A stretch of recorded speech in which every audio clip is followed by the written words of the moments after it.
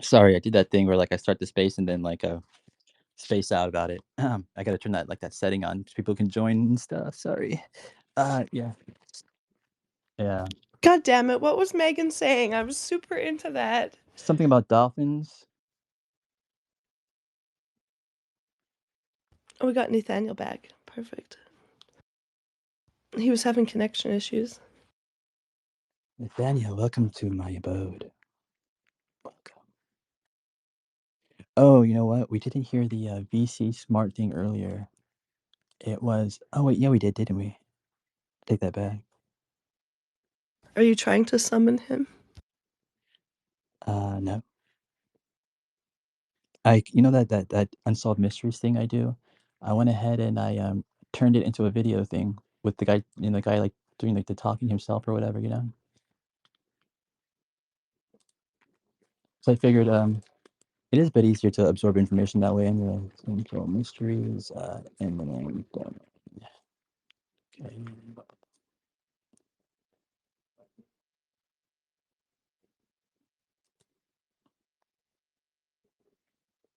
Yay, we got Megan back.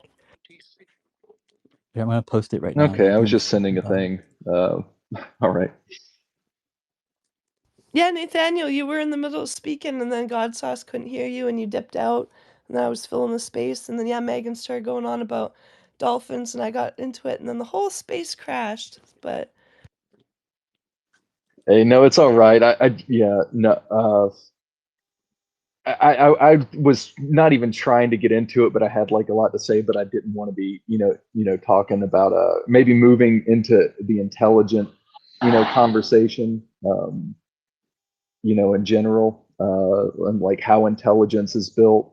And I guess I was just getting like a little bit ruffled by like assumptions and biases about what intelligence is, what the point of being a thing is, the abilities of certain things versus others, and being like, well, this thing is smarter because it has to spend its whole fucking life trying to kill something. I'm like, that is that really like that optimized technology? Is that really an advanced intelligence, or would something that has the chance to perhaps reflect or create deeper web relationships with other species, and with being able to smell mushroom growth of a cow to find richer nutrients, is that not so? I just yeah. Anyhow, those Me things were on too, my Nathaniel. Me too. That's actually like why I came up to speak because I'm like on the same page as that. Also, just like if the predators get smarter, the prey maybe also has to get smarter to avoid them better, even in a very straightforward sense. So, yeah. yeah. So just as an argument, working out that war game or arms race, it goes both ways, right? So that doesn't mean any side you can circle and say it's the stable thing. Anyway, yeah. I Yeah, I feel like thought it's about more like sorry, go ahead. migration, just migration too, right? Like animals will travel long distances to get better quality food. So there is, and like the over like huge distances without maps. So like there's definitely a higher level of like floodlight consciousness with some animals, like being more connected to your surroundings and less of a spotlight consciousness, like focusing on like, like what's in front of you literally with the eye thing we were talking about. But Yeah, I kind of feel like it says more about like people or an individual and like what we think of as being more intelligent and what we value than like because like measures of intelligence, right? How do you even measure that? There's so many different ways, and we tend to just ascribe it to the animals that look most like us, right? Oh, they can problem solve. They must be smarter, but yeah, lots of Yeah. ways to be intelligent. And then Just found out like plants are intelligent. yeah, well, and then there's meaning in words, right? Because if we just talk about intelligence, then like the most evil people in the world have been very intelligent. It's the thing of the devil to be intelligent. Like intelligence alone as the factor as well. Like, I'd like to, yeah, riddle that. yeah, there's different kinds of intelligence, right?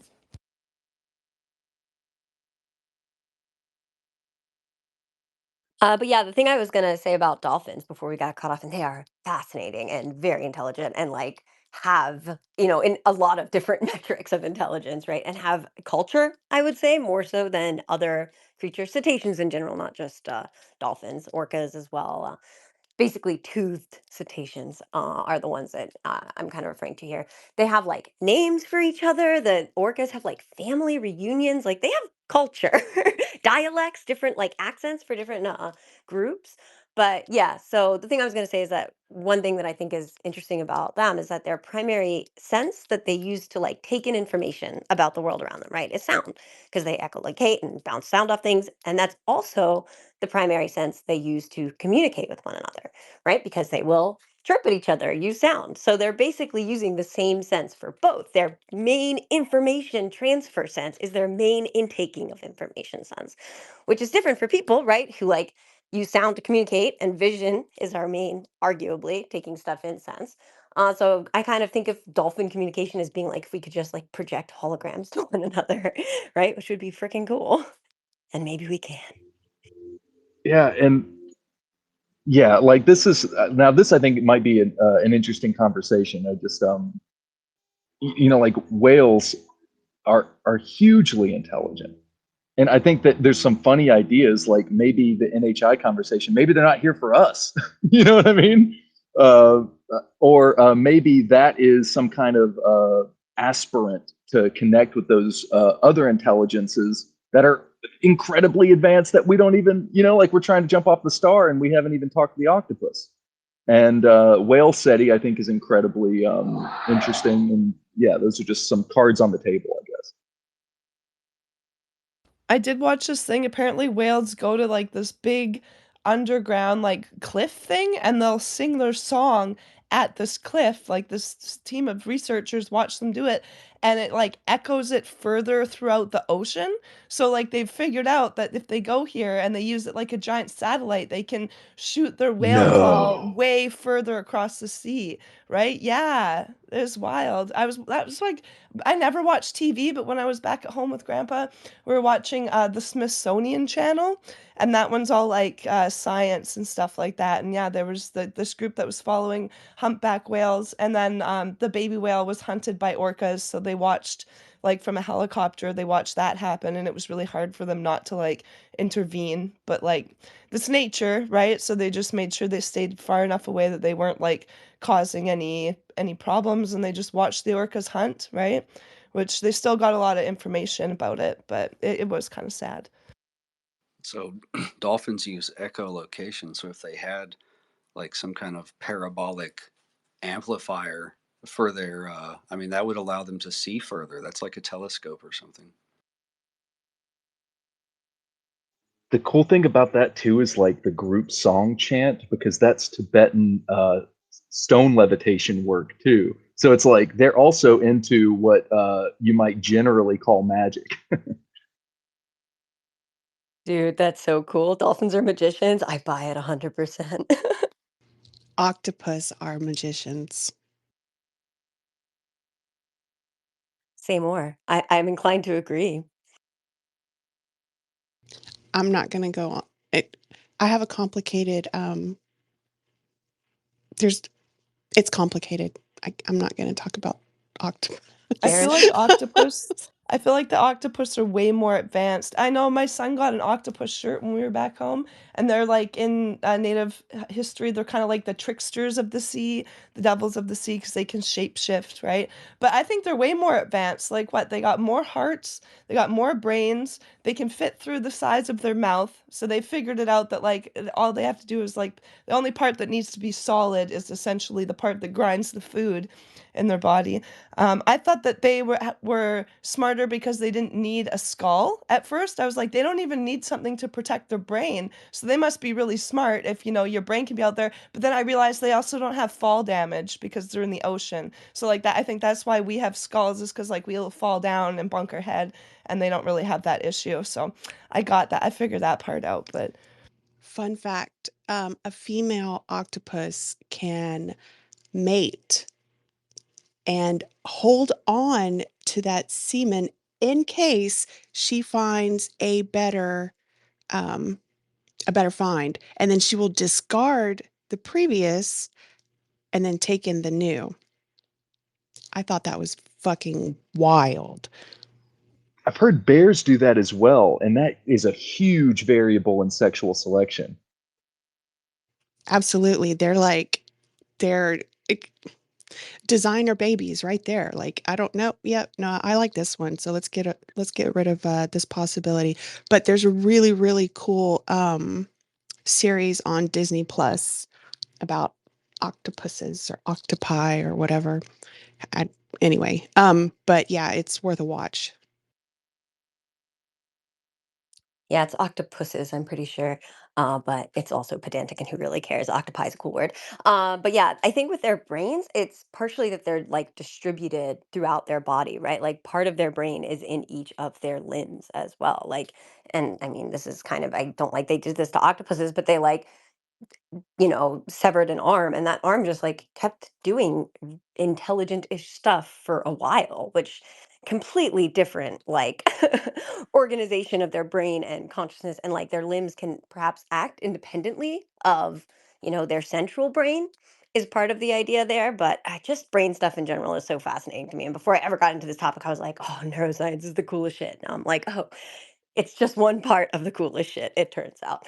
But yeah, also I don't know if anyone's watched the OA, very interesting show, and an octopus in that is a Yes, old man Megan. psychic, yeah, something. No, I can't talk about the OA with anybody, but it like is yeah. Anyhow, I love that Very show. yeah, interesting.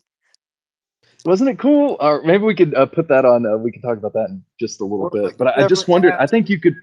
Damn it, that's a So, great show. What do you mean you can't talk? How dare you? Octopuses dream also. They dream. yeah, and just one like idea. I think we could devise an experiment with a mind matter interaction for an octopus, and I bet it would have psi capabilities. I bet we could devise a reason to want a number generator to be something, and then have it statistically affect the outcome. In some kind of like pellet drop thing. Uh, and yeah, this has just got me thinking about intelligence writ large. Quote intelligence. We need more than that, but yeah. I'm gonna rest here They're for a gonna second. go We got a from full like deck. they're gonna go from being a food to being like trafficked like psychics for humans soon. We're gonna go from eating them to like having them as pets to like predict the lottery or something. Hopefully no. Also, I just posted in the nest. So we got 2 of the 5 planned seasons of the OA.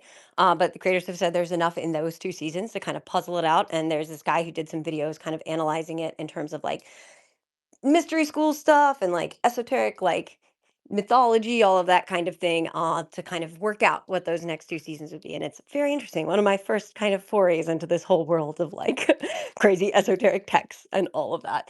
But yeah, that the girl who made them, and I can't remember her partner's name, they're like a creative team, Brie Marling. Her other shows are also very interesting. She did one short film that is about alien implants, actually. I think Homegirl might be kind of tapped into some stuff, just saying. Yeah, and Another Earth was her too. I think Sound of My Voice, maybe that was about her, like, Yep. yep. So, her whole body of work is great, honestly. I've never seen this show. I'm gonna have to check it out. You said it's something about a second Earth. My son said every time you go back in time, you actually like create a new timeline and there's another Earth out there. And I was like, damn, where'd you learn this from? He's like, me. And I'm like, okay.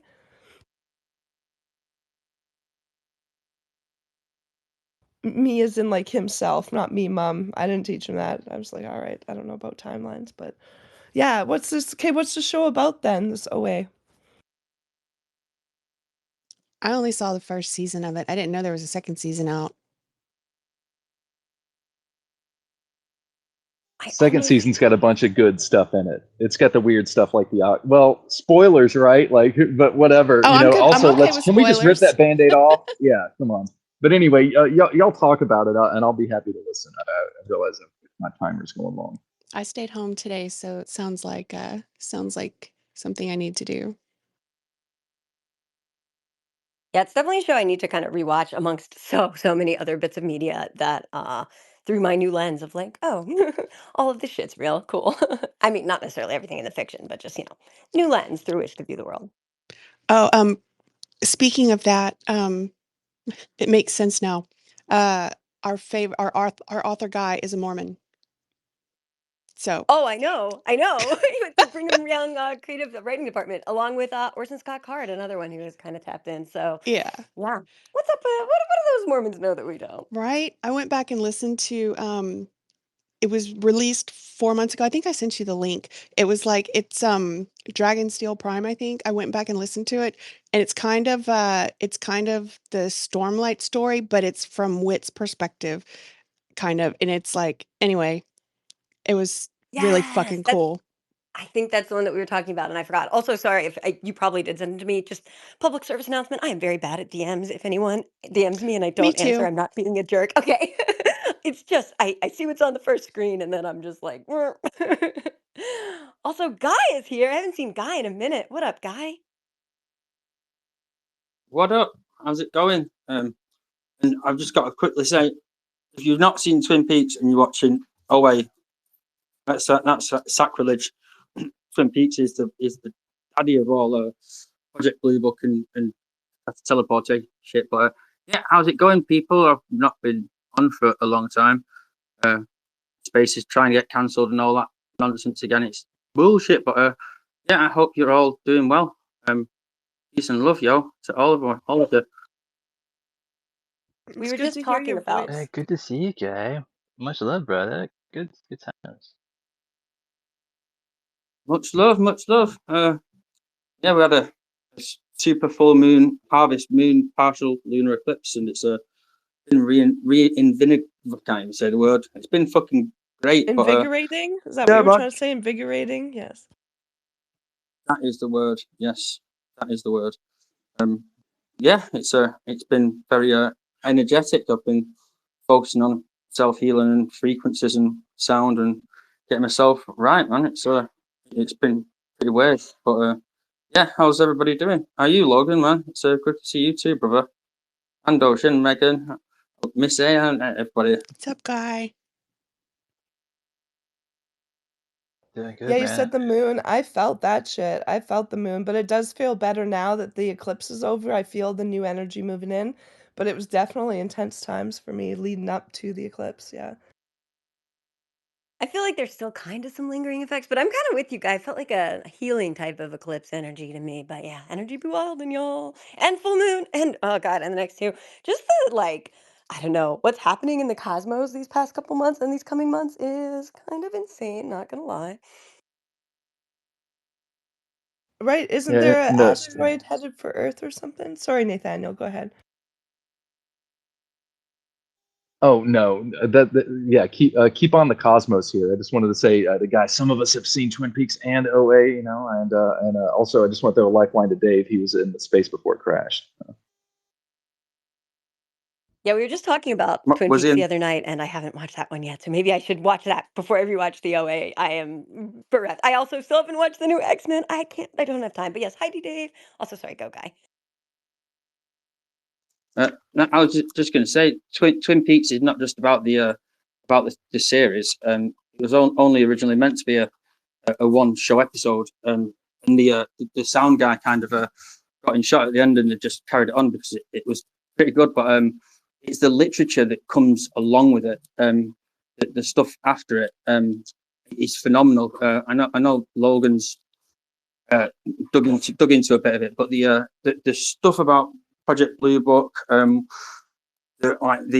Blue Rose cases, the teleportation, and the rifts in the world. It's just a phenomenal show, and done in the early 90s. It's there's so much stuff that's relevant to what we're dealing with now. It's crazy, but yeah, man, I'm glad I've been away, to be honest, because I've seen all the nonsense with all the charlatans running up, and it's been crazy, man. It's nuts. But, any other things been happening in the UFO world I've missed out on?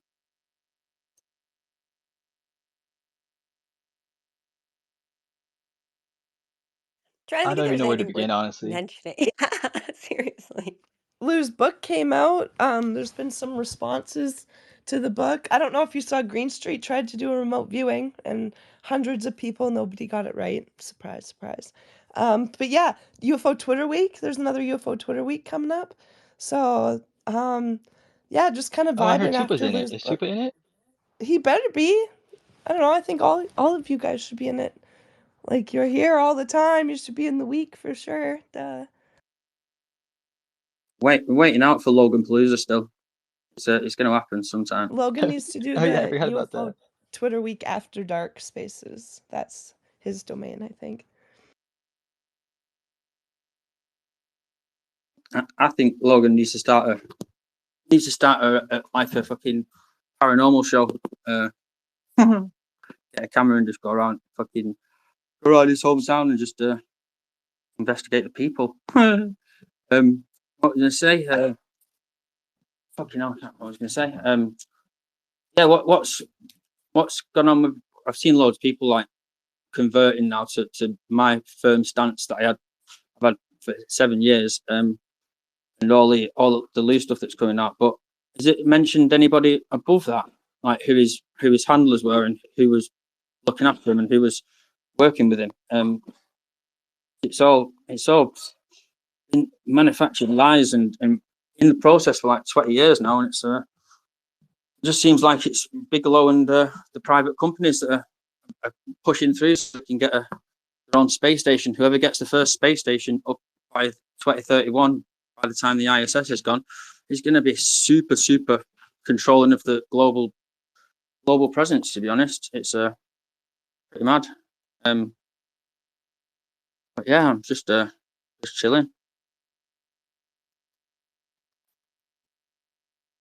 I haven't seen anything about like his handlers or whoever. I mean, I'm sure they exist, and I tend to agree that corporations are driving a bunch of this shit. Yeah.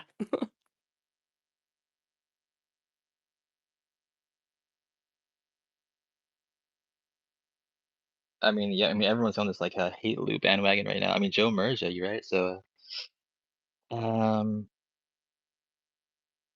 it's sad. For yeah. UFO Joe turned on him. Yeah. Oh yeah, you didn't hear about that? And yeah, Lou's blocked him now. Lou's blocked Joe. Used to be good friends, them two. Pretty mad that he's been a kind of poster boy for like years, just retweeting everything they've done.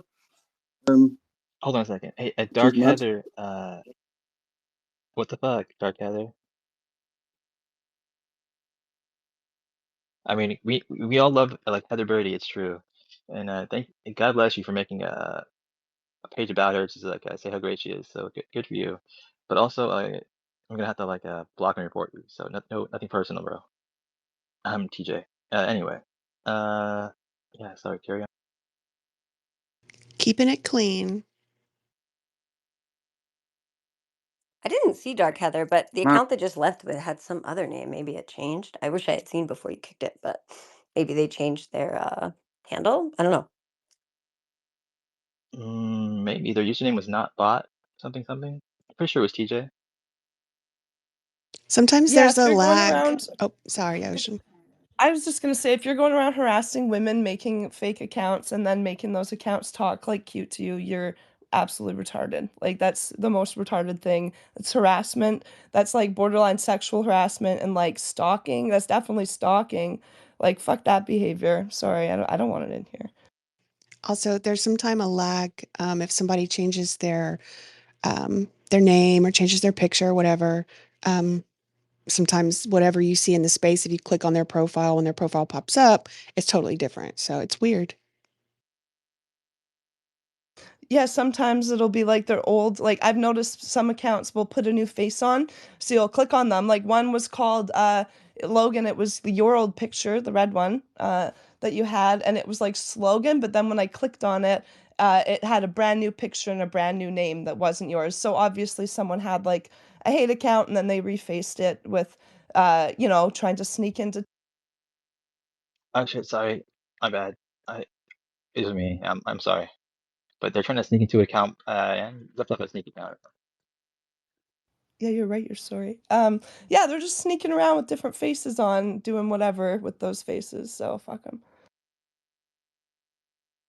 I mean, the reason why my name is spelled the way it's spelled with like the different letters is because of the people that would like make alt accounts of me. I thought I'd make it like a little harder for them to like imitate like the lettering for my name to make it, that much easier to distinguish between us. You know what I mean? So that's why I ended up changing it to that in the past. But yeah, I mean, I've only seen like one or two accounts, people pretending to be me. So I mean, yeah, I haven't heard of Slogan, so that's a new one for me. Yeah, it was Good your time. red picture, like same picture you have now, except with the red background or whatever. And they just put an S in front of Logan. And like I clicked on it, I was like, who the fuck? And then as soon as I clicked on it, it became a brand new whoever UAP experiencer, fucking whatever the fuck, fake ass account. People are weird. Honestly, like, yeah. People fuck with the community for sure.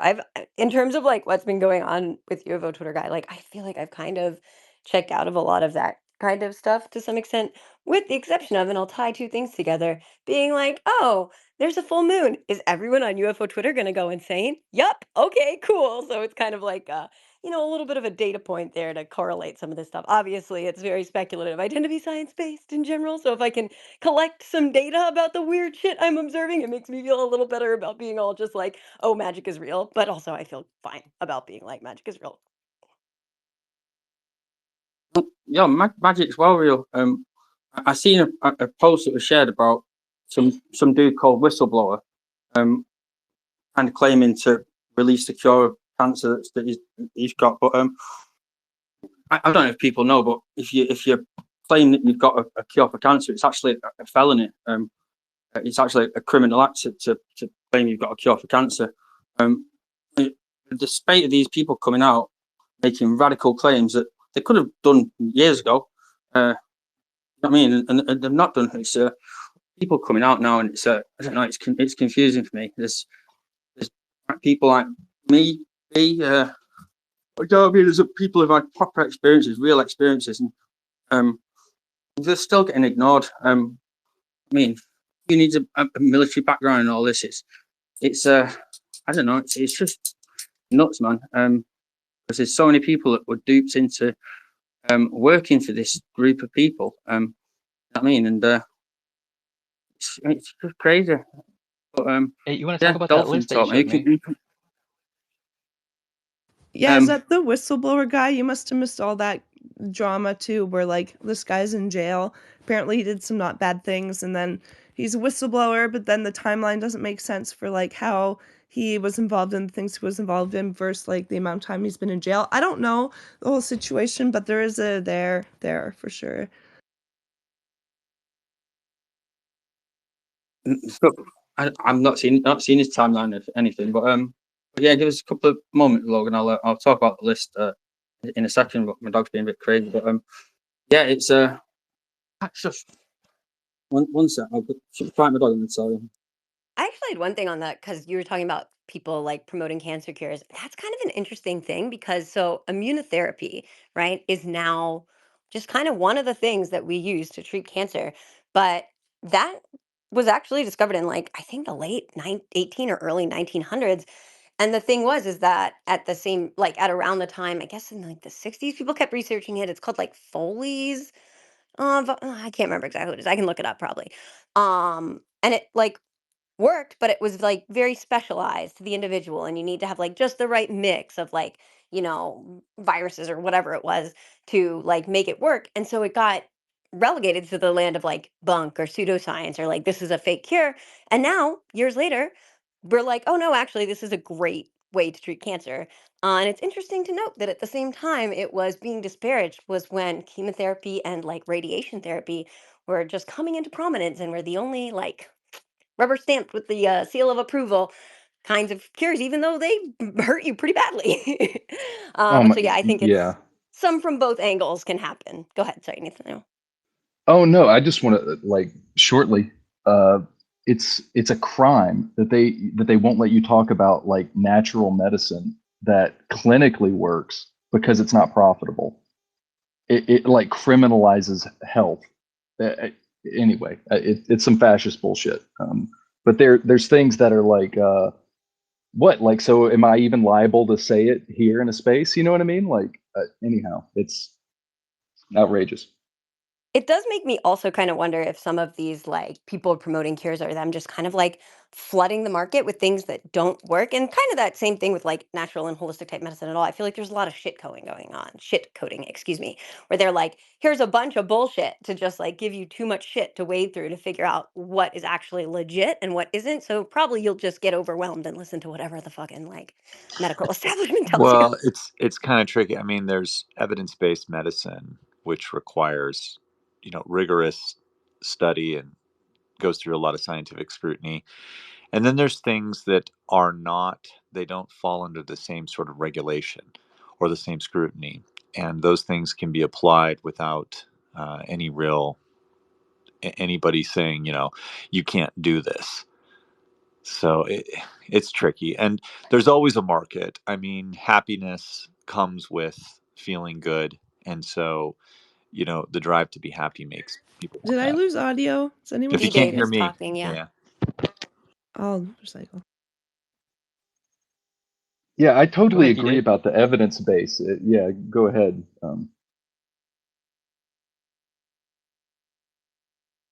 I guess maybe T-Dave's recycling?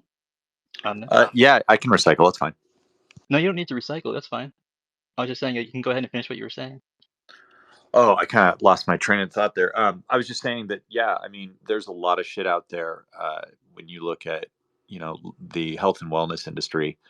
Um, it's just that there's nobody regulating that. So if it's not something that you need to really worry about, you can just say, here, these work, and people are going to try them. You just, that's what it is. It's just tapping a Yeah, market. I just want to give the counter to like that dark side of things, which I almost fell. Completely agree with.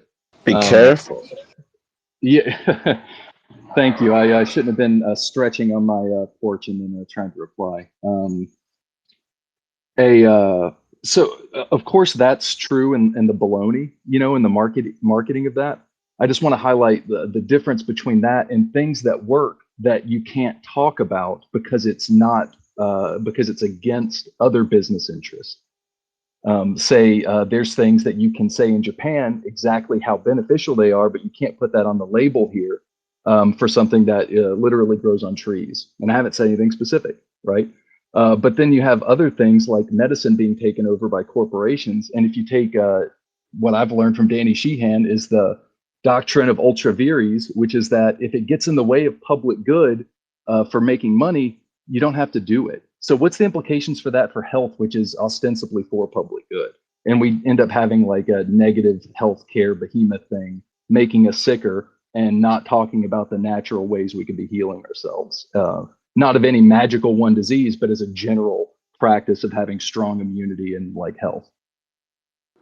Yeah, I mean, look, we have privatized medicine, and we live in if we're in the U.S., we live in a country that is, supposedly a free market and capitalist society. So there's pitfalls with that, right? So the intersection of medicine and capitalism hasn't resulted in the best things, but it also has driven innovation. So it's kind of a double-edged sword that we play with. But yeah, I mean, there's things we can't get our hands on because of that here in the States that people can in other places. And both things can be true. There can be a lot of crap out there in the market, and there can also be corporate interests that prevent competitive or competitors from entering their arena. Both those things are true for sure. I would also And add that. Oh, go ahead. Sorry, Logan. yeah, just what you were saying earlier about like there's so much fucking stuff is out there nowadays. It's just like it's kind of like I think people have a hard time. Like nobody knows what's real anymore. It's like we're just living in this like post-truth world where everything is just blurry as fuck, and all these intelligence agencies they know this, and they exploit this on purpose, right? They don't even have to like take over like a whole story. They just throw a Yeah. bunch of crap out there, conflicting info, rumors, whatever, just to make people Yeah, doubt everything. they'll use disinformation to persuade the public to support their interests for sure. I mean, if you look at, so I heard some, a good example of something where like the free market interferes with things that can help people in medicine, or when we look at peptides. So peptides are the way that they work and their molecular shape. It's not something you can alter, and so you can't patent them. And they function really well. I mean, our body runs with peptides in it, and they help to make things happen. And so, if you come out with a peptide, if you're a big pharmaceutical company, you can't really say this is our product. And so, right now, there's a move to basically ban peptides in the U.S. I mean, this is at its basic form is to ban these things because they can't be, and they're solving problems for people, right? And so this represents a conflict, and this represents a competitive issue for the companies that effectively lobby for legislation to and control Yeah, the and decisions. and we would be in complete agreement if we could also accept that we're not in a free market, and then I'll just yield. Right? No, no, no, no. I say that because that's what we run under the guise of, right? That's Yes, that's the lie, the assumption. Yeah. sure, sure. Dave did do a little nod to that with a supposedly free market that supposedly was doing some heavy lifting there, I think.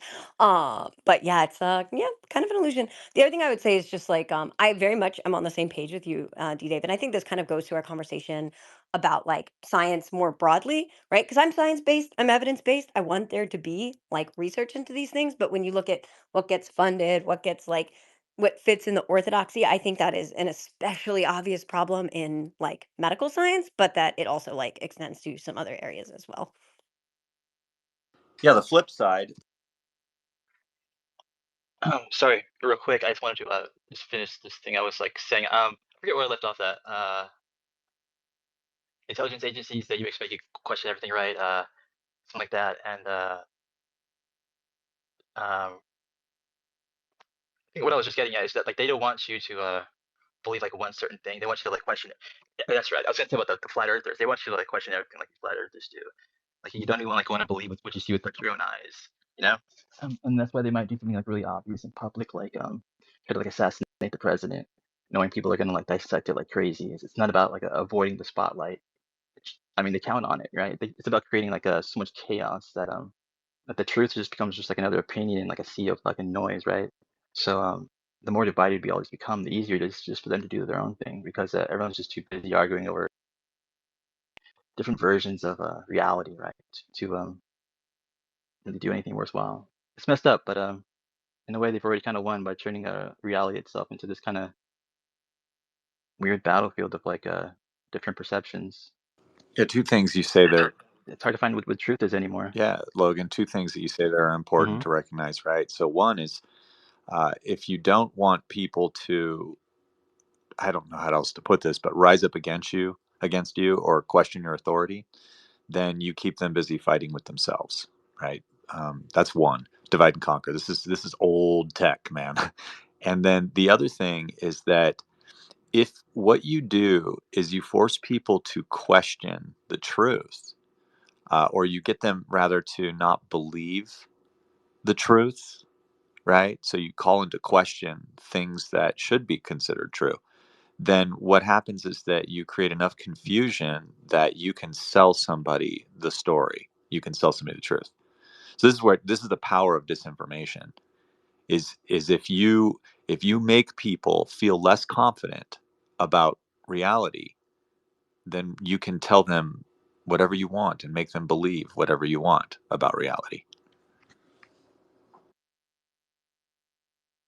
Yeah, they call them black swan arguments. That bring up the most impossible things that could happen, and then pretend it's happening, and then make us fear and worry about just living everyday lives. I mean, women can't go out these days without worrying about being attacked or kidnapped. Even when you go out with kids, you know what I mean? It's a fearful world we live in, and in no way should it be. I mean, we fought great wars to bring us to a precipice of peace, which was happening with the League of Nations, and then I mean, it's not ended since then. It really hasn't, and we're confused by the people that say we're the leaders of the free world. We're striving for peace, fighting for peace, but then they're not. They're making everybody priced out of their own lives at the moment. making people turn to drugs and turn to crime, and it's pretty sick. And like I say, people who are banging on for the government to bring us this information, they're not going to. They're never going to. It's a matter of us finding it, and I'm worried these days because the amount of information that's readily available and that's posted daily, hidden from us, they can no longer destroy information like they used to back in the day, and clean up paper trails. They are being built and will remain. And it's, yeah, like I say, it's the whistleblowers that are coming forward. Just focus on the whistleblowers that were worked on the project, giving true testimonies back in the day. I mean, there's people are going on about 2030 and stuff, but that's the decade when there's going to be a big moon wobble and high tides and shit and tsunamis. And I mean, it's a ever changing cosmos that's on a natural cycle. We don't really have a say in what goes on, but yeah, man, it's about finding yourself, finding your place in the world, and moving on from that. You know what I mean? So I just put forward that if you don't meditate and you don't live a good life and a happy life, then you're fucked, basically. You know what I mean? Sorry, I didn't hear anything you said. What was that? Mr. Rogers. No, I was just saying shit's gonna hit the fan soon, and people aren't ready for it. Right, they're fucking lying to us too. They're lying. The solar maximum is supposed to happen within the next 3 months.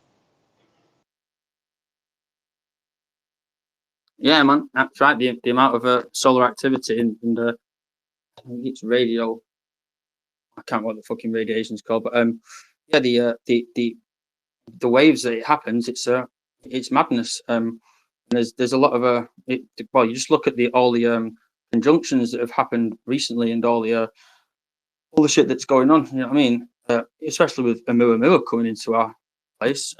It's a fucking. It's a mad world that we don't actually know what's going on. But yeah, loads of people have got hand up. I think it was Peter or B first. I think it was B, but yeah, sorry, we're not really doing hands, but so sorry about that. I was really paying attention to that. But yeah, go ahead, B, and then I guess Peter in the simulation. Good morning. I just wanted to throw up in here because Megan, you said that.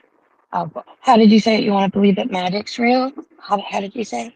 I said that I kind of like look for evidence and data and correlations to kind of perhaps assuage myself from a year ago who would be like, is this some astrology bitch now? But also the cosmos be wilding and I believe in magic. Well, if I may draw your attention to the nest, hopefully it's up there. I don't want to doubly do it, but I think we have some evidence of that. Dean Radin was propagated by Gary Nolan in the years 2015 and 2018 to do the genetics of psychic ability study. And there was a big kerfunkel. Okay, first, the study was done between 2015, done in 2018. In 2019, Dean Radin opens up Cognogenics. They're using RNA and DNA tools to alter genetics for what they're saying as neurological diseases and short-form memory and stuff like that. But in this talk that Gary Nolan came out just a couple of days ago, right? Because there was a big kerfuffle a couple of years ago when he had said in a talk that he was looking for a way to turn these abilities off and on and to mitigate the NHI on our terms. And there was a big kerfuffle because... Yeah, I remember I posted it. Yeah?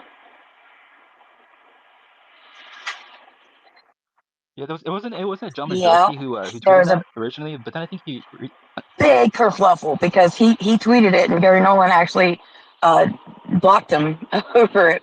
Come to find out, it wasn't about drugs. In this last talk that Gary Nolan did, he's specifying that it's about neuronal modification or stimulation.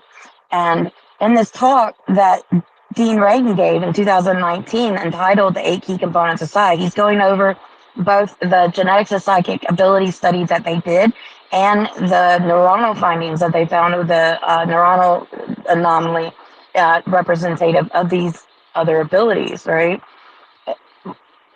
Well, now we have proof. In that same talk, he was talking about how there was a study like 15 years ago done in Canada about people with prefrontal brain lesions acting as an inhibitor. And people that had these prefrontal brain lesions had higher outputs of mind matter interactions inside. And that he even said that somebody was still looking into that. And then earlier this year, we had the study come out showing that RTMS induced prefrontal lesions were giving a higher output of mind matter interaction.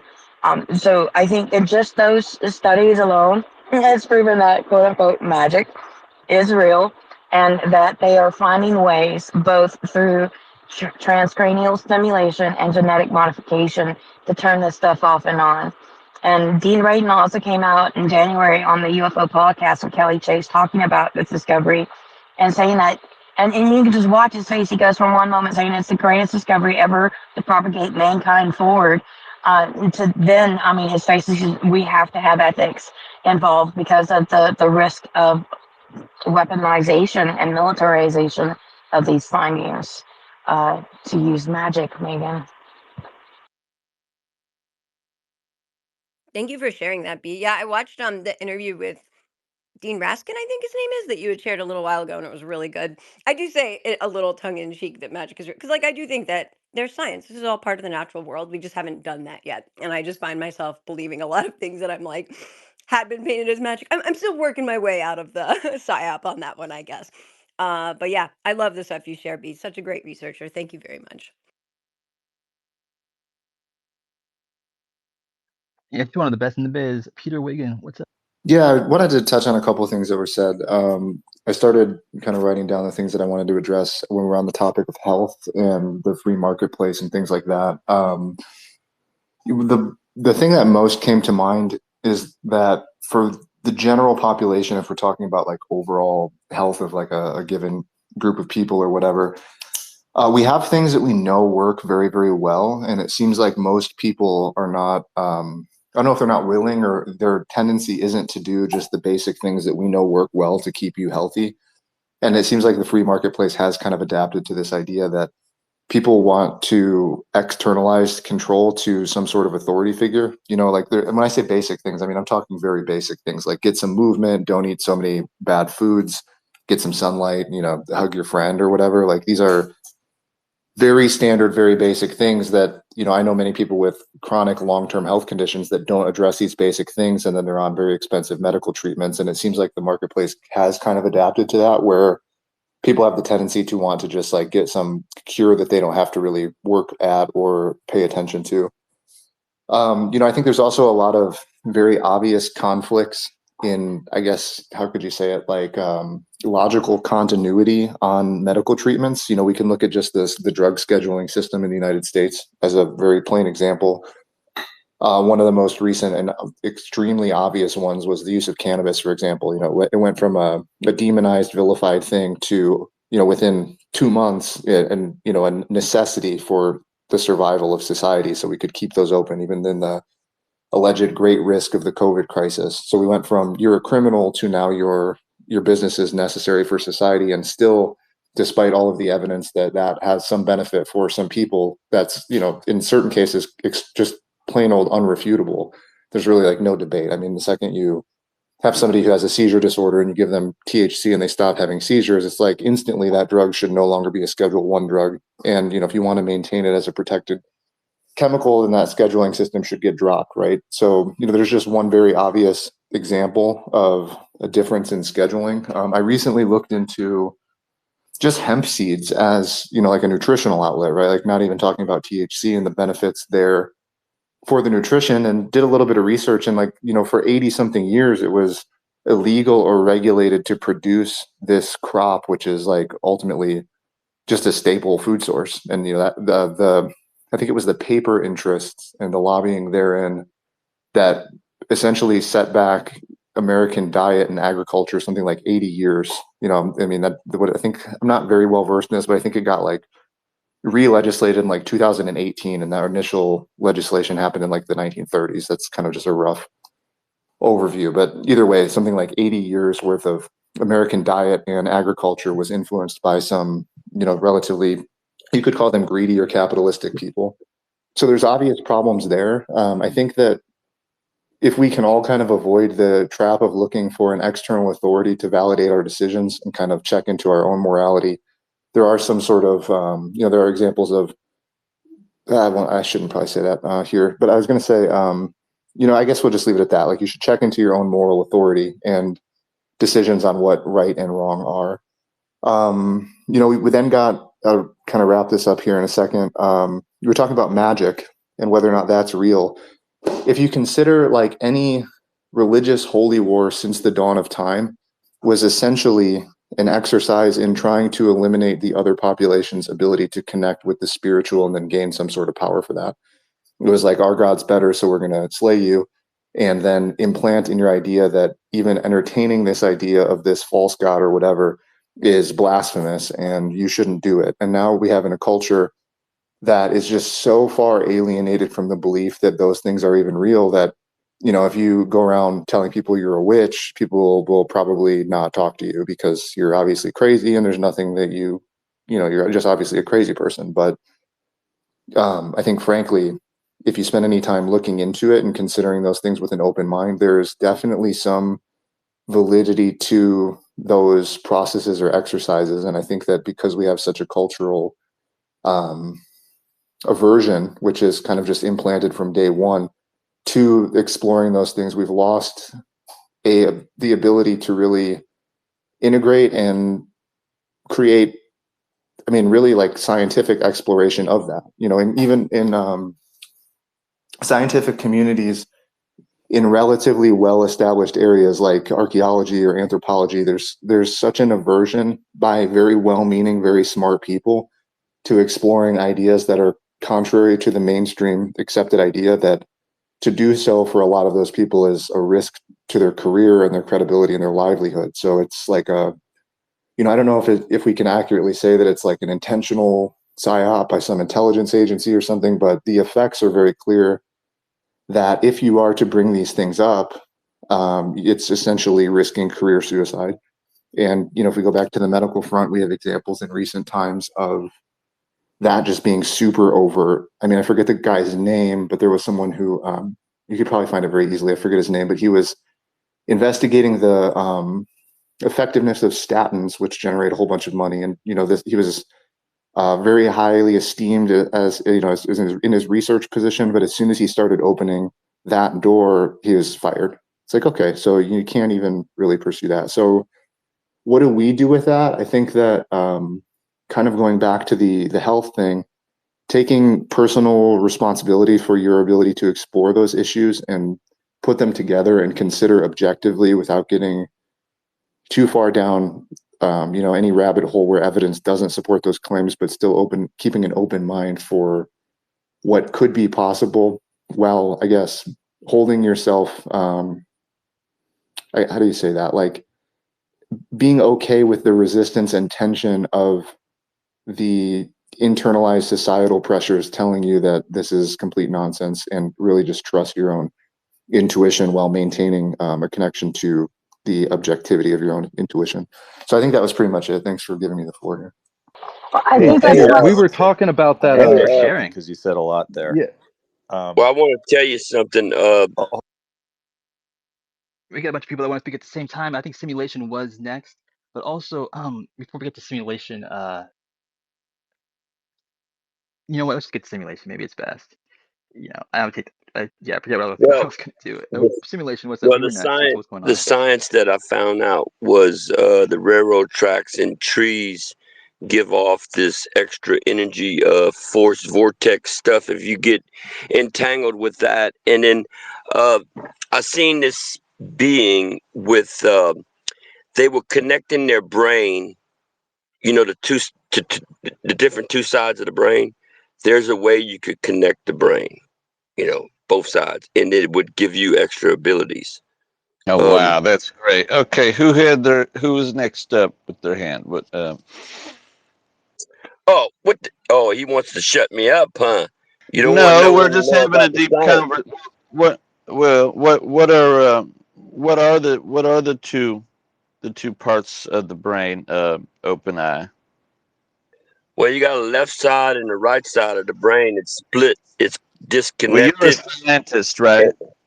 And the aliens, what they did when they You're a created it, scientist, right? So you would know yeah, cerebellum, yeah, the cerebrum, the brainstem, right? Right, left hemisphere.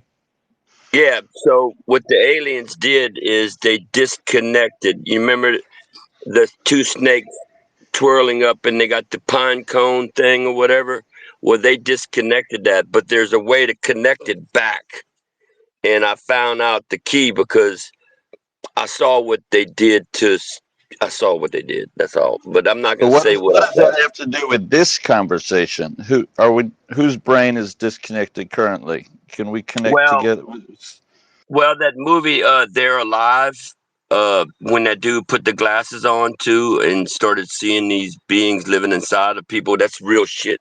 Because they had a military dude that was being talked to with Congress, and all at once he started shape shifting, and so I think someone was shooting him with they had an invisible being in that room that they couldn't see that had a weapon where they were shooting frequencies at the general, and you could see his face, the alien face. He was possessed by this thing, but this alien or whatever. But what Did I'm saying somebody is slip some LSD in my drink? What's they happening? could. No, they had it on film, and Yeah. they said, get around him, so no one could see him. You know, that's what they hide his face and all that shit. And he was morphing where they could see this alien that was in him.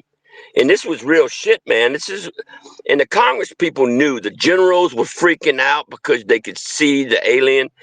They need to do to get that alien out. They got to do garlic baptism on his ass, salt bath or whatever, and that being would leave the body.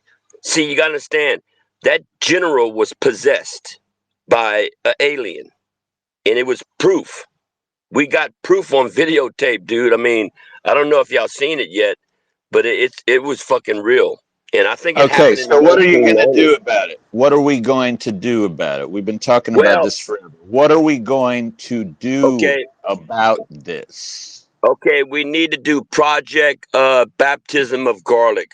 Everybody, every human being, because what happens is the quantum entangled it. As long as they're got us all quantum entangled with them, they have the power.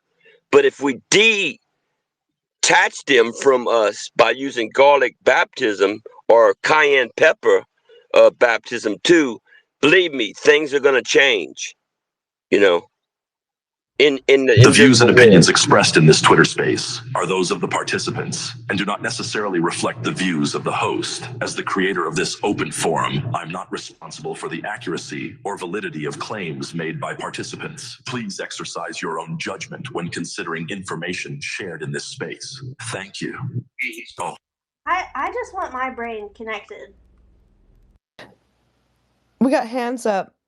Well, I know a way to do it. I might even do a scientific film documentary how to do it, man. Yes. We'll get the motorbikes. We'll meet in Sedona. We'll have a director. Let's do that. But let's just fucking do it. Let's stop farting around. Let's just fucking do it. Like Nike says, do it. We've been talking about this forever. Do it. Fucking do it. Get it done.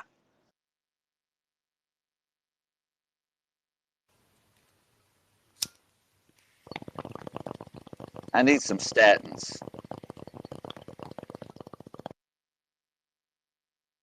Seriously, I hope we're not going to see a YouTube video of OpenEye taking a garlic bath, man. That'd be pretty scary. But I think it was be up next. But yeah, just to quickly touch on the cannabis thing, being legal and help people. It's a fucking, it falls far down. You know what I mean, when they push opioids so much and other synthetic drugs like that. The way to connect is just by minimizing everything you take, everything synthetic, everything laced with estrogen, testosterone, heavy metals. Get back to basics and live a genuine life as well as you can. Connect, create, make music, listen to music, open your mind, and stop closing it with other people's opinions and shit. I mean, something's coming, and you gotta be ready for it. I mean, and if something doesn't come, you gotta be ready for the unacceptable, which is your fate, and nothing can heal that. You know what I mean? So you just gotta be ready. You get one shot, and that's it. And if you're not happy or content with the way that things are now, then go and get happy and content. Easy. But sorry, but go for it.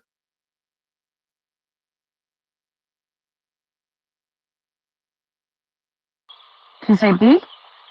Me? Yes, B. Yeah.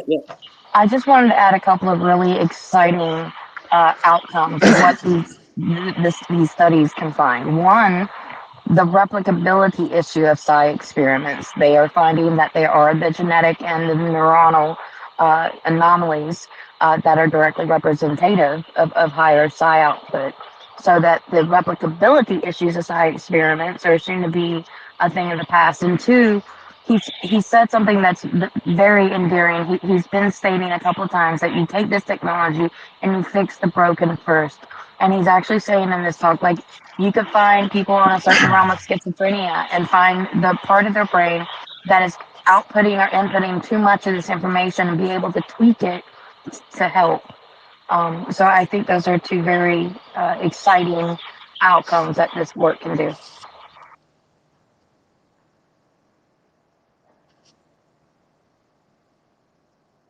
All right, we were next. I think who was next? Was it? There's no hands up. I can remember D-Dave had a hand up at some point. I did. I was going to touch on the magic stuff and statins and a few other things. The gentleman settled. I like that topic, the magic topic. Yeah. So, I mean, look, magic is a word that we have in our language that describes things that we don't understand, that we simply attribute some supernatural explanation for. There's nothing spectacular about the word other than that.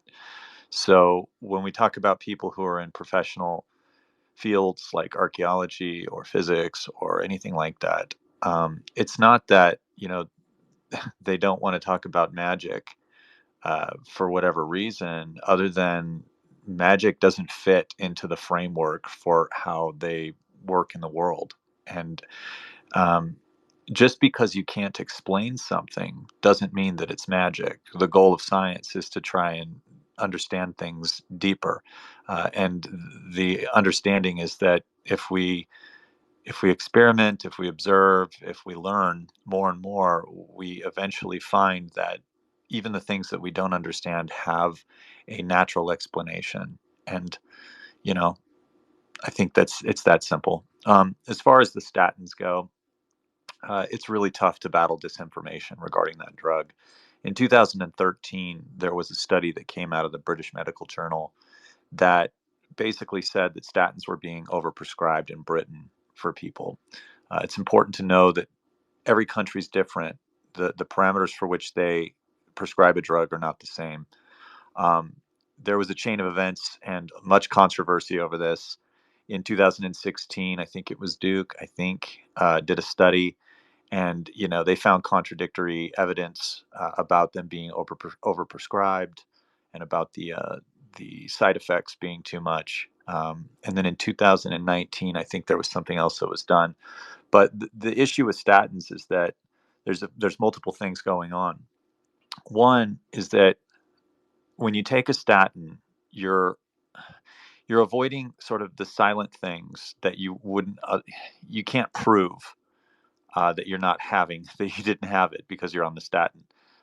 So that's a little challenging. But the thing is there's now a market. We talked about this stuff earlier, where there is this sort of holistic world of medicine that is willing to sell you whatever, and there's industry that surrounds this. I mean, we're talking all kinds of stuff, all the way into the social media, all of it. Every click makes somebody money, and it benefits them to spread information as long as you pay attention to their information. And the information is false. It's false. And if anybody wanted to get into the details about statins, I could probably handle that conversation pretty well, because most of it there's tiny bits of truth in there that have been mischaracterized and blown up and exaggerated. Anyway, just wanted to say that. Yeah, that's it.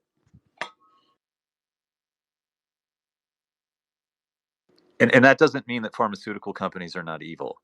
Okay. I think they're fucking evil. So you're fed, is what you're saying. You work for the big Yeah, pharma? I just want you all on statins. Sure. I'm on a fucking statin now. It sucks. I mean, we have to wonder why is alcohol never looked at to be taken off the market and banned? Alcohol is, there's been multiple studies done that have shown that alcohol is worse than heroin and methamphetamines. So, and it it's so makes my freely. partner a really mean person. Well, it's worse because Yes. it's widespread. If everybody who drank alcohol was doing heroin or methamphetamines, we would have a very serious problem. I'm lowering my A1C, but I can't even climb a tree. All I know is I've been doing this NAC protocol for a month, and my intuition and psychic prowess is like off the charts. Has anybody had experience with this protocol? I'd actually just been looking into that. Is that the one by Seth? I don't know how to say his last name, Preberson or whatever. Harrison, yes, and the black seed oil, the oregano oil burpees are the worst, but they're worth the trade-off. Can somebody elaborate on that? Just like kind of give a short thing of what you're talking about. Well, I was in Home Goods the other day doing some shopping for housewares, and you know, a lot of cool little trinkets. I think I got like a glass mushroom and a fake tree for the living room. But I was at the checkout, and this has been happening on a regular basis, things like this. I'm at the checkout, and I just looked at the lady, and I was like, look, I'm really sorry about what your boyfriend Chad did to you, and you're going to find another man. And she was like, what the fuck? How you know that shit? And she actually got angry at me. She thought I was like a stalker or a harasser or something. And I was like, oh no, I don't know. It just came out of my mouth. I'm sorry. Right? These types of, I don't know how it works. I'm not a scientist like simulation, but But what if she was like, I don't even know a Chad? Would that have changed at all? Probably, yeah. Then I probably would have felt like an idiot. But it's 9 times out of 10, whatever's coming out of my mouth in those moments, like it feels like a download, but it's a psychic type of thing, right? 9 times out of 10, it's just like right on the dot, and I can't really explain it because I'm not like astral. You know, I don't command the remote viewing world or have these crazy abilities like Jay just. Like most of the time it's for the perceiver, because like, you know, most of what we know internally or we recognize is only meant for us, you know, to get that deep with it and understand the connection. It's not often that like somebody outputs, you know this guy or whatever, and then the person's like, holy shit, how did you know that? But in the other circumstances where it's just basically like you're seeing something, you were just thinking about it and it was personal, you know, it's like you can't really make another person understand that, you know, but those psychic things and moments of synchronicity and stuff are meant only for the observer. You know, it is meant to be told, but it's not going to have the same impact. Also, I couldn't quite understand you, B, when you spoke earlier. What was that about the oregano oil and the black seed oil? Because the black seed oil is the one that I like was feeling I needed to research a little bit more, just because I've been hearing a lot of stuff about seed oils maybe being bad for you, but I don't know very much about that. Yeah, that's what It's that's actually, what I was asking about. yeah, I'm trying to throw in the nest and I can't figure out if it's doing that or not. But Seth Pariston, and I'm trying to throw that up into that. And the NAC protocol involves several different over-the-counter supplements, and I guess the the goal of it is to kill off this yeast, this byproduct of yeast that is somehow interfering with these higher cognitive abilities. And it's the oregano oil. I was just talking about the burpees that you get from the oregano oil is horrible. And there's also some die off of the yeast that you're having to face when you're first doing this. Like there's increased body aches and stuff of that nature, but after a couple months, it tends to even out.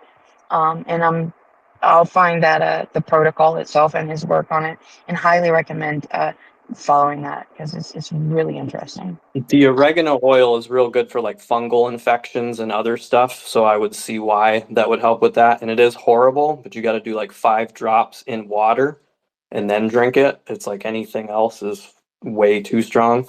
So I definitely would see how that would help.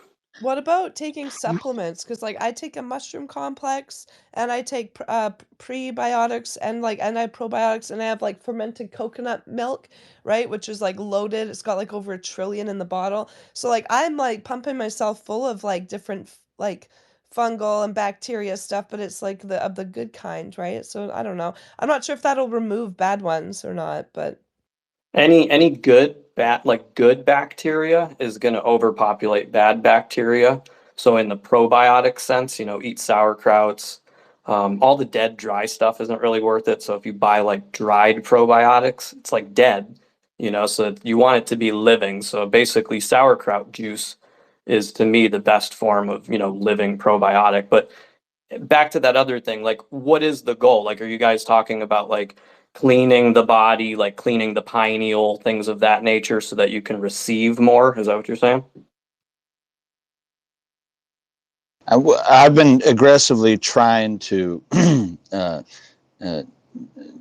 detox from whatever, and I don't know exactly what it is, but whatever's happening in the air and through the sound waves. I believe that people are being attacked on a widespread scale, and so my reason for some of these things is to detox my body and have it be as pure as possible from a threat that I'm not fully aware of what it is. But I think that like the advanced technology and the internet and all these distractions seem to be really a very high-tech way of pulling people away from their natural, inherently psychic abilities that people have. The further away we get pulled from that, all these information sources coming from different angles, it tends to confuse the mind and pull people away from really what I believe is the most powerful thing is intuition. And so that's my reason for doing these protocols. Let's kind of say that, let's not say you're right or wrong. The first statement that you made was that you believe that we're being attacked or whatever in certain ways. Like I would say that like in the state of feeling like you're being attacked, let's say, that is probably responsible more for what's happening than any of the other stuff, because all we have to do is kind of be in a fear state, even though we don't really feel like that's what it is.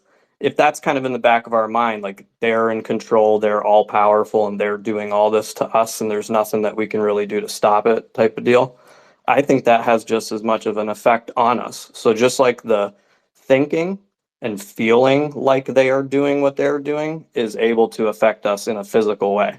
That's why the more that we tune out and not pay attention and not give any of that shit any stock, it's better. It's better for you and it's better for the whole.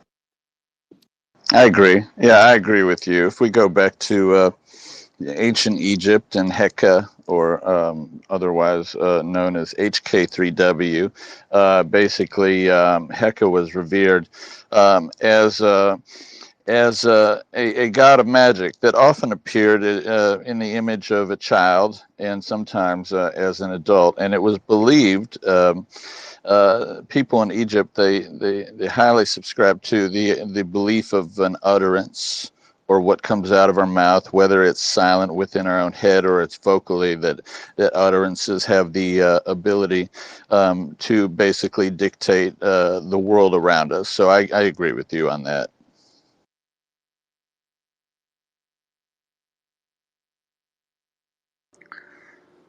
I just like to toss in that black seed oil has the active ingredient is called thymolquinone, and it alters your DNA. Just throwing that out there. Yeah, I would assume that some of their techniques are, beyond what most of us could understand, but it's kind of like most would not kind of understand why, if they were giving disinformation about something, and I say they, it's kind of hard to not say they, but let's say, a small group of people are doing what they're doing. Even if that is true, that's what most of the people focus on. Even though there's like 90% of other things going on, it's like, well, there's this small group that's about control and all this other stuff. That's all that gets the attention. So their way of doing things, like I would say, is to put in what they need to get us to focus outside of ourselves. So even if that's saying something bad about the they or them, it's okay, because if we believe it, that's all that really matters. So most of this shit, like we already know, is created and not real. But then when something happens that kind of supports our view or like is in the direction of our view, we don't even question it. So that's kind of funny, because it's like, well, why are we even having this conversation about Trump and this and the assassinations? It's like, well, we thought all that stuff was made up. Oh, well, this part isn't. You don't know that. So everything that we see on TV and in these phones is subject to being fuckery. So I don't put my stock in none of that shit. Like, knowledge of self is the only thing that brought me to the point where I could see beyond some of this illusion, and like there's definitely psychic stuff. There's definitely all that shit, 100%. But I think most of us right now are too caught up in what's going on to even be able to do anything with it. Like, even if you get a little bit of it and you go up and you see beyond the fence line and you come back down and you tell everybody here what you saw, it's got to be done right, because when you don't do it right, it has bad results and then it's bad for you. So I've been experiencing shit like this since 2003. I think we're all slowly getting to that point where we've all at least had what some call the lightning experience, or, whatever term you want to put behind it. But most of it is not going to be experienced by like researching and doing all this looking at all this stuff. This is all the implants, to be able to do your own thing, to have your experience where you experience an epiphany. It's got to be where like you use a part of your brain that wasn't created for you. You know what I mean? So like the more that we go into the narrative and pay attention to all this other shit, it doesn't really give us that ability to like use a brain part and create a thought. Have you ever really done that in recent years? Think about it. But after COVID started, about 1 year later, I went and I basically meditated every day for a year in the Tennessee National Forest, and didn't use any technology. Actually, didn't use a phone for a year. None of that, and my my intuition and my understanding through energy and of what's happening in the world is still the same opinion that I have now, that that people are being poisoned and attacked, and it wasn't that idea wasn't gained through any type of social media or online influence, it's hard to explain. It's just a feeling and a knowing and an understanding, which I know other people do understand. And that's about it. I mean,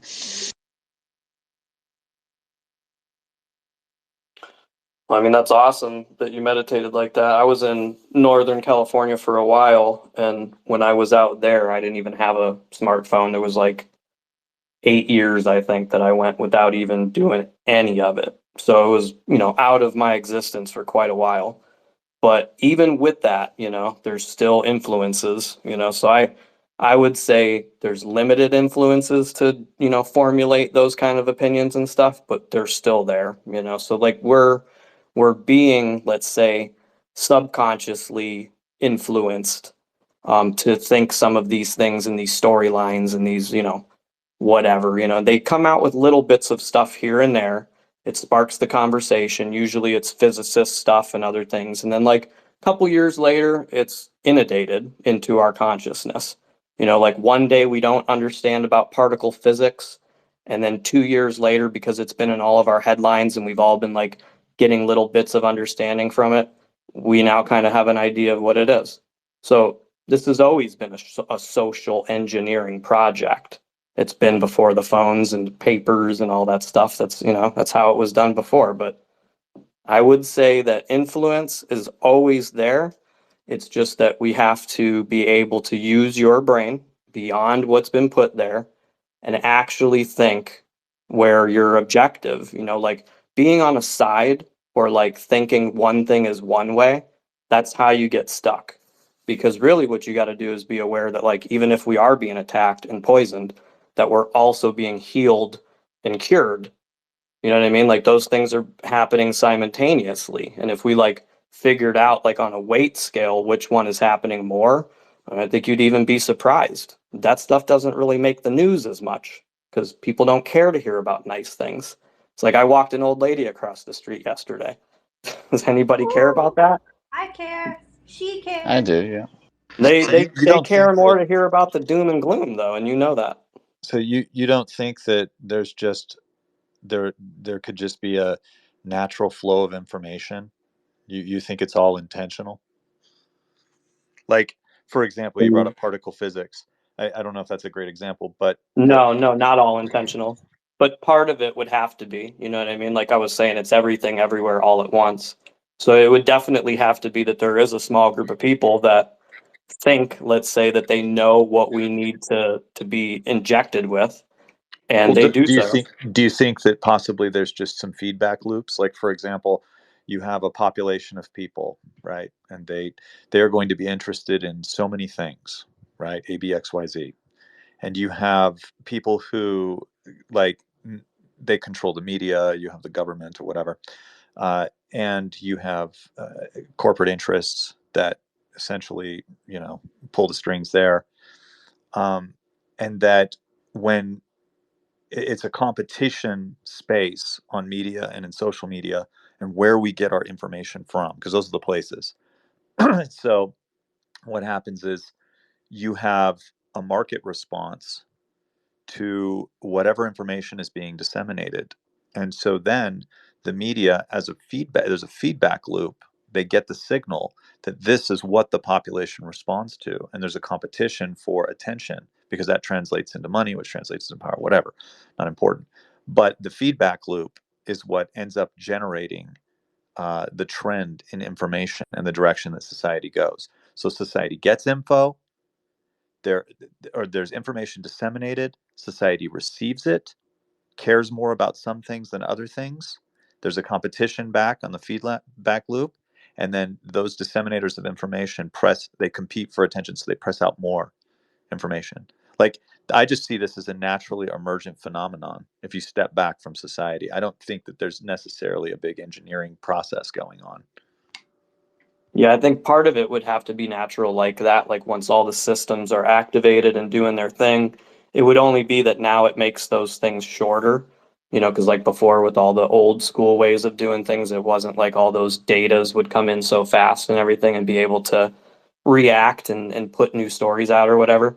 But I think it is a combination, because I do think that some of the people that are ahead of the curve, obviously scientists and really smart people of the world that other people give the power to be able to make certain decisions. I think AI and all these other things, if we were to figure out how far back this goes, we'd be very surprised, because I think it's always been a goal to engineer our society for specific purpose. I'm not going to say good or bad, but I'm just going to say that they definitely have a goal. They definitely want to get us to a certain point. That's Well, why we all this energy is definitely being used. we have political silos that decide what information is going to be disseminated to some extent. What they do is engineer the feedback. So they convince the market that they appeal to of certain things, and they guide them along the way. And this is why we end up having a society that's fragmented, where we have multiple narratives going on concerning one objective truth. And it doesn't matter to the folks that are receiving that feedback and then pushing it out, because again, all they're doing is competing for attention. But the markets are so large that even when they're divided up, there's still a tangible effect of profit for That's them. another natural thing as well. Have you ever heard the thing about like start at the front of the line? I got an A on my history test today. Then you pass it to the next person. By the time it gets to the end of the line, it's I laid an egg during my history test today. So that's Right. It's kind of the the old natural telephone way game. anyway. Sure. Yeah, but yeah. So I mean, it's complex. It's not like the way I described it was a very big general sort of way of looking at it, but it's very complex. And now we have different ways of getting information, and so there's a lot of interference. You know what I mean? As far as the information that's being disseminated, and then the feedback, and you have a lot of smaller fragmented interests. What's the So you end have goal lots though? and Like lots of what do narratives that you form. and sorry for interrupting, but what would be the end goal though? Like we can talk for days on this topic. This could be a whole space within itself, but does anybody have any interesting ideas, thoughts, comments on what it would be for? There's something that's a little different than the common narrative. Like why would they be spending so much money, so much energy, so much resources to, let's say, murder us or whatever, when, number one, they could just drop a bomb on certain areas and get rid of most of us. Well, And two, you're jumping. why Who's trying to murder us? that's just the common census is that the controllers or Illuminati is just trying to lower the population and all this other stuff. I'm basically saying, does anybody have a more complex, interesting opinion on like why these social things are being done to engineer us and like what the end goal is? I would argue right away that they're doing a very poor job if their goal is to reduce our population. Yeah, I never said that Yeah. was, being done properly, but I'm No, just saying that most of yeah, the I mean, common consensus thinks that that's what is happening. I don't I agree think with that. that I think they're keeping us distracted as much as humanly possible, while behind the scenes, they are aggressively coordinating their continuity of government plans so that a very small few of privileged, smart, intelligent, and rich are able to avoid some type of coming cataclysmic event. Have you guys heard of the geomagnetic excursion? No, but I'm definitely into the effects of geomagnetism and us. I think a lot of the most recent shows that we've watched have shown that, like that one, the Watch the World. What is it called? When the World Ends or something like that? What was that one most recent show? Leave the world behind? Yes, that's what it is. That one right there, I believe, is talking about something geomagnetic. Well, the geomagnetic excursion, basically there's some scientists that are like trying to raise the alarm about our magnetic poles flipping. Absolutely. And I think that's what it has to do with. If you take a look at like our consciousness and the moon and the way that everything works during full moons, obviously there's much more going on. People get arrested more. There's just crazier activity. When geomagnetics reach like 0 point, like close to like collapse, I believe that things start to kind of happen here, like where if you knew what was going on, you'd be like, okay, that's real easy to understand. But when you don't know that it's the geomagnetics and you look back at certain things that have happened, it does make sense. And I think that that Operation Warp Speed time, you know, when they shut things down for that 15, 15, and 15, like right before that, there was animals going into weird places. I had weird shit happening where I lived. I'm not even going to go into that, but let's just say weird paranormal type shit during that shutdown period. And I do believe that that was done because, let's say the they again, the algorithm or the they understands when things start to get like that, when it tree branches. Has anybody seen Loki? And like when the timeline gets all fucked up, it's like when things start to happen, when it tree branches like that, you got to stop it. So whatever they do know, they know that shit starts to unravel at a certain point, and we start to create like way too many alternate realities. So to kind of like keep it so that that happens, they tighten it up. They haven't had to do that many times before, but we've all had an example now in our lifetime. So what I'm saying is I do believe that's true. I do believe geomagnetics are at the heart of this and the breakdown of the geomagnetics on planet Earth and its effect on our consciousness. When you start looking into this stuff and looking behind the lines, it becomes very apparent that some type of mass organization, in my opinion, possibly a continuity of government preparation phase is underway. I've been able to locate over 30 capital cities in the United States that over the past 6 months have allocated emergency funding for EMP hardened electrical towers with fast implementation. I've actually seen it being done and built in Orlando, Tennessee, and in a few other states when I drove by to take a look. They're building infrastructures for something, some event, and a lot of the movement and a lot of the missing funds and all these billions of dollars that are getting funneled different ways and places, the numbers start to not really add up with the results of what's been done with that money.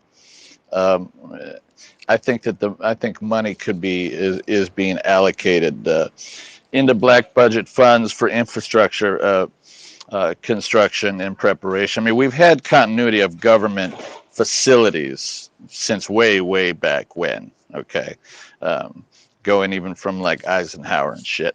You know, DC's had a dual running continuity of government facility employees and government employees for a long time, but it looks like it's some fast track is being spread across the United States in preparation of something. What that exact event is, there's a lot of ideas, but I don't know. In the movie Leave the World Behind, there's a bomb shelter and it didn't even get used. The people were not there. That's saying something. Did you guys see The that? thing about offense, isn't it? When people Sorry. say they're offended, it's that just because you're offended, it doesn't mean you're right. You know, it's offense is about feelings, and feelings are personal. Some people are offended by equality. So what? You know, so you can't second guess people. If you try and please everyone, you'll please no one. With comedy as well, I think you've got to deal with taboos and contentious issues. And sometimes you deal in irony, and some people don't get that. But you know, you can't legislate against stupidity. Otherwise, you'll be doing nothing. You know, because I'm not doing it for the 200 egos in the room. I'm doing it for the 200 million people watching around who aren't winning awards, who aren't millionaires. And freedom of speech is so important these days. I've reached the age now where I don't care anymore. It's a sin. To joke about all the bad things, that's a waste, because that's exactly what we should joke about. If you can laugh in the face of adversity, you're bulletproof.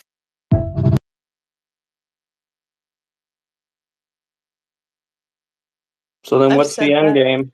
What's I've the said end that game, y'all? before. Oh no, we lost all things. Goddamn. Like, does anybody have an idea that's good that can be, let's say, considered something different of why all that energy and money would be spent to do this then? What's the goal? Chaos.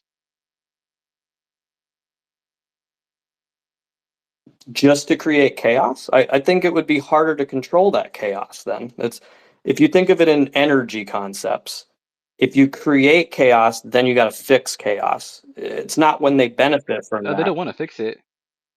They want the chaos. They want pure utter chaos. They don't want to control it. That would mean that we would be coming to their house to yank them out and their children. So I mean, in the same case of the things being sprayed up there, chemtrails, just like every other person that's had that explanation, which I'm not going to say is wrong, but I'm going to say that I've heard it a million times and it just doesn't resonate with me.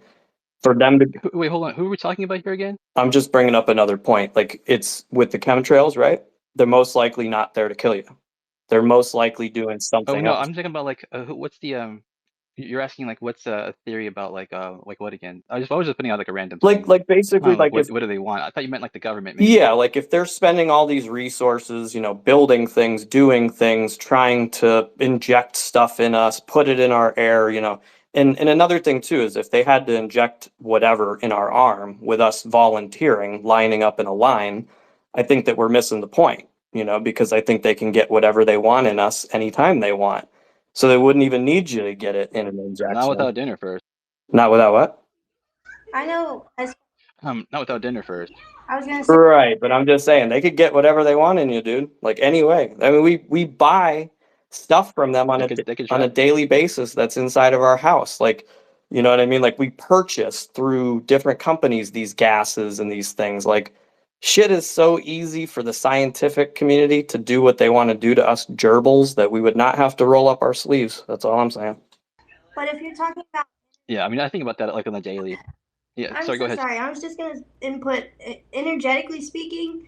Like I know, like people who do Reiki and stuff, they have to ask permission of the person that they're doing the energy work on to be allowed to do that. So That's actually the best response you could give to that, because that is the only logical thing that I would say would make sense as far as why, because you would have to volunteer it, just like that, like vampire at your door, you have to let them in type thing. So that's a good answer. We have given a lot of permissions, actually, unknowingly. We're holding it in our hand right now. Yeah, that's another good one. But essentially, I would say that there's still Yep. something bigger, dude, because even bomb shelters and all this stuff is not going to fix what's coming. That's right. It's another psychological like weapon, you know, like just the fact that you hear that these rich people are building these things and that they're going to be a little bit more protected than you, that concept is psychological warfare, you know, just that those things are being sprayed in the sky and that you're breathing it and there's nothing else you can do. It's psychological warfare, you know. So I would say that most things are scarier than what they're telling us, and that they want us to believe that the they is responsible for it all, because then you could go to bed at night. If you actually knew what was mainly responsible for most of this stuff, then it wouldn't really be easy to just go on, you know. And a lot of these things are too complex now. So, you know, we give these like generalized answers and stuff, but there's just so much going on and it's so complex that you'd have to like have a degree to be able to understand it. So you might as well like go back to like the basics and the things that you can understand and that you can do something about. You know, half of this shit is conjecture and none of us really get a chance to use it. And then the other stuff, the psychic stuff, you may experience it and you may have that moment in your life, just like I did years and years and years ago. But then after that, it's like, what do you do with it? And how do you do something that makes it so that now you benefit from that experience and other people benefit from that experience? I have found that to be the hardest part. And this is like 20 some years later. Can I ask you, have you ever levitated a Ford Econoline van? I have never levitated anything. I have never seen anything appear. I've never seen an alien spaceship. I've never seen or done any of this shit that most people talk about that's interesting. But what I've experienced is the psychological abduction, the real UFO, the Merkaba, and the real experience, like the pineal gland, like the thing that really is what all these other stories are about. But that when you try to explain it to people, it's just not going to be what they're expecting. Right. My belief is a lot of people, when they talk about this stuff and rich people preparing and governments doing all this stuff, they tend to think of the government as the bad guy. Okay. But my opinion is that I believe that the government and the highest echelons of government are scared shitless about something bigger than them that is connected to some coming event. I think that I don't think it's just that they're on the top of the food chain and they're trying to poison the people. I think it all comes down to like the elite, the rich, and the super intelligent, right? Like the people that like could basically start a civilization from stage one. After some kind of cataclysmic event, that it's greed and selfishness, right? To protect their own. But I think the government is scared shitless about whatever this threat is, because it is far above them and they realize that they do not have control of it. Well, that's where like the geomagnetic excursion thing, where the magnetic poles flip. That's a thing that happens like every 10,000 years or something, and we're like due for one. So I really feel like that might be worth considering. Yeah, for sure. I was surprised. I made a post about that the other day, and I included some data from the NOAA that I found on a spreadsheet about the geomagnetic North Dipole movement over the past a couple hundred years. And it's crazy because nobody ever reads Fred Rogers' posts that much. But this post, I mean, I had propaganda armies coming in from all fucking angles. 2 days ago it was up to 15,000 views, and now it's like even growing. I only have a couple of followers. So they're clearly very interested in controlling the narrative of that topic. Yeah, I didn't see your post, FYI. Yeah, I don't read anyone's post, Mr. Rogers, to be honest. But I've always had much respect and appreciation for the information that you bring in the way you bring it, man. You know what I mean? There's not many people that get the respect that they deserve on here, and you know what I mean. People who actually know the information and do the research do not get the credit they should get. But yeah, the magnetic flipping and stuff, it's even if it moves like fucking 20 degrees, 30 degrees, it's cataclysmic for the human race. But for the way things are going, can you imagine if you were a multi-billionaire and you had an encounter, an experience? What would you do then? You plunge your money into it, wouldn't you? So you've got to consider the amount of people who are not just common folk who are living a normal life, but those who've got fucking endless amounts of money, can do whatever they want and do it. You know what I mean? They all want to find because at the end of the rainbow, there's a massive treasure trove. When the ISS goes in 2030, the few public companies that are striving to get a jump off point there are going to land all the contracts. They're going to land all the commerce, and it's going to be a massive multi-trillion empire or conglomerate. They're going to rule the world and rule the solar system, where we can get out to. They've already got the technology, and what most people see in the sky are either CubeSats, fucking black projects, or human tech. It's hard to consider that you'd actually witness seeing a flying saucer or stuff like that these days. Back in the day, probably, but the world's under surveillance, constant surveillance. And for those that believe the MH370 videos, if a satellite can film an airplane, Why isn't there no fucking flying saucer ones like that? There'd be shit tons of videos exactly like that that'd be out there. So don't believe what you always fucking see on the internet. Simple as just fucking do your research and get your info and make your own conclusions. Don't waste your time fucking arguing over the shit. But yeah, I'm just gonna jump down for a couple of minutes. But yeah, appreciate it, man. I've not been on Spaces for a while. It's I love you, dudes. Love you too, bro. It is good to see you. I just wanted to point out that that guy that was in here earlier, pretending to be Heather. You know that his name's Dark Heather. He posted in the thread. He said, "It's okay, Loki. I won't mention space winking, giggles, and then like a weird like an anime face, right?" And that's great and all. So if you see that dude, maybe just like block and report that dude for like impersonating like a you know like another Twitter account on here that's a girl. It's really weird. I mean, I just responded like, dude, that's like seriously messed up. Picture this: you hunched over your keyboard, like fingers pecking away, pretending to be some chick in our community.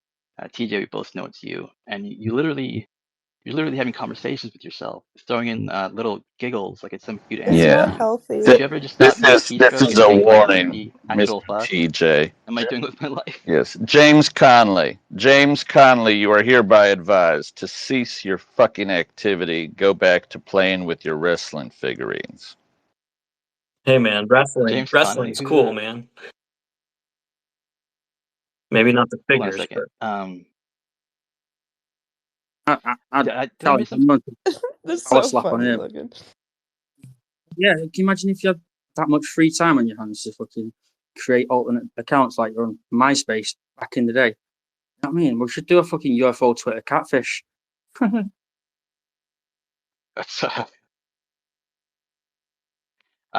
Yeah.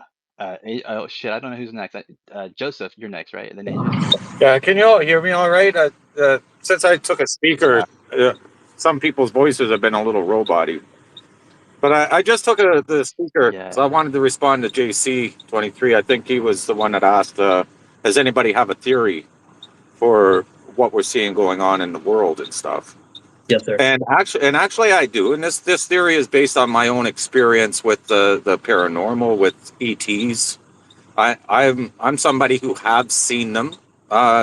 Not a ship physically in the daylight, but I have seen them flashing lights at me in the sky at night while in communication. But anyways, in that experience, one thing that was showed to me in visions during a meditation was a destruction. And I know from listening in spaces and listening to other experiencers, I'm not alone in what was being relayed to me. People here have been talking about consciousness and the elevation of consciousness and how, the fields, these geoelectric fields are being elevated to elevate consciousness.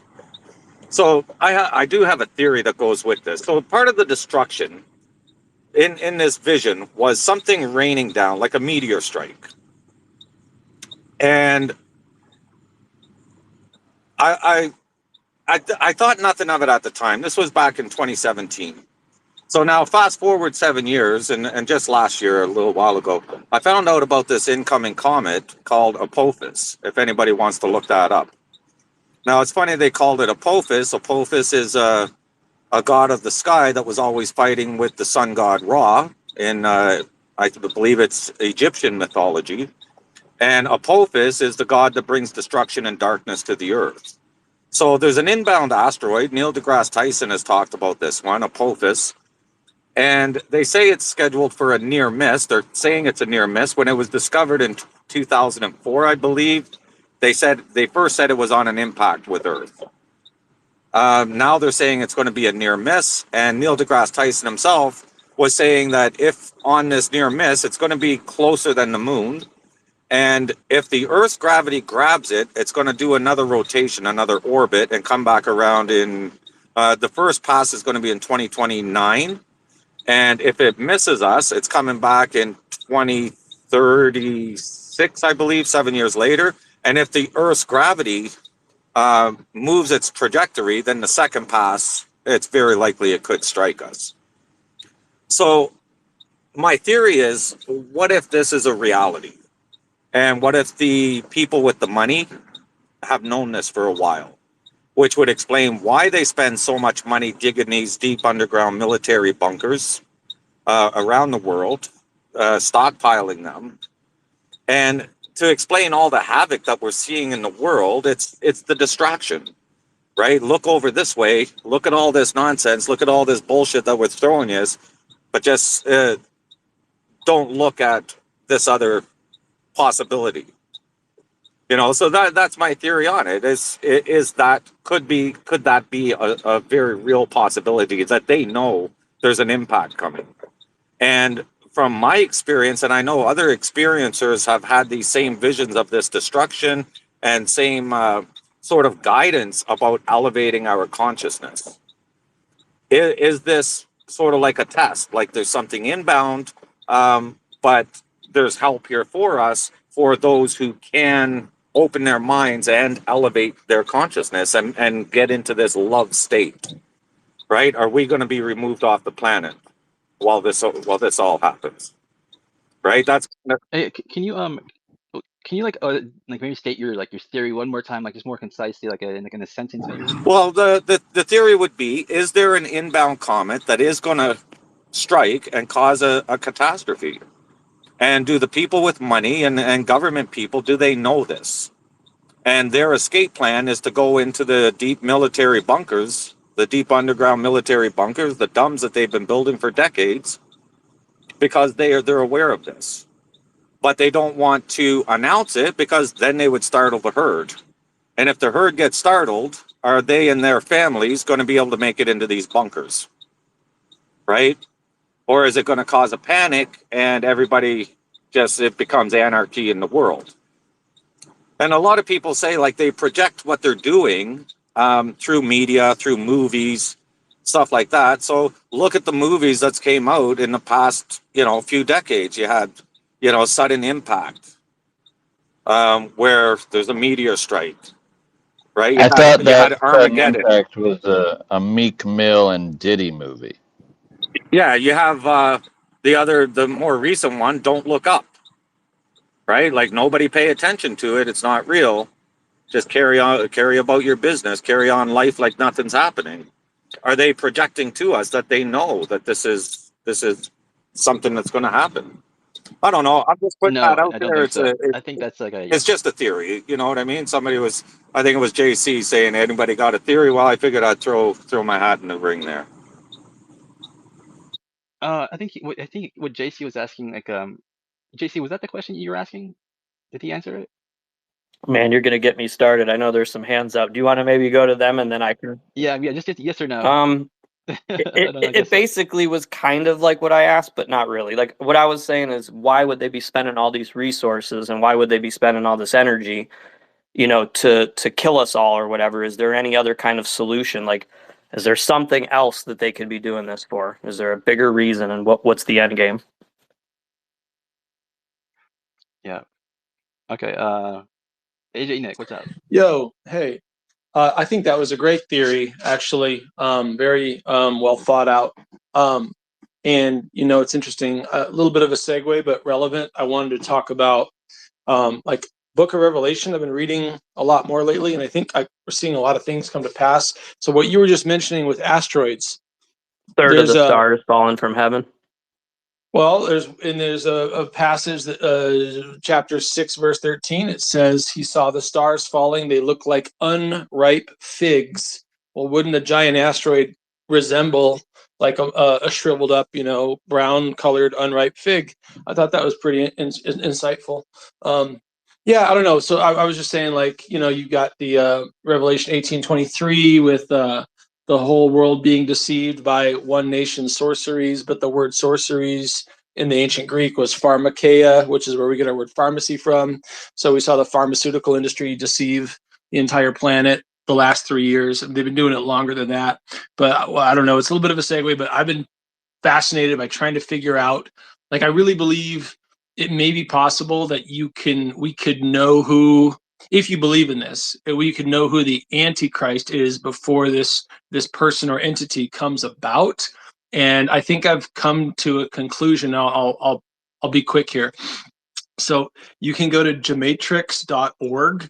So it's a gematria calculator. I think most of the speakers here know what gematria is. You type in, for those that don't, you type in any word or phrase or name, and then it will show you in English gematria, Hebrew gematria, and simple gematria what the letters in that name add up to numerically. So like A is 1, B is 2, C is 3, D is 4, so on.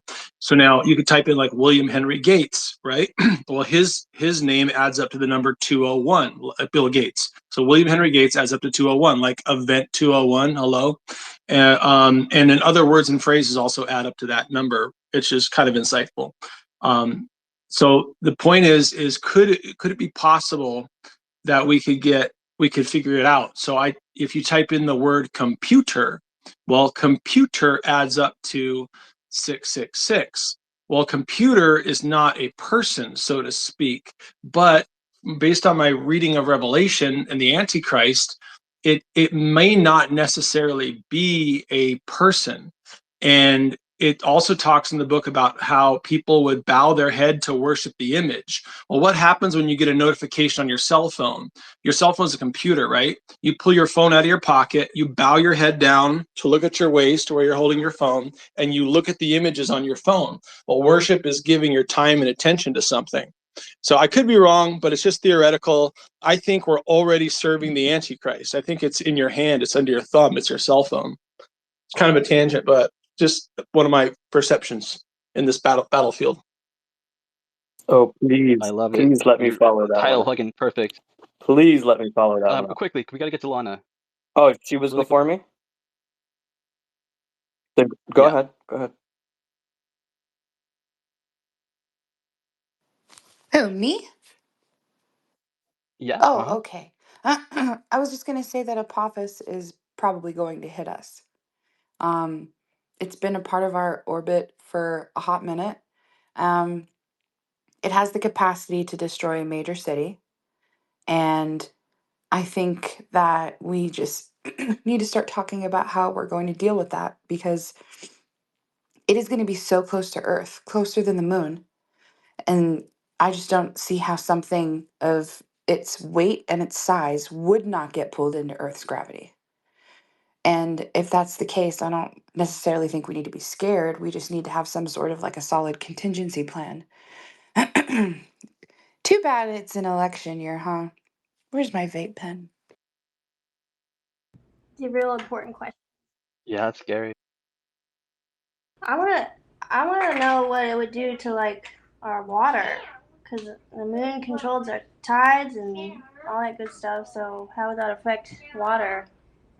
Could strip our atmosphere too, right? Like how much of our atmospheric gases is it going to take with us as it hurls, in between here and the moon?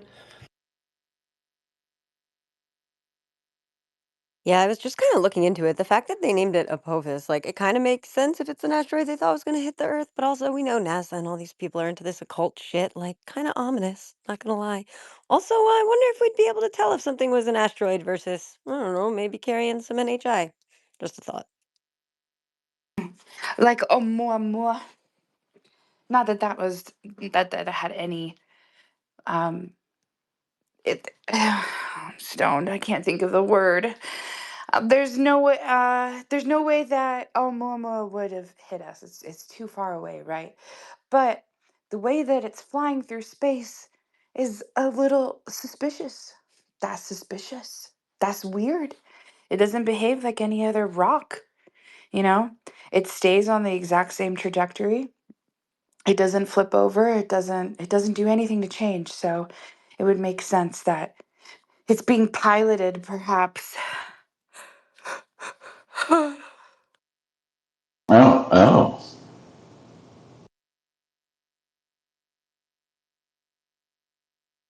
Yeah. So I put a little spaceship in the nest But up there. even if It's Apophis doesn't hit us, even if it doesn't hit us, and this is publicly available information, even if it doesn't hit us, it is expected to affect Earth's gravity to a point, causing the gravity to stretch and distort. triggering quakes and landslides. So even if it doesn't hit us, they could still be preparing for basically total chaos, which I believe Apophis actually means, God of chaos or something? Yeah, it lands on Friday the 13th of all the fucking days. It's meant You're to be. kidding me. And they've done exercises within the government for this, much like they did exercises before COVID came about for preparation for things like that. They've done a few exercises to basically coordinate and prepare continuity of government protocols in this event. So they're and this was a few years ago. So they're clearly preparing for something to do with this event. I mean, there And are so yeah, many Fred, events coming up. go. I don't know which one it is, man. I feel like it's an alien one, or it's like an asteroid one, or it's like a nuclear one. I mean, what fucking I don't know. I feel like we're just like if one doesn't work, the next one's gotta. I don't know. So many different options. I feel like everyone knows something's coming, right? Felt that way my whole life, pretty much. Also, yeah, chaos and darkness is what that god is, the god of. Is there Yeah, we're any stuck. god of happiness and light somewhere? I don't know, my pantheon's all chaos and destruction and rebirth. There's some rebirth in there. But no, yeah, I'm sure there's some goddesses of joy and whatnot. Yeah. I kind of want to follow up a little bit on what dude was talking about with the Antichrist and stuff. Like, I think part of this all ties together. Like everything is going to make sense in the end. I think right now we're going through such different phases of, whatever this is, elevation or going down too. Some people don't factor that in, but we're going up and down in consciousness. At some point, it'll balance out. And I think that's what it is. It's like the extreme opposites. We're going up and down, and we're kind of like a needle. And somewhere in this thing, it's going to balance out. And at that point, we'll all be kind of on the same page. But the Antichrist thing, I think a lot of what you said right there could match up to my theory as well. I think we are worshiping the Antichrist right now, but I think it's in a form that a lot of people don't recognize. I actually think it is the Jesus Christ image. Because if you look at what most of, let's say, the character came here to tell us, it basically says, don't worship the image. He basically came here like as an instructor of don't worship the flesh and like don't worship the image. So if anything, like the story itself tells us not to do that. And then here we are like bowing our heads and worshiping this image of a guy on a cross. So it kind of fits, because if anything, if you really think about it, that's all it really is that's different. It's not like you're doing anything bad. You're just worshiping something that you shouldn't. Because really what it is that he came here in the story to tell us that it exists within all of us. Man, woman, child, the kingdom is within. So it's all these things are just new terms on old stories. These alien stories and all this other shit. It's all been in the Bible before and it's all there, but it's just different terms. And like these spiritual experiences that we're talking about, the epiphanies and stuff, they're all in there too. Daniel and his vision and everything like that. It's all basically the same thing. When he talks about wheels within wheels, does anybody have any idea of what that could be when he talks about the chariot or the wheels within wheels? No, not sure. Does anybody know what I'm speaking about? Where it's not Daniel, it's Ezekiel and Ezekiel's wheel. I recognize the reference. I just don't know what it interprets to.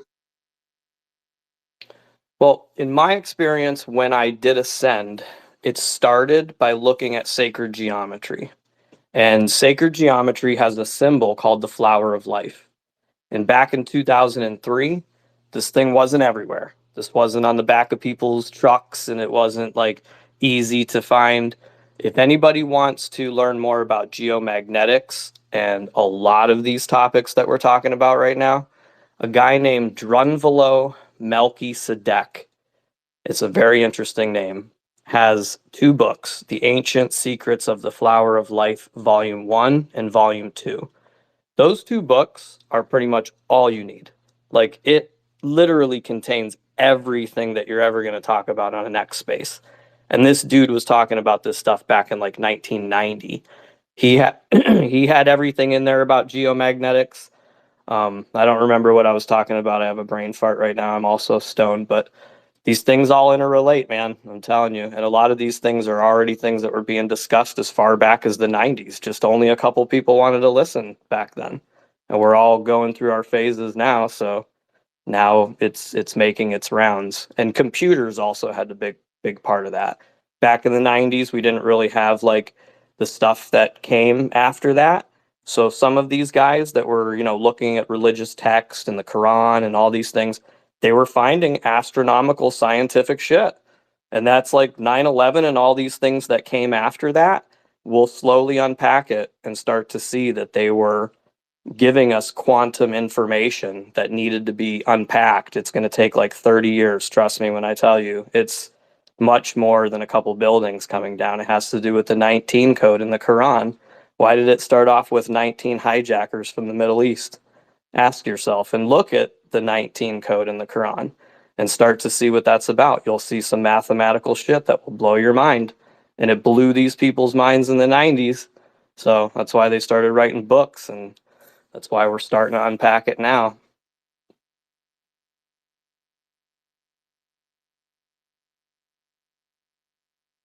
I don't even know where I was going, man. Quran, that's like the first 6 books of the Bible. I don't. Oh wait, no, It's that's separate. never mind. You have the Yeah. Quran, you have the Bible, and then you have the Torah. And I believe those 3 main things is just like one whole thing broken up, but the stuff that's in there. Yeah, I'm thinking about the Torah. What about the Torah?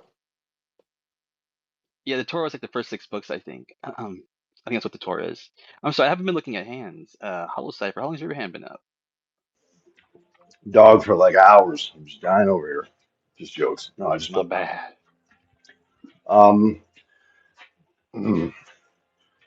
Let's see. So much to say on the geomagnetic field. So much to say. I guess. Yeah. What do I even start with? My God, I've been reading about the geomagnetic. These virgin ears. Yes. Yes. Are you familiar with Drug Below Melchizedek? I would call that softcore porn at this point, because all I've been really reading since then, and that was like 20 years ago, is PhD level geomagnetic field research, which, no offense to John Bello, but it's quite a bit more for advanced. sure. It's from 20 years ago, for sure. Exactly. Well, even the papers that were published on the geomagnetic field in 1978 are far surpassed, and that's the Russian research. They far surpass most of what the public knows, even if they're at a PhD level. There's been so much suppressed about the geomagnetic field because it ties into friggin' everything.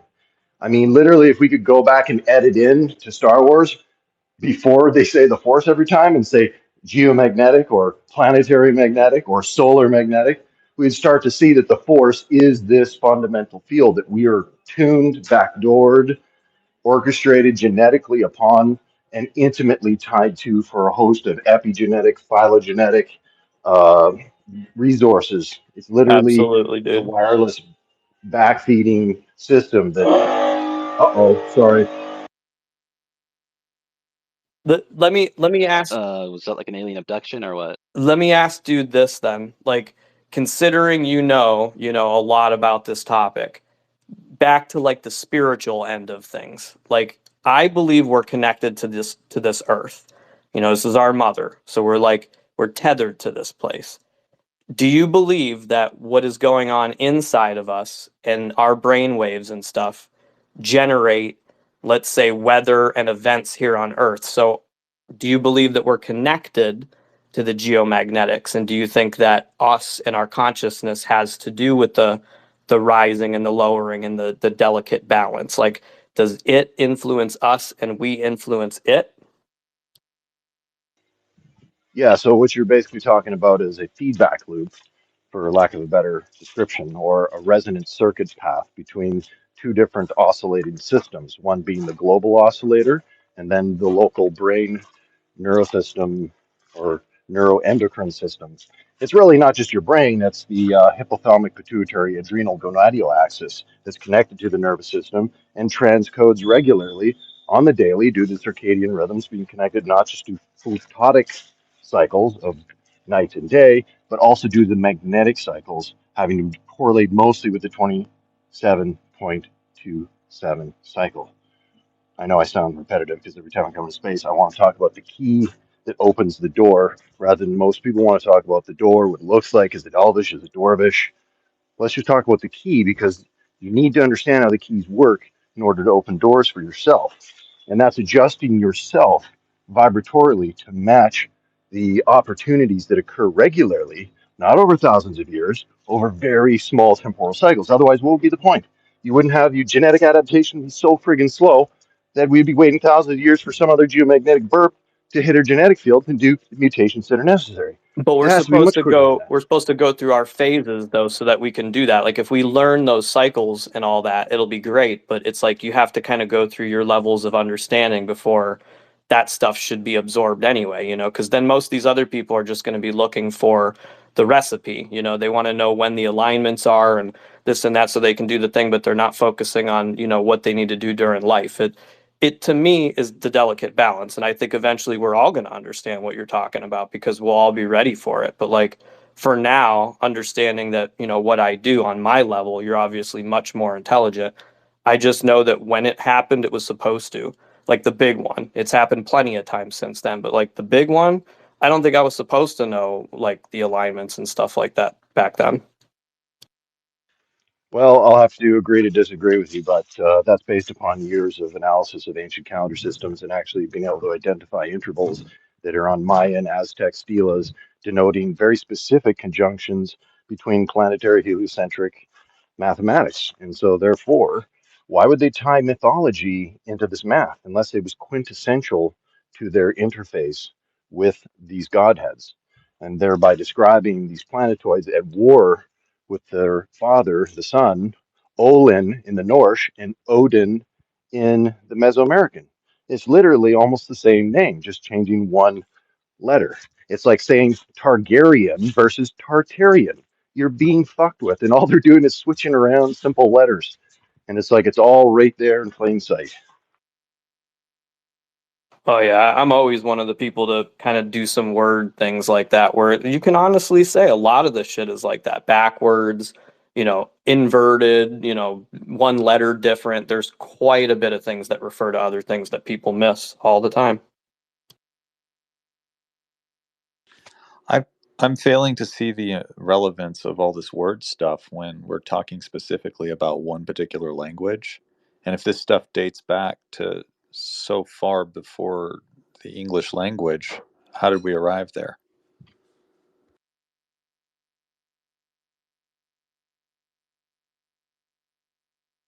I don't understand. Well, Dave, you're asking questions that you're not supposed to ask, buddy. Please. I'm sorry. Also, once again, I put a UFO in the nest. What do you guys think about that UFO? I gotta be like, that's fake, right? But then again, it looks like it's real too. I don't know what to make of that. I saw that one. I think it was also posted originally on like the Instagram. Fucking A, I'm sorry. I'm like half asleep and my fingers are doing weird things. Sorry. It was originally posted on Instagram. What?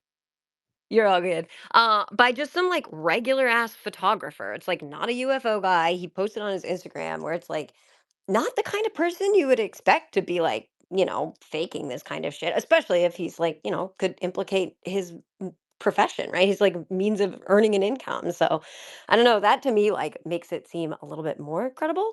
I would also say too, I think it was D Dave who was speaking with like the English language and other languages and changing that. Like you can trace back at least for some words the etymology of these things and see that there is kind of like, you know, an order by which this proceeds and that some things have carried down, right? So that, you know, words have meaning. I mean, obviously words have meaning, that's dumb, but like perhaps beyond, right? And When you look at their root words or whatever. and the numbers transcend the languages because the same numbers appear in all the global mythologies, which was evidently proven in Joseph Campbell's last book to some degree, although not to the degree of satisfaction I personally hold for the integrity of this mathematics, but it was a good start, and that book is Inner Reaches of Outer Space, which was posthumously published. And partly the reason why I got drawn to George Lucas, unbeknownst to me at the time, that there's a connection with this number 432 and the secret key, the one ring, if you will, to rule them all, is indeed 432. It just manifests as frequencies, as conjunctions. Some of these are synodic resonant periods and little like kind of constant holders. So we don't need language at all. And for objective reasons, I think to transcend language, math was always encoded within, well, particularly high ritual, king rituals, often were correlated with these cycles. So the most prominent of these historical things was to enact a kingship ritual, which was to denote their understanding of this cosmic hierophany, if you will. And that's how it was passed down generationally. So they were utilizing the story. Yeah, absolutely agree with that. Have you ever heard of the tube torus thing where they like shine the light down in the tube torus in like different directions and it like projects like all the different letters of all the different languages and such? I think you're referring to Stan Tenen. Stan Tenen did the work. I forget which university he was at, but if you look up Stan Tenen, he was the one that created the whole Hebrew alphabet out of the Torah, and very specifically how to project light through a tetrahedron and this particular torical geometry that would mold around and spiral around finger gestures. And that by replicating this from different angles, you could essentially create the whole Hebrew alphabet, which is called I think it was called, what do you call it? Meeting in the lighthouse or light tent or something like that, which is to denote the tetrahedron and the light projecting through, heading this helical toroidal inner geometry and then making these letters as they're projected out from different angles. Yeah, it's fascinating stuff. And it was Hell yeah. on par with the whole period of essentially Melchizedek and a bunch of those books. Everything is false, and there was a whole bunch of really good books that came out at that phase. So these things do happen in phases of awakening, and we're into a phase of awakening. It's not all doom and gloom. A lot of people say, well, how are we supposed to survive? Where are we supposed to move to? Yada, yada. And they forget that the most highly correlated physiological reaction to geomagnetic pulse fields or storm conditions is heart problems. That has to do with not the field going to zero, but the vertical magnetic field, the BY it's called. Yep. It's oscillating in this way that it's a very low It's a amplitude oscillation. flattening of that curve, you know what I mean? Like when it's flat, that's when it's at its 0 point when it's geomagnetic, correct? It's like a flatlining almost. It has to do with perturbations in the field. So you could think of this as an amplitude modulation on top of the geomagnetic static field. Mostly it's static when it gets hit by cosmic or these proton plasma fields.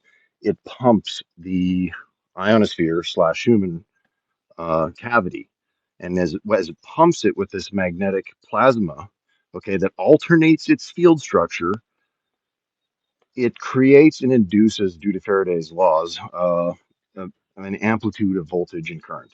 So it goes from like 0 to hero pretty quick. And because we're tuned to this and becoming more sensitive, that's becoming more obvious, but no one's telling us about this role. It's been talked about at PhD levels in Russia since clearly the 50s, 60s, and 70s, because the published work by some of these guys were behind the books and research and psychic connections of Behind the Iron Curtain. So Dubrov, for example, has, I think, the Opus Treaty, the Newtonian sort of handbook, if you will, of geomagnetic fields and life. And if you skip, like that was my holiday camp retreat during COVID, as I thumbed through that book like it was my Bible. And I'll tell you, man, if anyone read that, you'd be shocked at how much we don't know about how the geomagnetic field affects life. It's ridiculous. Hell yeah. Sorry again. Why have I never heard you before, man? I'm definitely going to give you a follow. Do you know the account Zen of Machiavelli? Are you familiar with him? Hollow? No, I haven't heard of him. All right, I'm surprised I haven't seen you around, but I'm definitely gonna give you a follow. So the reason I've really kind of been going on about this deciphering the geomagnetic resonance points for temporal topology or mechanics is to be able to make predictions because it ties into social unrest, civil disobedience cycles, generally in Yes. 7-year harmonics. Yes. And these are 1/3 of the solar period harmonics, or what we call in solar physics, the Hale cycle. So 3 of these magnetic 7-year cycles work out to be a Hale cycle. And within each 7-year period, you have 96 of these 27-day periods. So all nested like beautiful little Russian dolls into a cosmic symphony of resonance that we're just starting to wake up in regards to its genetic sort of directorship onto life. This is much more important than finding out, to me, from my humble point of view, whether there's aliens here or not, because this is something that will directly influence your capabilities psionically, which will bring you joy when you can be on the right side of the wave, getting your timing down, preparing your board, waxing it up, stretching your legs out a bit, and knowing there's a wave coming, ready to Gotta ride. wax it. How Definitely gotta wax it. Yeah, dog. how does the Hale cycle how does it affect you directly? Well, it's easier to say that to look at the small cycles in this field study is, I would say, pioneered by Russians, but it came over to America as many migrated this over through the heliobiology. So you could look up chronobiology, heliobiology, chronoastrobiology. These are fields that actually study now generally being labeled under biophysics. But these are the areas that have looked at this interface between how these cycles influence. What was your question specifically? It was about. Oh, Repeat it I for was me. just wondering if you could describe to me the mechanics through which the solar cycle affects you. I'm just curious. Well, to say over the 22 is interesting. I would be divulging unpublished material to directly give you a very good answer for that, but it would So seem. it's classified, or what do you mean? I don't understand. No. It's just behind the publication attempts of yours truly. But to say that the 7-year periods peak in 3 harmonics, I mean, this gets into so many other things, because to understand the pentatonic harmonics and the nested tritonics and ditonics, this is a much bigger area to sort of flesh out. Okay. But if it's I how it was curious how it, because so the sun yeah, it has the a sun's direct magnetic interface. cycle is every 11 years, and what we call No, when it that's the sunspot cycle, having to do with the 11.4 angstrom okay, frequency. so yeah, so what you see is an increase in sunspots due to the unstable magnetic field of the sun. But every 11 years, it flips its magnetic field and it enters a phase called solar maximum. So we're at that point right now. 11 years later, it does the same Yep. thing. This goes on and on and on. And what we call the Hale cycle is the double cycle. So when it flips and then flips back wherever we arbitrarily started the North Pole at. We call that a Hale cycle. So it's a 22-year cycle, which is just 2 flips of the magnetic field. But I'm just wondering how the flip. Are you saying that somehow the increase in, because with a solar max, you're going to see an emission of more plasma, right? So you're going to see particles like protons. Of course, they're going to be intercepted by the Earth's magnetic field. But I'm just curious, like mechanically, how this is affecting you, and how that would be relevant in a 22-year cycle. I don't know how old you are, but like how many times in your life you would be affected. Well, that's why I've broken it down into 7-year harmonics, and then in the 7-year harmonics, I've broken those down into 1/128th intervals.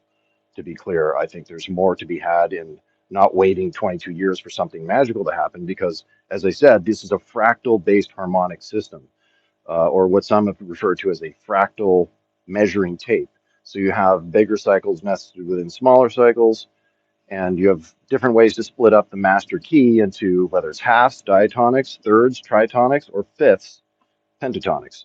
So there are various sub levels that then integrate into Venus's cycle, and it's got a 3-5 resonant with Earth's resonant orbital configuration. These are numbers that are easy verified. Anyone could ask ChatGPT whether this is correct.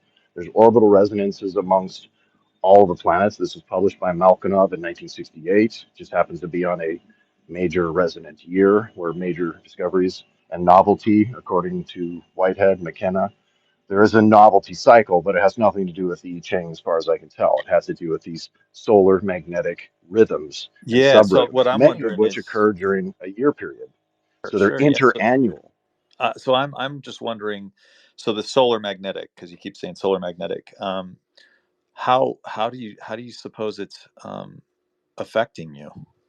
Like how do you what do you think the interaction? If you read in the neurophysiology textbooks, there was a chapter going all the way back to Dr. Nunez. I think it's Dr. Paul D. Nunez. He's a resident professor at UC San Diego. He wrote a chapter called Electric Fields of the Brain, where he hypothesized because of the resonant circuit of the brain speed through synaptic cleft activity, you can measure basically the speed of which resonant electrons could take place within the skull cavity, and then the electron photon speed within the ionosphere, and they're resonantly connected, which is why we have the same bandwidth as the ionosphere.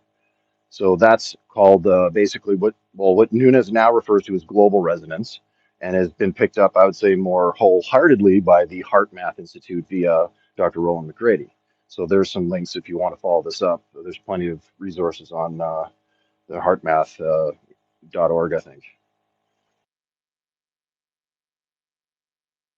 And I'll just throw this in. This ain't a new concept or anything, but for some it might be. I think the story of Christ is basically to explain some of these things that you're going into great detail with technicality. I think these stories came out so that, we would unpack it thousands of years later when we were ready. Again, there might be some that are unpacking it, 1,000 years ago, and there was obviously because they created great works like Da Vinci and stuff like that to explain some of these things to us. But like from a layman's perspective, where I'm at, because you're a very intelligent dude, I can obviously see that you're way more intelligent than I am. But on my layman level, I can say that that story and what it means and what it's unpacking is obviously to get us to the point where we understand these things in terms that we all can understand. Some of that stuff is just words that some people won't gravitate to, but the way that it's being done with the quantum information that was being put in it, it's being put into other stories as well. So like 9/11 and these other things, like they all have to do with this same encoded information. And yes, there's always numerology and there's always like things connected to these events, because it's that language that's always going to make sure that it's there. And I've experienced it where it's not man, so like some people don't have that reference first. And then they're only able to kind of see that it's man doing it because they don't understand those synchronicities or whatever. But when it happens directly to you, you know that there's nobody else involved. That's actually why I call myself JC23. But I'll just basically say that these solar cycles and everything like that all have to do with that story of Christ. Like even the sun and its relationship with Saturn, because that's what this is about. Like when it's about Joseph and Mary and Jesus, goes right back to that same stuff you were talking about earlier, all the endocrine system, the pituitary and the pineal, and like the story of going to Bethlehem to get the child, the solar plexus. It all has to do with explaining us a very complex system that we're not ready to unpack, because it's like in the movie K-Pax. If you knew how much energy was actually in a beam of light, you'd probably blow yourself up, if not worse, somebody else. So basically he was saying, you humans aren't ready for that yet. You know what I mean? Like you've heard all the stuff from your Buddha and your Christ, yet nobody follows what it's telling you to do.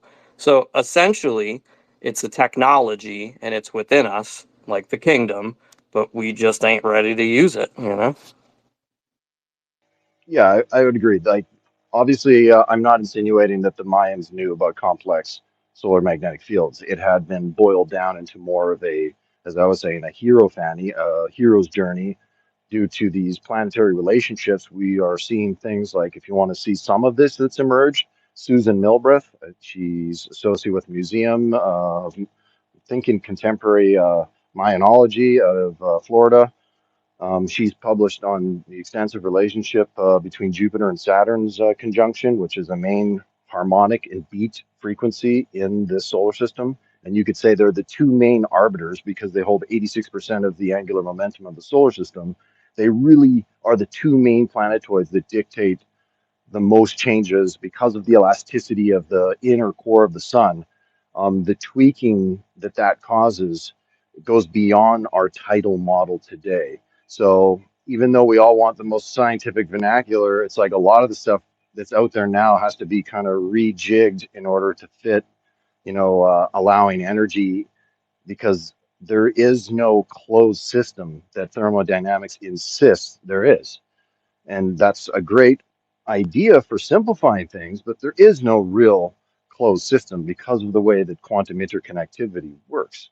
So these conveniences in our physics have gotten us to a point, but we do get lost in the vernacular. I guess is my point. And we've lost the forest for the trees. And the simplified version of this that I think had in ancient civilizations, I don't know where they got it from, but it's clearly based upon something much more advanced that was uniformly globally understood through at least all the advanced civilizations. So, I don't think you need to know and scrutinize that there's magnetic field changes and understand complexities of magnetohydrodynamics from the sun and understand how the Hale cycle flips the polarity. I mean, that helps if you want to really prove it to a hard nose, and that's essentially what I'm geared for. But, to simplify it all down, it all comes back down to global mythologies and looking at why does Jupiter always represent the lightning god?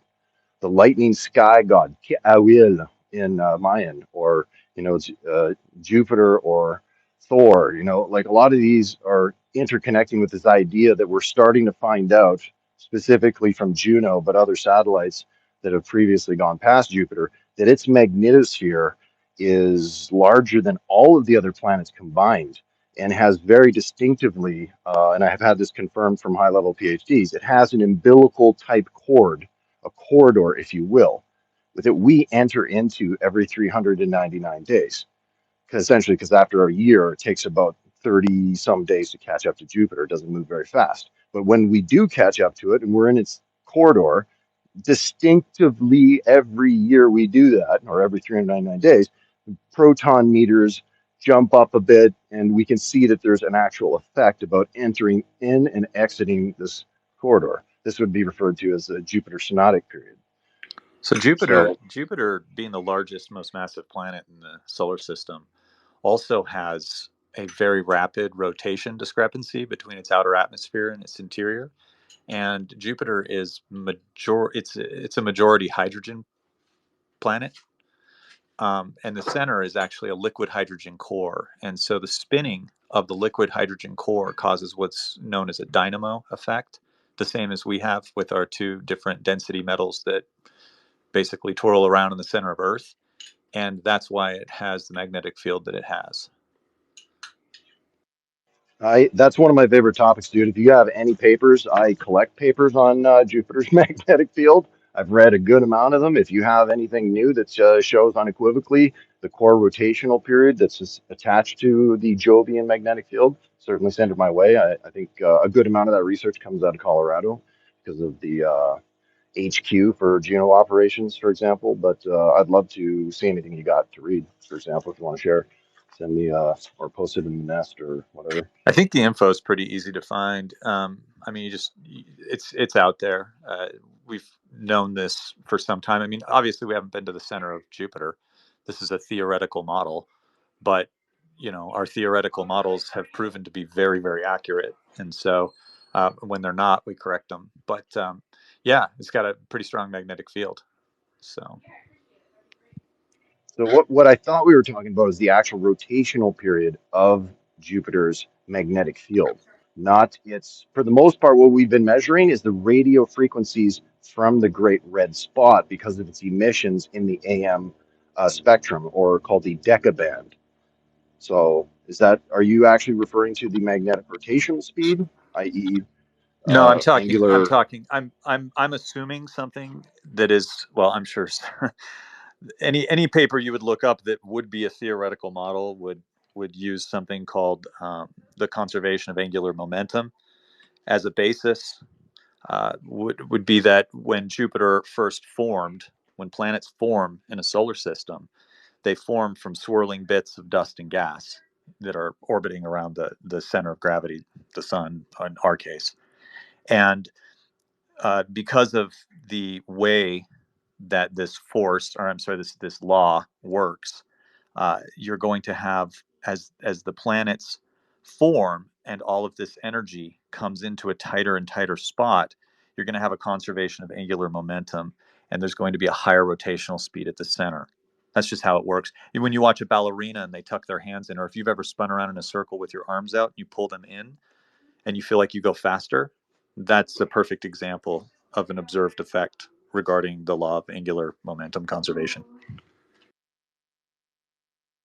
Well, to be honest, the rotational rates of the magnetic field are often not associated with core rotations per se. They're often, Well, no. I'm correlate talking about a with. dynamo effect. So this is different. I'm not, the magnetic field's not rotating, like not significantly in the context of this converse. Well, I don't want to go off on a tangent. It's not significant. Yeah. The Well, speed of the rotation of the core is not an exact match with the rotation of a magnetic field. So we're talking about pole flips anyways, right? When we're talking about sun cycles and all that. So there's not it's kind of under the general area of what they call uh, secular drift in the magnetic field, if you want a search title for this. yeah, I'm familiar with drift and polar drift and all that. Like I said, I don't want to get off into the tangent because I don't think we're going to have a good conversation about these kinds of things. But yeah, so No, dude, this is actually this. You're touching upon the fucking gemstone, the heart of the mountain, bro. Spintronics and magnetic field. This is the heart of the mountain. This is the friggin' Arkenstone, bro. well, there's nothing really that. I mean, you're talking about some things that are like, ooh, it's. I mean, no offense, but it's a little wooey.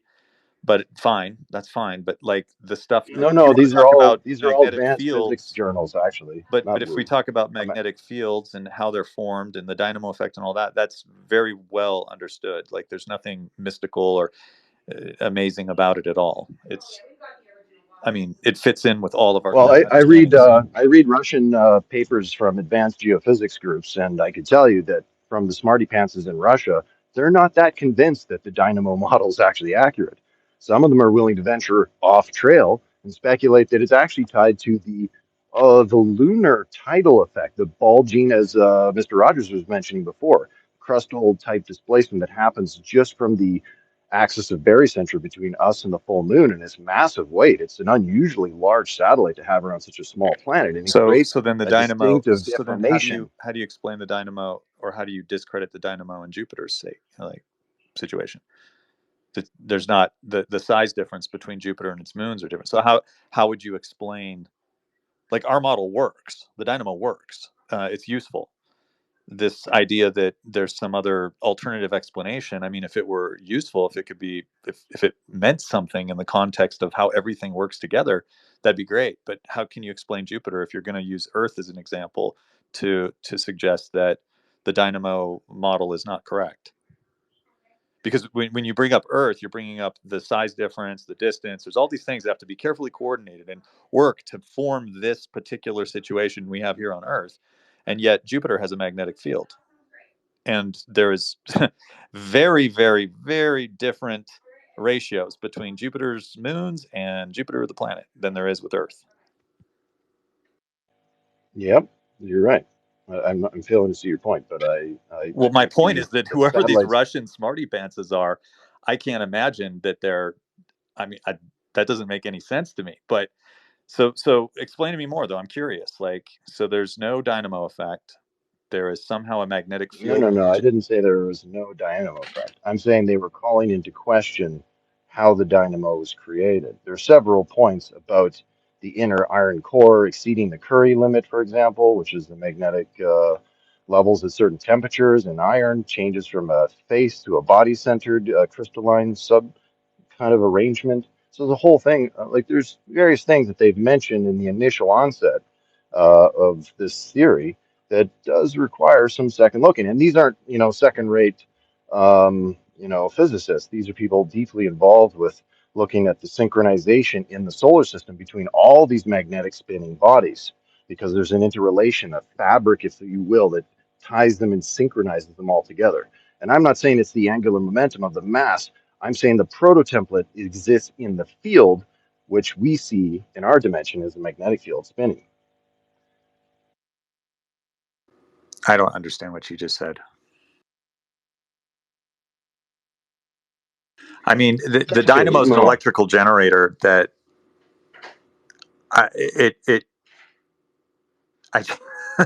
we can recreate the effect. It's theorized that these currents, that these rotational currents and convection currents with molten metal in the Earth's center and in Jupiter's center in that case are what's driving magnetic fields. If you look at other planets that don't have magnetic fields, oftentimes or that have weaker magnetic fields, it makes sense with our theory about how it works. Like their core's cooled and they don't have the same situation. I don't know. I don't know, man. I'm just listening. I'm just curious. You guys mind if We I can pop all in? agree to disagree. I guess. Go ahead. Well, I got to get going, so I just wanted to say thanks for the space, Logan. And D-Dave, I gave you a follow. Hollow, I gave you a follow. I got to get going, but let me ask you this before I do. And this is for anybody, really, anybody that knows anything about it. So you were saying earlier how like the civil unrest, is usually connected with like the breakdown of the geomagnetic field. I find that as well. Like, when I did my research with Drunvalo stuff, and like you were saying, softcore porn compared to some of the stuff that you're into, but that was like 35 some years ago now that I think about it. And that was like Skinamax back when you didn't have internet softcore porn. So that's a different version, but he went into that as well. All the civil unrest and the things that happened prior and the warning signs and the things that you can kind of see.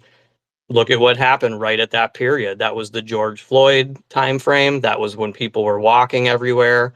Shit was getting crazy. Cops were shooting everybody everywhere. It's almost like a connection to like the nervous system and like the muscles. And I can relate to that just because at certain manic points when my body kind of gets out of control with chemicals and like nerves and stuff, I experience that where like you basically like knock things over and you get like a, let's say, itchy trigger finger. It would make sense, in certain aspects of it where it was understood, they did know what was coming, and there was a reason that they did the shutdown, and it was all connected somehow to that geomagnetic period. And I think that if they wouldn't have done what they had done at that time, we would have saw a lot worse results. But again, ask yourself, have you ever seen where all governments of the world shut every single thing down at one time? I mean, that should at least let you know right there that we already have a one world government. I Nope. have to ask, man. I have to ask, like, what is so difficult to believe? What is so difficult here, bud? That there was a fucking virus. Like, I'm living proof. My life is literally ruined, man. I wouldn't be in here listening to fucking word salads and shit. Like, it fucking happened. That's what happened. Like, why Yeah, is it? nobody said that there wasn't a virus, man. But What do you mean? okay, but I mean, just like and on shut top down, of let's that, shut I down a don't turd even because really of put that. much stock into that virus. I actually would consider it that thing is the same as any flu, but like we can call it whatever we want to call it. Okay, Let's just sure. But the say that point is, people though, been getting why sick does since there need to fucking be? however many years, since the beginning. Okay, fine. But look, why does there need to be another explanation for this whole scenario when you said Why the does world there have shut to be down? another explanation for sickness? Just like the flu, it was just fine. I don't understand. I've had the flu a number of times in my life, dude. I was in. And I've had flus that felt like it was going to kill me, dude. Just like people have said about COVID. So again, it's like it's the same fucking thing. But let's not even talk about that No. stuff. Disease is the same thing in the general context of disease. That is the same thing. But when we dig into the minutia of what causes a disease, we're getting into things that mean things here. It could You're just be saying another that more they have to all technical be the version same. of explaining the same thing, though, and that's what I said before. Like, Okay, we so don't I really guess need to know my more question is technical this. versions of everything. the COVID How thing. we get sick exactly, like, you know, all that kind of shit. Maybe the scientists need to know that stuff, but like, I know, but I had a what I couple guess my easy, question quick is this: questions before I left, dude. well, the question is, why does there need to be something like a geomagnetic storm to make sense of a There shutdown doesn't have to versus? be, but there's enough fucking proof to be able to say that they And now, coincide. for a So, message like, from our maybe It just sponsor. seems very you're clear just that not paying something else attention is to that happening. stuff. I don't know. Attention Earthlings, are you tired of unexplained lights in the sky, strange noises in the night? Do you often find yourself asking, is it a bird, is it a plane, or is it something else? Well, wonder no more. Welcome to Alien Abduction Insurance, the only insurance plan that covers you against the unknown. Here's what satisfied customers are saying. Before I had Alien Abduction Insurance, I couldn't sleep at night. Now I rest easy knowing that if I'm taken, my family is covered. Last week, I saw a UFO in my backyard. With Alien Abduction Insurance, I knew I was prepared for anything, even if they decided to beam me up. I used to be terrified of crop circles appearing in my fields, but now, with my Alien Abduction Insurance, I just say, bring it on, E.T. For just a few dollars a month, you can have peace of mind knowing that you're protected from the unexplained. No more sleepless nights. No more wondering if you'll be the next one to be taken on a joyride across the galaxy. Call 1-800-ALIEN-INSURE today. That's 1-800-254-3647. Sign up now and get a free tinfoil hat with your first premium payment. Alien Abduction Insurance, because when it comes to close encounters, it's better to be safe than sorry. Don't delay. Protect yourself from the unknown today. Alien Abduction Insurance is a product of Cosmic Cover, Inc. Coverage does not include abductions by government aircraft disguised as UFOs. Terms and conditions apply. In a world where aliens are just trying to do their job. Another human to probe. Let's get this over with. One extraterrestrial is about to learn that sometimes the real invasion Wow! Can I take a selfie with that probe? is of personal space. Wait. You're enjoying this? This summer, discover that we're all a little alien. So, same time next week? Probation. Because sometimes the hardest thing to probe is the heart. I should have been a crop circle artist like my mother wanted. Where you get that from?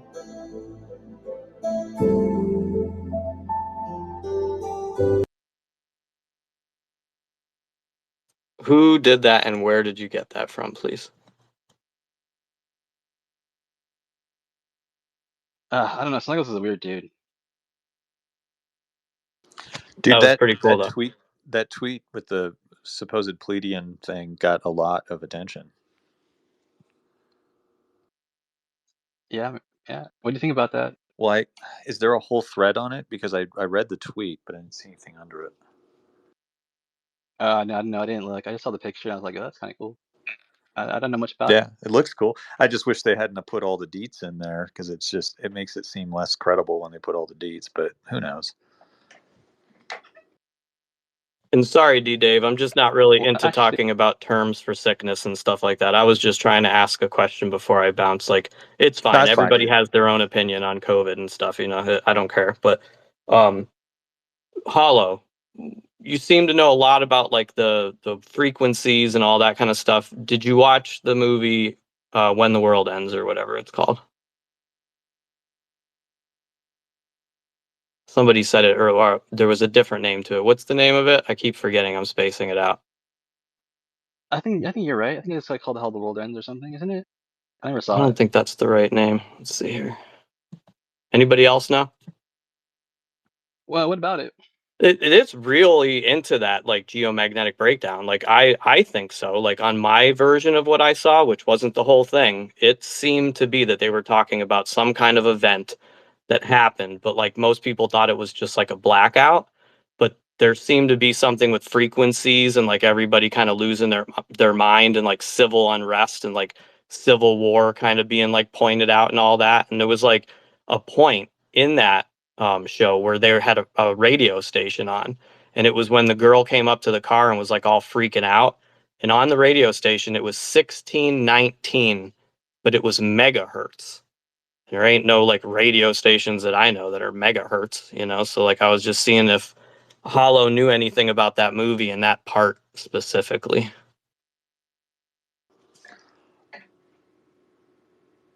Or anybody, you know. I don't know if he's even on right now still, but if anybody knows anything about that part, 1619 megahertz. That's what I've been trying to figure out about that movie, if it was actually like specific, like if there was something in there in that code that they were trying to show us. I'm going to take the phi numbers, but that could be FM if it's some megahertz. Hey, there, Mr. Hollow Cipher, there, you're underwater. Yeah, we couldn't hear you. Oh, sorry. I said that sounds like the phi number, but it also, I mean, megahertz is in the FM, if I'm not mistaken. No, that's 1.6. That's 1.6 gigahertz. He said. No, Yeah, it was that's actually it was 1619. It's actually a 1619 military. megahertz is 1.619 gigahertz. So that's a military tactical microwave array antenna that's used in very congested areas.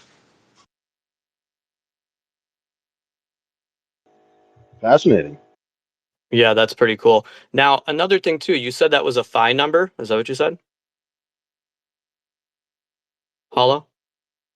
That's not a radio station. It's that's what you send to. It's with a 10 to 15% loss in efficiency. That's how you would send power to someone. It looks like a slow microwave. Right, but back to like the full number 1619. Like, is that one have to do with phi, Hollow? Oh yeah, 1 to 1.618. Is it 9 rounded off, or is 9 the actual number? It's the actual number. They don't show anything in between. It's just 1619. Huh. Is it megahertz? Yeah.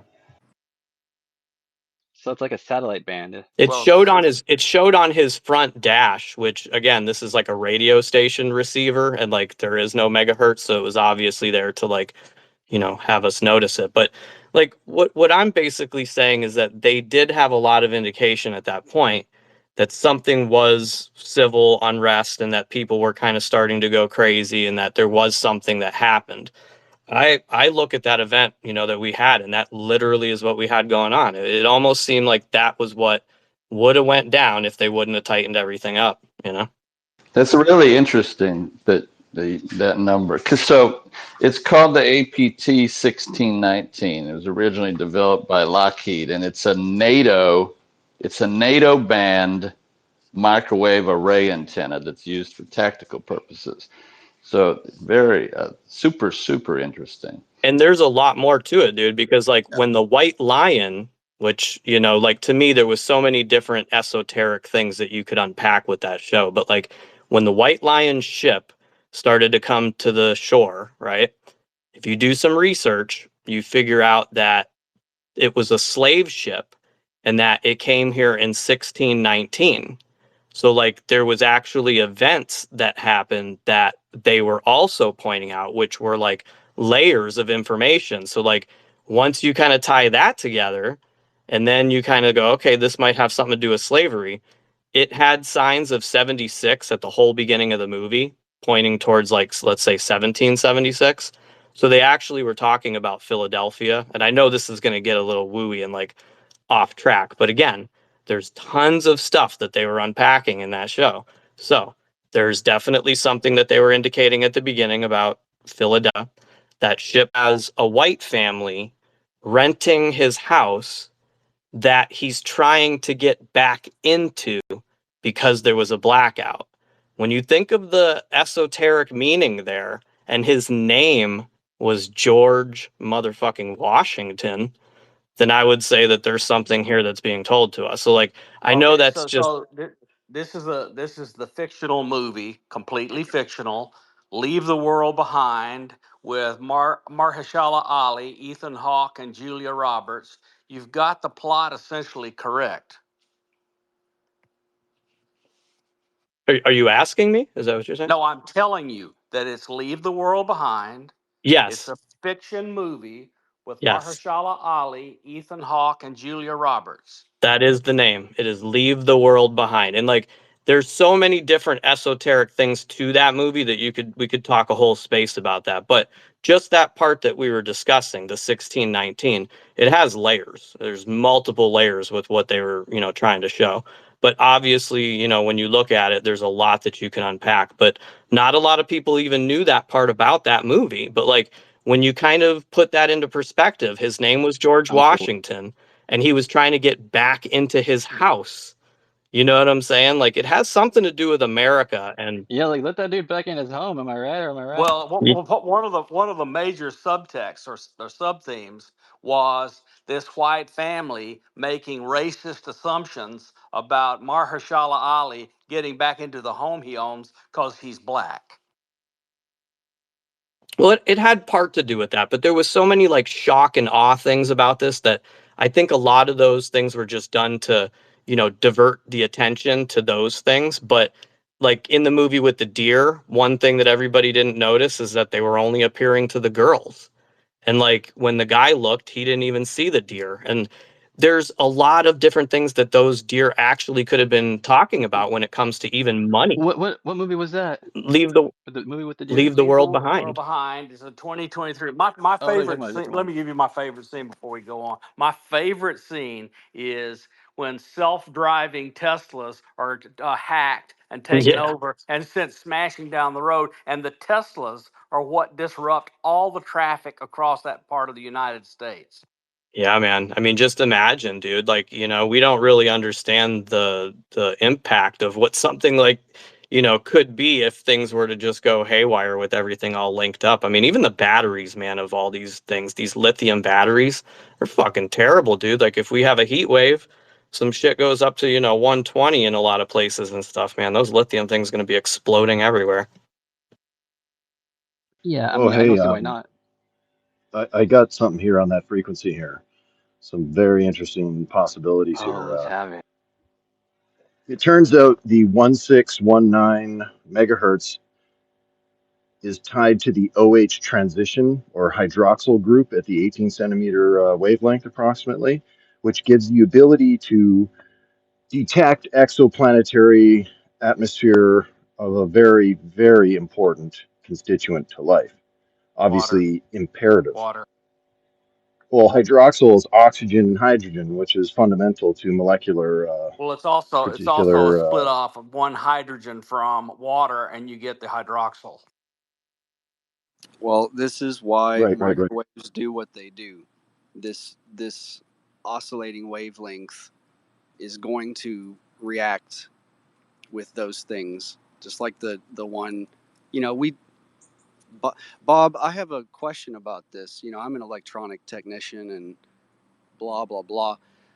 We have so many people that are going to be relying on Faraday cages, but these cages need to be very well grounded. And what if the ground is sabotaged? Well, so it depends. Look, inside of a copper surface, grounded or not, there is no electromagnetic field, a classical electromagnetic field that will penetrate the skin, grounded or not. Now, there are That's why we there have are heat phones that there are scalar potentials which could have action inside there, but I don't know how to generate the It scalar creates the potential. flux. So this is why, for people that don't know, this is a classic science experiment where you drop a strong neodymium magnet onto a chunk of copper, or put it through a copper tube, and it has resistance due to the flux created in the charge that there's a manifested charge in the copper, and that creates magnetism that pushes back and catches. There are hysteresis currents which are running in the copper, which meet the natural resistance of copper when the rare earth magnet moves. When the rare earth magnet moves, that current is opposed by the resistance in the copper and the hysteresis currents, and it heats up the copper.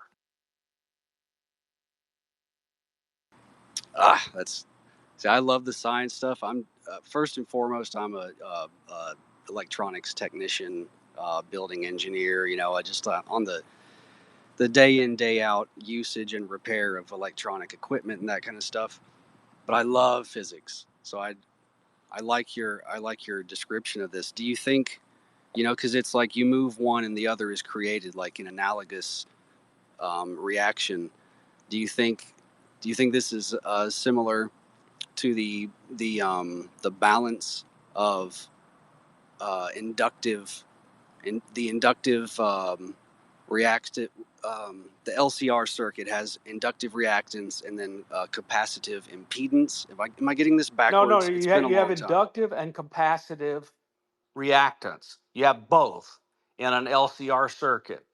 And its resonant frequency is determined by when the inductive capacitance is the negative of the capacitive reactance, so they cancel out, and all that's left is the natural resistance of the conductor. That is the resonant frequency of that structure. Yeah, see, I like this is where I think we're going to find the real key to things is these natural balanced systems like this.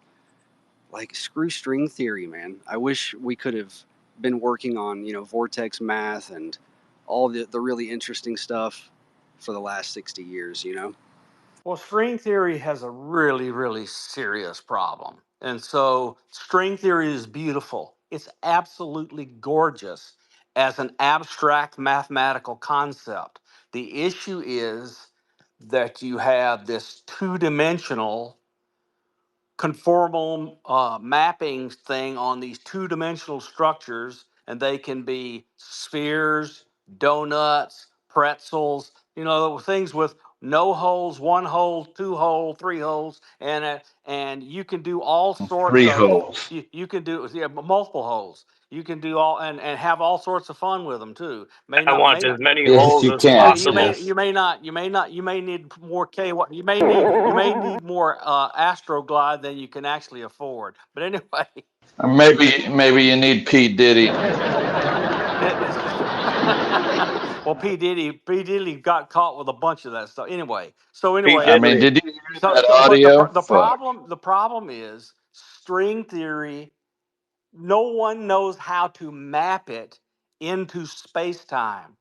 And the different space, there's an infinite number of different waves of mapping string theory into space-time, and so no one knows how to conduct an experiment that would conclude that string theory is actually real. So right now it's just a mathematical figment of somebody's imagination. It is a handy mathematical tool. It has a lot of internal inconsistencies. That's one of the problems, and it presents scenarios which we can't observe. So the thing I'm curious about is how come all of a sudden now the science has to all fit together?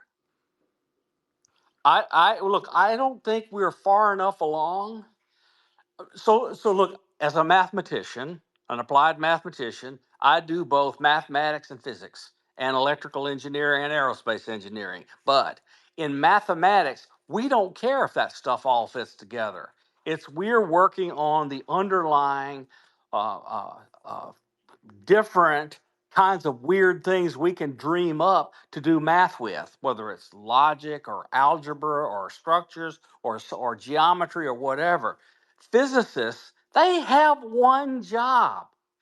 How does the universe work? So they have reasonable theories right now for how the universe works.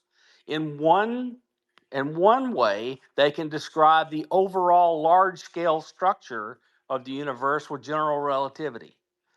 At the other end, they can we in our entire world right now, our entire world and everything in it, everything we own, the phone you have in your hand, the TV you watch, everything, the computer you use, everything in it is dominated by the fact that we found out quantum electrodynamics with Feynman and others through quantum field theory in the middle of last century. So so quantum field theory works. Its predictions are wonderful. Thank you. It's Thank you. fantastically beautiful. There's nothing more beautiful than quantum field theory. Quantum field theory is essentially the standard model, and it works and it fits in with our cosmological models.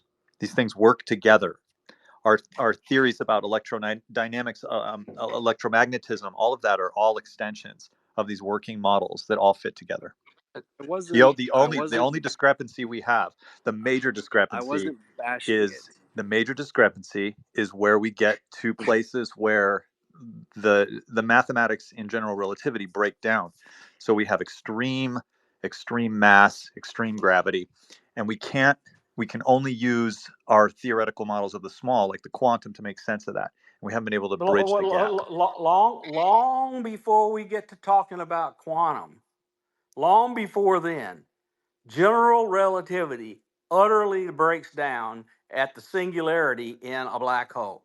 It just totally breaks down. So you don't even need to worry about quantum mechanics before you get general relativity to break down. Now you add quantum mechanics, and then you get some weird stuff going on inside a black hole. For one thing, inside the event horizon, time runs totally differently, and one of the space dimensions folds over and becomes a time dimension. It is really weird.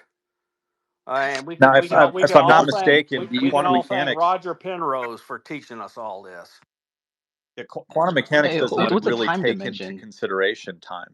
Quantum mechanics doesn't really even dive into that. It's the basic equations of quantum mechanics are time reversible. They're absolutely time reversible.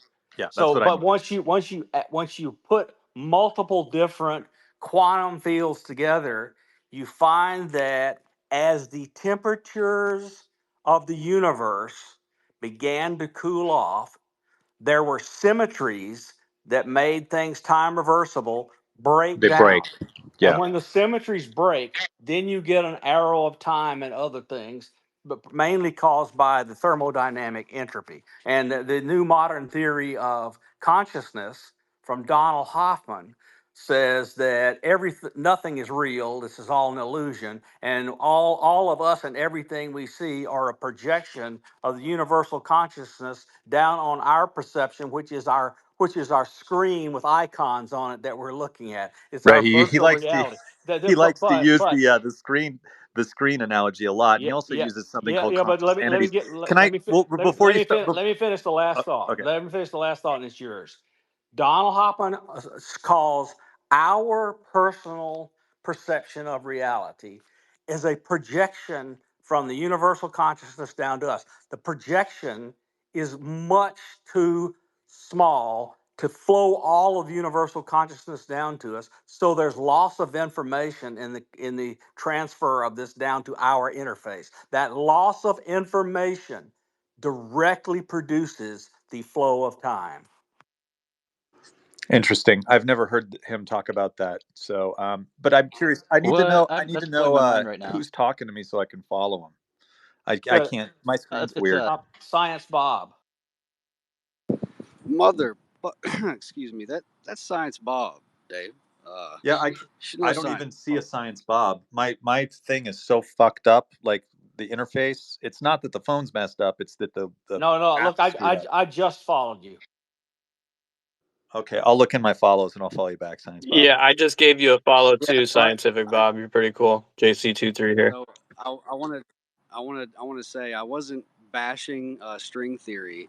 What I was saying is that being a technical guy, all the really good physics went completely out of the wheelhouse of the testable, and there's only so long I want to sit around and dream. I want to build something, And so I went as far as I could with modern electronics and got top level of all the certifications that I could possibly get my hands on.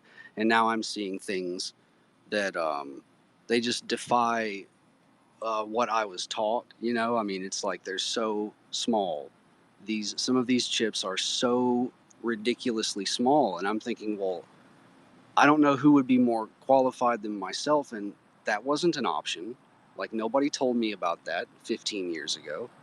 That was never a career path. Where did they get the people to perfect these circuits? Because I would be one of the professionals that would have heard something. I heard nothing. I had no idea. Like, what is going on? I feel kind of screwed over. Like, where was the path for this? At the time, I was told green energies were the way to go. So I got everything in that regard. Thanks, Obama. I got all the green energy stuff. And then after that, I had to just bail completely and go biomedical because there was nothing. There were no avenues for even that at the time. Well, your problem was a political problem, and Yes. but in the first 2 years of the current administration, a bunch of laws were passed, the infrastructure law and other things, and there's now massive investment in green energy. Go take another look. But anyway, I'm not making a political statement. I'm telling you what actually happened. There was no money, Yeah. no programs, nothing until the first 2 years of the Biden administration and the infrastructure bill. Some of these corporations have, in secret and quiet, pushed the envelope of what's even possible, and the classrooms have no idea. That's true. Let me shock you further. So people don't understand how the UFO secrets have been kept. I'm here to explain it to you. The Atomic Energy Act was passed at the end of the World War II, and inside the Atomic Energy Act, it allowed for classification and total cover up at birth of fundamental science. And so things that are, and so shortly after that, John Wheeler brought together Richard Feynman, uh, Lewis Whitten, T. Townsend Brown, and a bunch of others at this big meeting that had been regularly held by these two freaks who were into anti-gravity in North Carolina, and they made progress. They made real progress. And Whitten, T. Townsend Brown went dark and went to work for corporations that were doing work for the government. And John Wheeler and Richard Feynman never worked on any leading gravitational theory again. And what happened after that is John Wheeler and his students, Kip Thorne, who won the Nobel Prize for the Laser Interferometry Gravitational Observatory, LIGO, that found the spinning black holes colliding. He and Misner and Wheeler wrote the biggest textbook ever in gravitation called Gravitation. I mean, I learned gravitation from it. So anyway, they just the anti-gravity research that was really coming close came, in my opinion, came to fruition, and they took it dark. Okay, so what I think is going on now, I'm looking at the technological context for what's going on around us, and here's my read of it. This is my opinion, and it can be full of shit, but it's my opinion, and I'm going to tell you what it is. We are entering an era that's never been had before, where we are building for ourselves things that can think better than us, faster than us, and come to answers quicker than us, and we'll only speed up as time goes on. So somebody like me or one of you is going to run up against for the first time, a piece of artificial intelligence that you can ask physics questions of. And you're going to say you're going to give it exactly the right sentence exactly the right paragraph, exactly the right prompt. And out of it is going to come the unification of theories and anti-gravity. And these people inside know this is coming and they are scared shitless.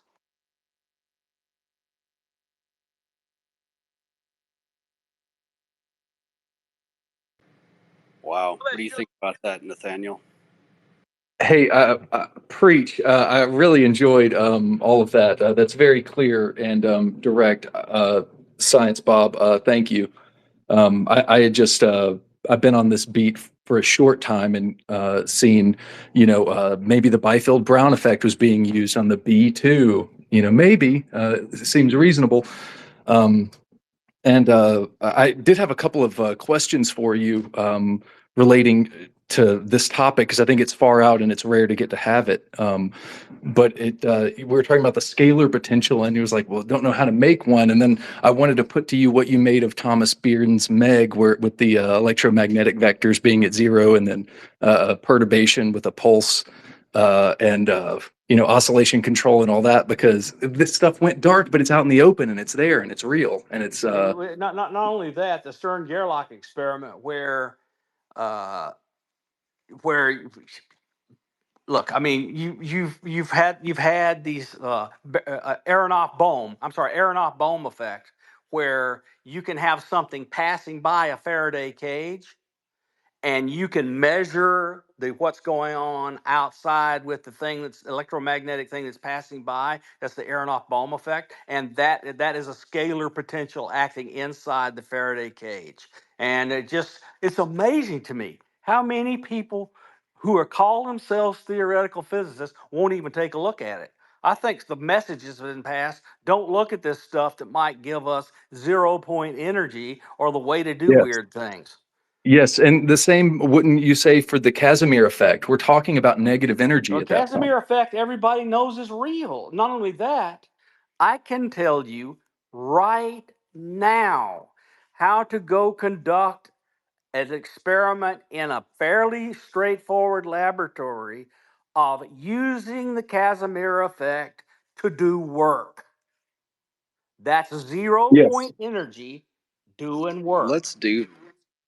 Who wants to fund, like Nathaniel, myself, a few other people under the guidance of Science Bob and Hollow Cipher and maybe even Ashton?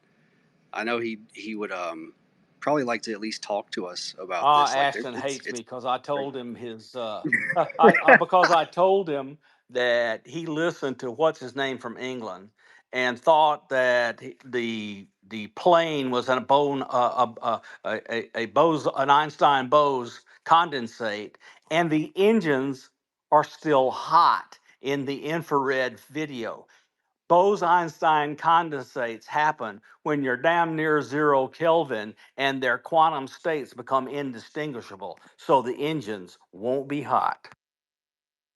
They chilling. Yeah, So and maybe I know that there it's- can be some contention about personalities here, and project. I just wonder if we might be able to underline the fact that there is a development and a new model that goes beyond quantum understanding, but it's not public facing, but it's out in the open in public documentation, obscured by many different names, like communication device by Hal Puthoff, which uses this stuff, but it's not. You just have to figure it out, right? Well, he understands quantum teleportation and quantum entanglement and how to build systems that use it better than not only that. Look, you can get quantum sensors. The quantum sensors are going to replace like every possible thing you can imagine in the coming 2 or 3 years, because Russia and China and others have figured out how to fool and foil all of our GPS guidance systems. So here's what's going to happen. You're going to get these basically quantum sensor based inertial guidance systems, and you're going to tune it up where your GPS is, and you're going to let it go, and it is going to, by dead reckoning using the quantum sensor, be 20 times more accurate than the GPS guidance. So the GPS jamming days are done. Bob, why Just in case I die, would you lie to me, Bob? I'm having a bit of an Good earthquake right God. now. Wow. I feel a bit of You're the house you're shaking, so having an it's gonna earthquake? ride around right now. Hey, That's the second time I've heard I you didn't say mean to that, upset you dude, in that two much, different Logan. spaces. Bob, you've shaken the foundations of science. No, I haven't. I just know how to read, and a lot of people don't read. Well, I did. Look, I had an awesome. I'm not gonna lie. I had an awesome education. I went to Brown University, and the I learned how to do the mathematics of serious filtering that allows you to do signal processing that almost no one else could do. And then while I was there, I had to have applications,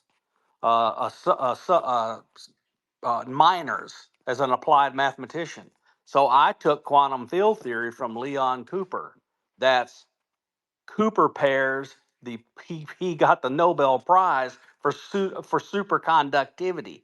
And then I decided, well, computers are going to be a big thing. So let me take some computer science and analysis of algorithms courses. And Donald Knuth taught me analysis of algorithms. And you need to figure out who Donald Knuth is. He's the inventor of LaTeX. That's what he's most famous for. But what he really is famous for is starting the science of analysis of algorithms. And, I just got lucky that I got there at exactly the right time, had the exact right set of interests, and learned from people who I had no idea who they were. I was that ignorant.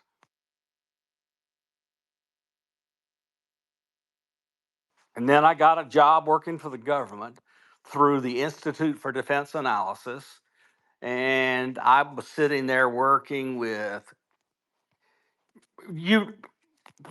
I sat in a church pew next to Freeman Dyson every Sunday. John Oh my Wheeler. God. John Wheeler retired and went into the nursing home where my ex-wife was his nurse. And so she introduced me to John Wheeler, and I hung out with him for 15 years. I mean, it's just a bunch of luck. I have more luck than anybody I know.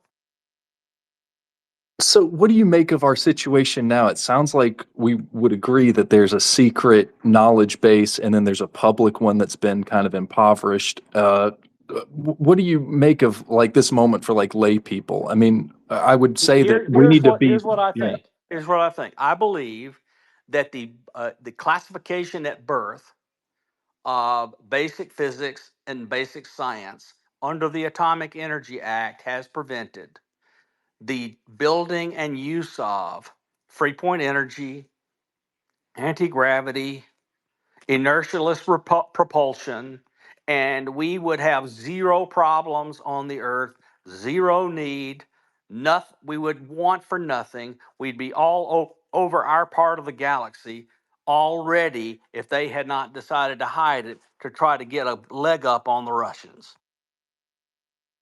Here, here.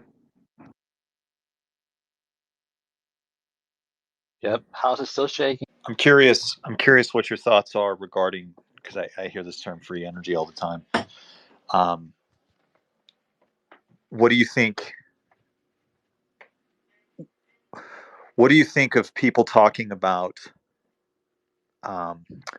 quantum fluctuations in terms of that having something to do with the generation of what would be considered free energy, although Well, not free that's energy? that's the Casimir effect. So let me explain it to you how Well, it I works. know what the Casimir effect is. Okay, but No, look, you may not understand it the right way though. Let's be open here.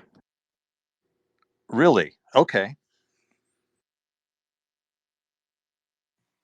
well, I just let's say it for everyone else. Let's take two metal plates. They're conductive. We can put two metal plates very close together. And what happens, and you do it in a vacuum, that's best. So there's quantum fluctuations that happen at random in every unit of volume, down to the Planck volume. And so that means you get particles jumping in and out of existence virtually all the time, and that's the result of the Heisenberg uncertainty principle. But if you get two metal plates and you push them close together, some of the virtual particle creation cannot happen between those metal plates. But the virtual particle creation outside the metal plates continues unabated. So you get pressure from the quantum foam of the universe on the outside of the plates, trying to push them closer together. From that, you can do work. You can put piezoelectric crystals between the plates and have the quantum pressure push down on the piezoelectric crystals and generate electricity. Okay, so this is where my curiosity lies regarding all of this. So with the Casimir effect, because it only happens at a specific distance, as you increase the distance of the plates, you lose the Casimir effect because enough virtual particles, essentially, the interactions of the virtual particles can occur because you've now created enough space for that wavelength. But how do you generate work at such a small scale that translates, and how do you not violate laws of thermodynamics as you translate up in scale? Well, he Okay, just so gave you a good explanation with the piezoelectric, but it doesn't violate. It just means there's a larger system that it's a part of, and the symmetries and there's a conservation and just a larger symmetry in this new and you're scale not vector. going to violate thermodynamics because thermodynamics laws apply to the piezoelectric effect. Yeah, I'm talking about the system that you generate. I guess I just cannot see a scenario in which it works, but I Well, understand the Casimir it's effect. proof of I understand concept. the frequency difference and how that relates to the difference in, well, pressure, I guess we could call it, on the two sides of the plate. The problem is that when you move the plates further apart, you don't get the same effect. Once they're together, of course, you don't get that effect. So you only have a very, very narrow amount of workspace, right? Something that could be because we're thinking about it this in terms of transferring it into kinetic energy, right? Because when we're talking Yeah, about this is again, but this is the well, proof no, of here, hold me out. This is where, because this is where my question. I think it's a good conversation, man.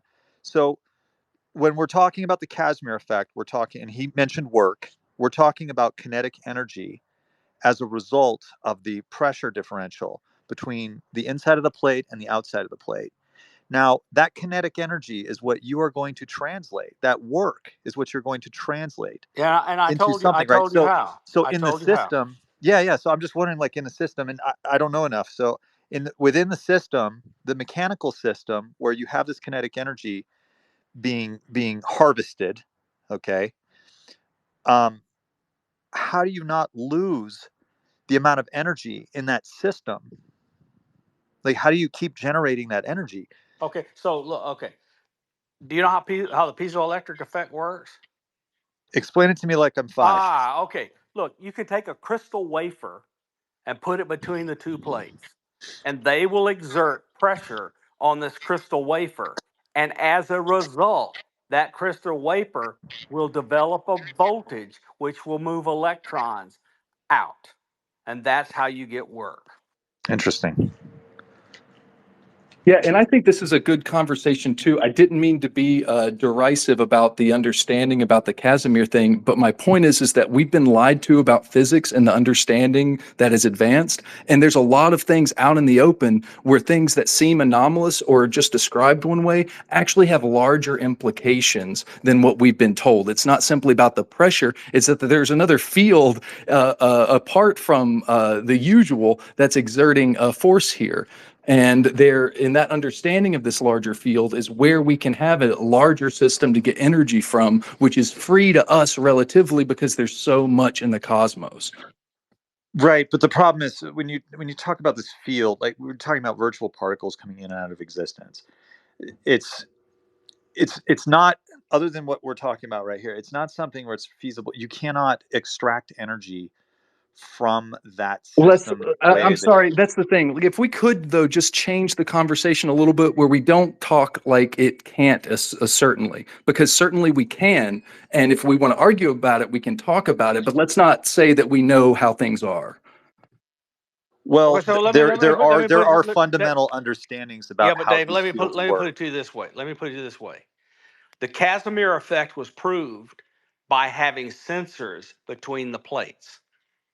so that you could measure the pressure. If you can measure the pressure can be used for something. And what I'm saying it can be used for is to squeeze a crystal and by using the piezoelectric effect get electricity that is available to do work. Yeah. See, I mean, what you're saying makes sense to me. Like, I've never seen a diagram or a model of it, but I'm sure somebody's looking at it somewhere. Okay, let me tell you, Dave, let me And tell you what's so that's just crazy. Let me proof let of me tell you what's so concept. crazy. So crazy. In 1964, I became an amateur radio operator. By 1971, I was an amateur extra class operator, and I already knew how to make the piezoelectric effect work because we did it all the time in the crystals in our amateur radio sets. And I don't understand how any of this shit has been missed. Well, it's been covered up. Yeah. So how do you remove how does with the piezoelectric effect? I'm not familiar with this. Okay. We could talk astrophysics and I could go all day. I've never heard of this piezoelectric effect, but if you squeeze on this crystal, you generate a voltage. Is what you're saying. It has to do with the structure, the lattice, and how they're arranged, and what particular atom is in between each of the arrangement. And yeah, different pressures Let me can That's fine, find it. but produce. Let me what find. I'm Let Yeah, me wondering let is find a that Bob. good how do Yeah. you reference. is Let me it a find a good constant? reference, and I'll put it up in the nest. Right. So if is it a pressure once it's applied, now does the pressure have to be released and then reapplied in order to generate a constant current, or is there how does that work? Well, in some situations, and I don't know how this is a different microphone. Tell me if it's awful. In some situations, you have you put a certain squeeze pressure onto the quartz crystal, and then uh, its quality changes because you're either putting in mechanical energy and getting electricity back in small stable pulses, or vice versa. And depending on the pressure you're putting on it, it's changing how the lattice is laid out, like physically. And like germanium, we used germanium solely for the first 10 years of commercial use of electronics. And it was said in a seance that if you wanted to make a spirit radio, you take germanium and compress it, and uh, I looked it up with Chat GPT and other things, and they were like, oh yes, if you do put a certain amount of per square inch on germanium, it changes molecular alignment and becomes a lattice. Like, oh, you sons of bitches. That was a seance. How did they know? And why did we use that for the first 10 years of electronics? Like, spirit radio, huh?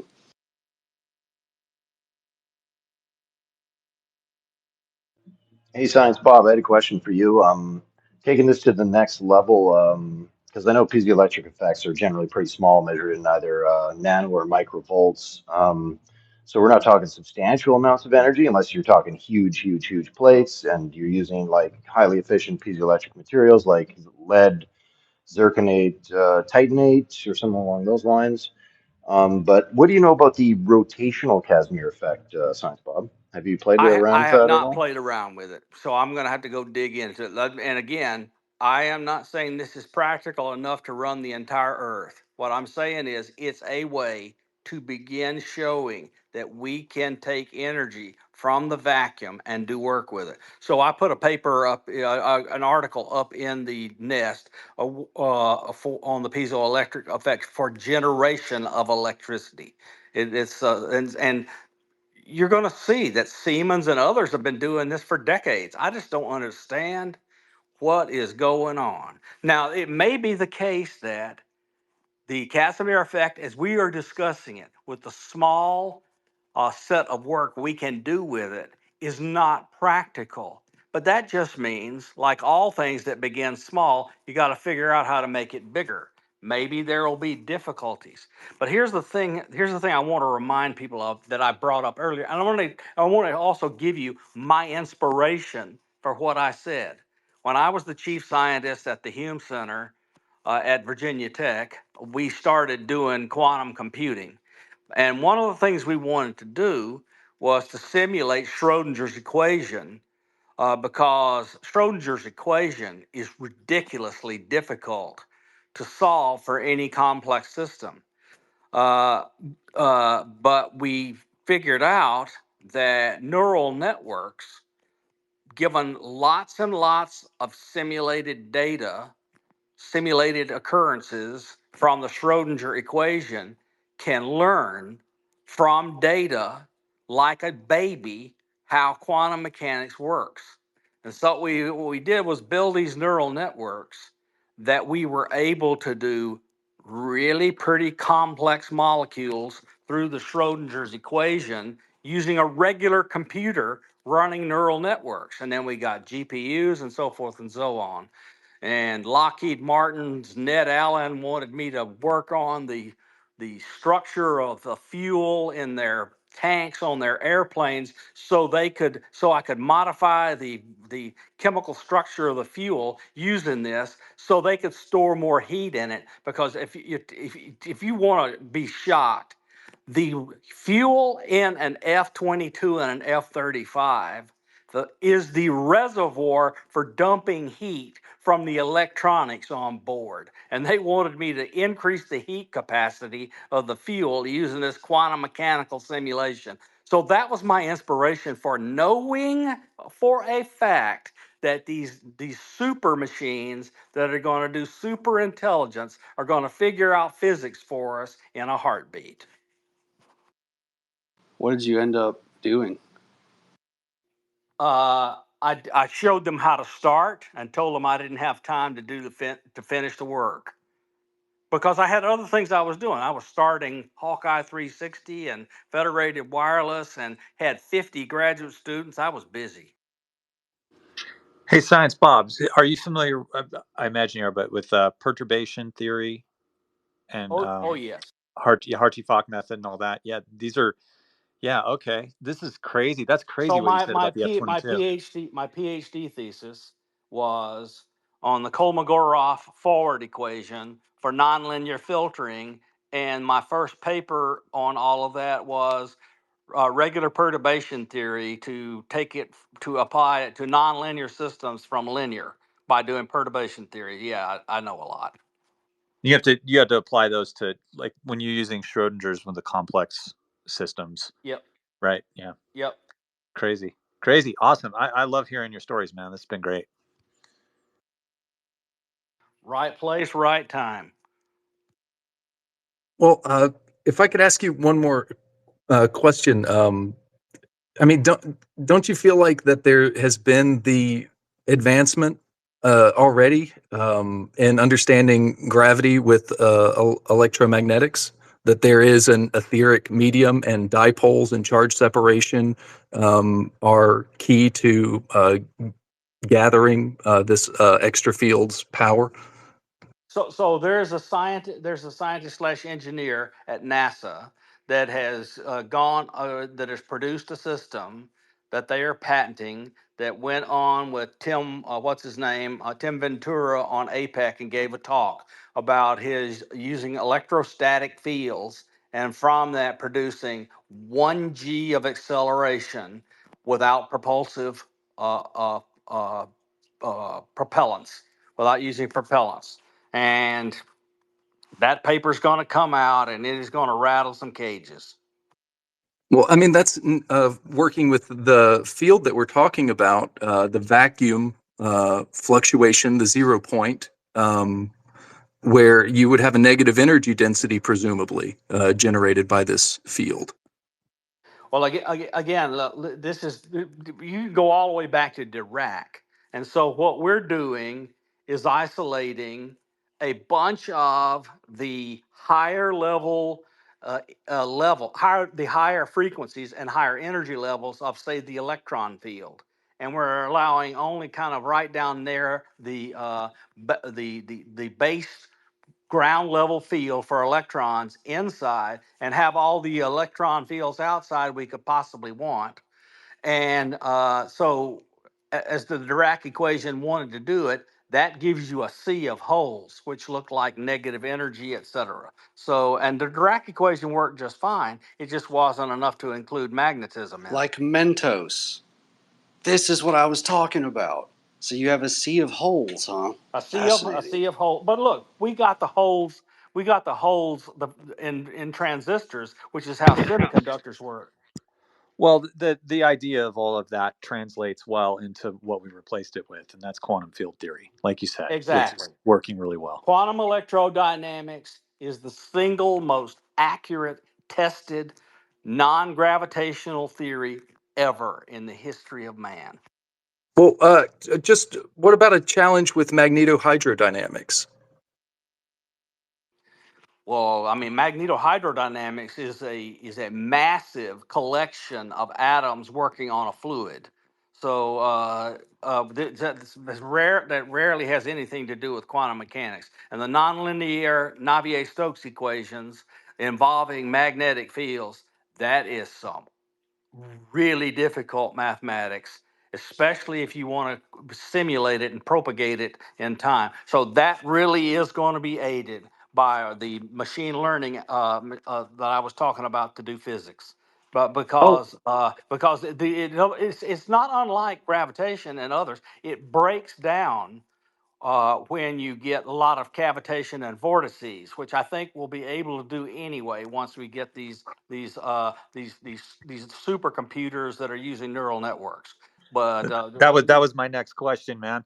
Like, how soon do you think we hit that threshold where there's this culmination and okay, so suddenly we have the tools and the answers are right in front of us? okay, You know? so in my as chief scientist at the Hume Center at Virginia Tech, I had a bunch of aerospace and ocean engineering students, and we were already pushing them to think about doing the Navier-Stokes equation, nonlinear Navier-Stokes equations, including in where Reynolds numbers were ridiculous, and you had all sorts of cavitation and vortices, and they were going guns when I retired, and I'm sure they've gone a long way.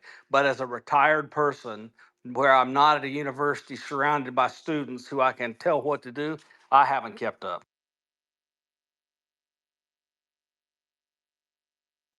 So just one clarification. Whenever I had brought up the magnetohydrodynamics, I meant towards the idea of an electric universe that has gravity and electricity connected as a theory and model for. Yeah, but what is the fluid? Plasma? No, I suppose it would be something like the etheric fluid, the scalar potential of positive and negative interactions that are just 0 point nulled out, but actually frothing when that's the Dirac C moment there. Yeah. So you're going beyond my current knowledge. I'll have to think about that. Even though Wheeler used to lecture me on quantum foam about twice a week. Yeah, I think I'm arguing from Wheeler and Wheelhouse and Schopenhauer and Tesla and or Schauberger, excuse me. But anyhow, yes, I'll let it rest there. Yeah, Hey, I just don't Science I just Bob, don't what, want to tell you something wrong, and I'm not up on it enough because I haven't kept up. Science Bob, I was curious, do you fully agree with Kip Thorne's analysis with the LIGO data? Do you think there's another possible option besides binary black hole collapse that might have to, say, make us reconsider, gravity's role in space No, time? no, no, And no. what do you think Wheeler thought of it? Believe you me, I believe Kip Thorne and the others, Barish, etc. They have hit it out of the park, and the only thing we need to do now is make it more sensitive, less noise, and allow it to observe other frequency ringing from the universe than the low frequency ringing they are seeing now with black holes. Look, I want to be able to see a warp drive happen 2 stars away. And the implications that higher frequencies behave differently, say when Virgo comes online? Yeah. The thing that's really going to make a difference is LISA, where you have the interferometry. Well, I'll get my tongue untied here in a minute. Laser interferometry with extremely long baselines from spacecraft we send out. That is going to be Right, awesome. right, right. And if higher frequencies of gravitational, so if higher frequencies of gravity are essentially behaving differently, what would that say about, space Well, time and gravity's that relationship? is an awesome question, a fabulous question that neither I nor anybody that's responsible would make any real comment on until we have experimental data to look at to see what it tells us. Because I don't know. Once we get But I sensitive mean, enough, we're going to be able to look at the universe in terms of gravitational effects over time. And like when we look at the universe now and we talk about things like the cosmic background radiation, um, this gives us a picture of events, and it also validates our theories and models about how things work. But we're going to be able to see the universe through a completely different lens. We'll be able to see those waves, but we just have to our technology needs to become more sensitive. Like I we mean, just don't have the much more sensitive. observational power. You want to be able to see the gravitational waves that come from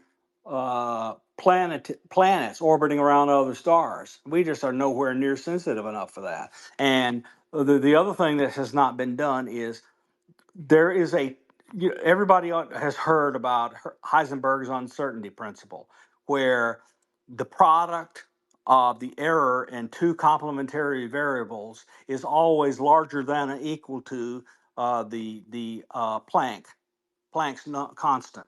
So, but what you can do is use that to do a trick. So let's suppose there's two complementary variables, A and B, and in a sensor, you want to measure B.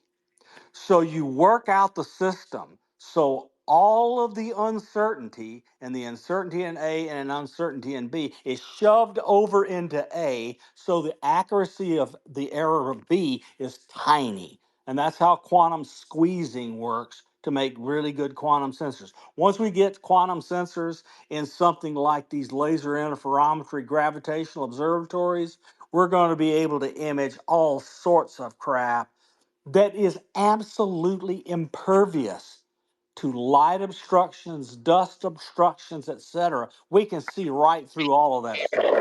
How do we once we get that sensitive? How do we get to a place where the noise doesn't affect the measurement? The noise will always affect the measurement. You can't get away from it. What you do is mitigate it using carefully constructed use of the shoving of the noise that bothers you into something you don't give a shit about, which is what didn't quantum squeezing Mandelbrot does. kind of have didn't Mandelbrot have a way of dealing with And noise that was effective, this like this fractal is how we gradient? all find ourselves in this space, Science Bob. We are the noise. Sorry, Hollis Cipher, what did you say?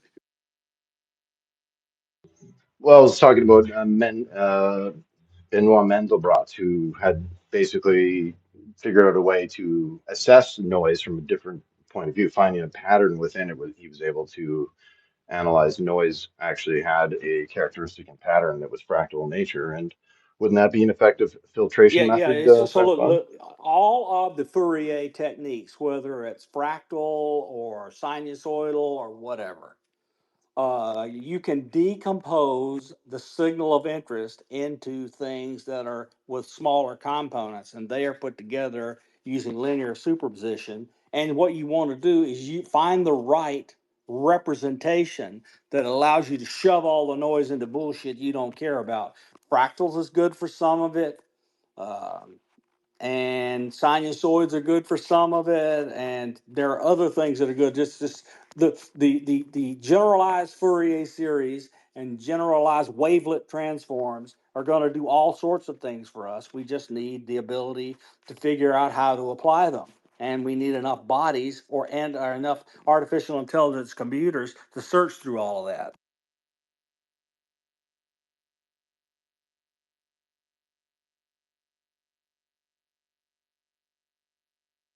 I would also a toroid perhaps might work pretty well.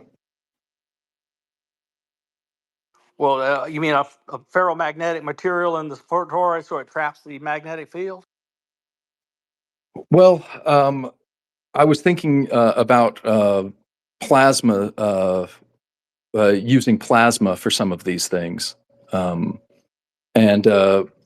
the idea of borrowed from Thomas Bearden. This isn't my idea of vectoring out the electromagnetic potential with coils and a substance that I think is similar to what you're talking about being a dump, and having a little non-radiating boundary around it, which is sensitive to the uh, vacuum, which is connected to gravity.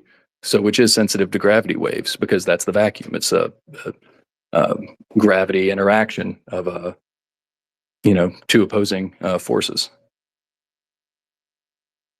All interesting. All we need is enough money and enough time and enough bodies.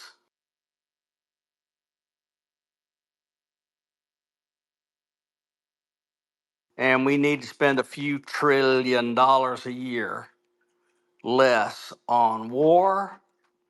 And we need to stop allowing diseases that are curable, killing off people that we need to do all sorts of stuff. And, humanity is extremely wasteful. It uses its technical capabilities to kill each other and not do much good. Yeah, killing each other on the Starship Earth isn't too good. We kind of need some of those crewmates for other things, you know? Indeed, The we star- do. Yeah, I was gonna say this is Starship's a all great fucking fractionalized. space. Just it's been so sorry, just so easy to listen to. Thanks for changing the space title, by the way. You have good times. I'm seeing some of the people in the space and loving it. Yeah. Thanks for coming by, Science Bob, and everyone else here. It's been a good time. You run good spaces, Logan. Science Bob for president.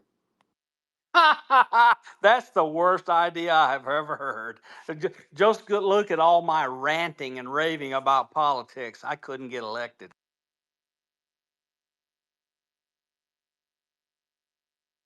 We got to turn him into one of the cosmic Republicans, so that we don't end up with a galactic empire, Bob.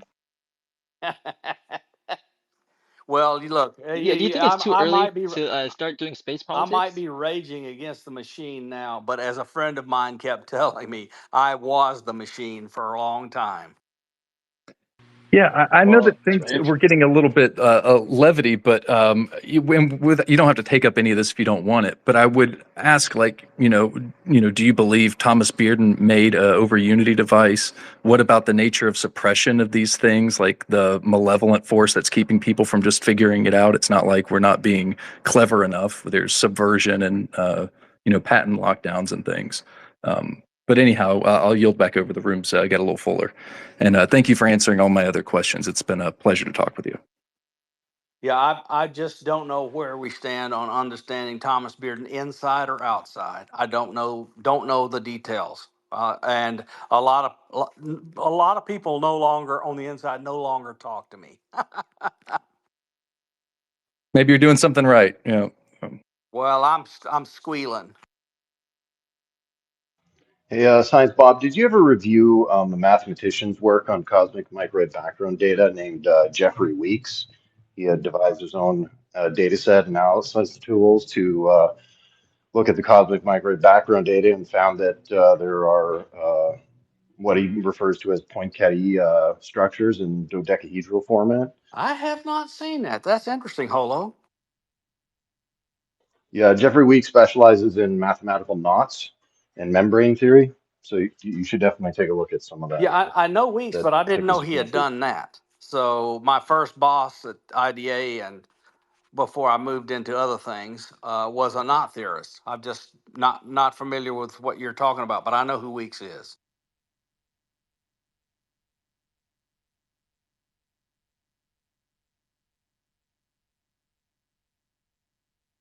So in government, you're saying you have like a lot of people that aren't happy with you. Is that because you've done like a lot of talking about government? Is that why? That and they're unhappy that I talked about seeing UFOs and USOs on operations I was on. And but I've not divulged a single classified piece of information because I know better. But still, here's how I have proof. So I retired in June of 2020, and from June of 2020 until June of 2023, no matter how many of the several dozen times I was asked to go and do work for people requiring my security clearance, those who held my security clearance refused to pass it. And so that meant I could not get on a contract that used my security clearance. So after 24 months of not being used, it automatically evaporates and now it's gone. So they didn't have to prosecute me. They just isolated me where I couldn't do any work. And the automatic system flushed me down the toilet. That's bullshit. For talking about UFOs, you didn't leak any classified secrets. I mean, why do we support a system that doesn't support us? I don't get it. Well, what can I tell you? I mean, you know, the cabal is actually there, and people that have things happen to me, like happened to me, just for talking about UFOs and telling people how government worked and how they were looking at the wrong thing. I mean, I've been screaming for 3 years with Linda Thompson, people, you should be looking at Bechtel and the Atomic Energy Act and DOE. And now we know the secrets are hidden under the basic physics lockdown from the Atomic Energy Act. And the entire secret legacy program was stood up by the people that were in the Manhattan Project. I mean, you know, what can I say? So you talk about things like this, so you guide people in the right direction, even though I didn't tell you a single classified thought, pisses them off badly. They don't Even like. the cabal, it pisses off the cabal. Yeah, the cabal is really pissed off with me. Well, if you're the cabal, you don't want to be real, right? You want to be a conspiracy theory. Indeed. Hey, Tom, you Science said something Bob, interesting like recently. You were sorry. saying that like we are in like a Stockholm syndrome with the government. We're having like a weird kind of affair with them, aren't we? Oh man, look, Remember what you were look, saying? you can't believe how bad it is. Somebody goes on the inside and they're all excited about working on something that sounds so cool. And they barely read these goddamn documents they put in front of you and you sign. And had you read them, you would have realized you were signing away your life. And they've got these people trapped inside the legacy programs. They're trapped and they really can't get out. If they're too valuable So to isn't the it program, or they know too much. That's probably their condition. Indeed. I mean, perhaps it would be helpful then to talk about the things so that it's not a secret and they don't have secrets to give anymore. Perhaps that's a benefit of disclosure and why a faction wants it. That's what the whistleblowers intend to do, in my opinion, unless the legacy program people can find a way to shut them down. There's a war going on. We'll have to see who wins. Science Bob, how much do you think of that October 20th release to the National Archive is going to be redacted? Do you think there's going to be anything of like technical worthiness for consulting with, or do you have any opinion on that archive release? So it'll Anything that you got? mostly be Yep. classified, and neither you nor I nor anyone else that does not have both the clearance and the need to know will actually get to read it. Wait. My library card's not going to work? Your No? library card won't work, my man. So I thought that was supposed to be released to a public archive. You're saying it's either going to be redacted heavily or just not All of the Everything accessible? that's UFO 50 years materials, or all the older should UFO be materials released, are right? going into the National Archive. Not all of it will be unclassified. So some of it will be unclassified. It's going to be a lot more if the UAPDA had passed. But those who worry about losing all the money from the technologies they developed, given that they were given special treatment, don't want that to work. So they're in the way right now. And of course, and You just know, let it's me tell funny. you, the Silicon Valley tech giants, they are fighting the legacy program because they want in on it. Well, enemy of our enemy, huh? Oh my goodness gracious! Yes. A lot of these big names that are multi-billionaires, they know what's coming, and they are backing programs and companies that will be there to scoop up and use the stuff that comes out from disclosure and capitalize on it. So, Science Bob, don't you have concerns considering what you had said just earlier about, potentially prompting your way to new physics, and considering Snowden had posted on X here not much more than a month ago, kind of heads up that I think it was one of the former NSA directors, or was it one of the ICIGs that's taken a chair role now with OpenAI, amongst other pharmaceutical chairs. And I would think we should have some concerns over, yes, okay, the capabilities there, but don't you think that it's almost like that they're leading this technology to see if others can create this? Because if this is a viable tool and they're watching other people to see how they use it, don't we have a kind of a concern here from the public who's kind of going to be tripping into this, and then people who have oversight on this on the back end? Do you have any concerns I there? have some concerns. Well, first of all, they have legitimate concerns. So a well-versed practitioner of cryptanalysis and cryptography will be able to use the tools that is provided by these large-scale artificial intelligence capabilities, especially if they are able to buy into a special position. So they're worried about people going in there and putting, say, known cryptologies in there, say those used by the United States government to encrypt military communications, and asking the artificial intelligence to find its weaknesses and tell them how to break it. That's a legitimate concern for the government, and they really should be there. What we don't want happening is them going in and saying, we don't want these 12 people to get a good answer on these physics questions. Because to me, I am sick of basic science being classified. Here, here. I would also like to just say quickly, I see Roy down in the listener. Not sorry to shout you out, but I would love to advance a physical conversation. If you'd like to, just send me a thumbs up or something, and I'll drop out to give you the space.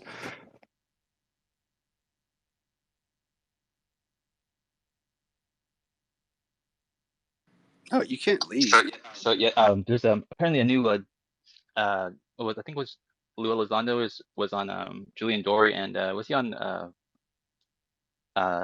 Jimmy the guy with the deep voices show at the same time today?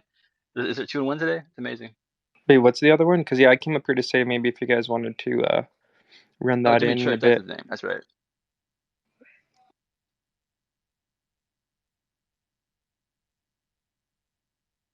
Yeah, Jimmy Church. Jimmy Church. Yeah.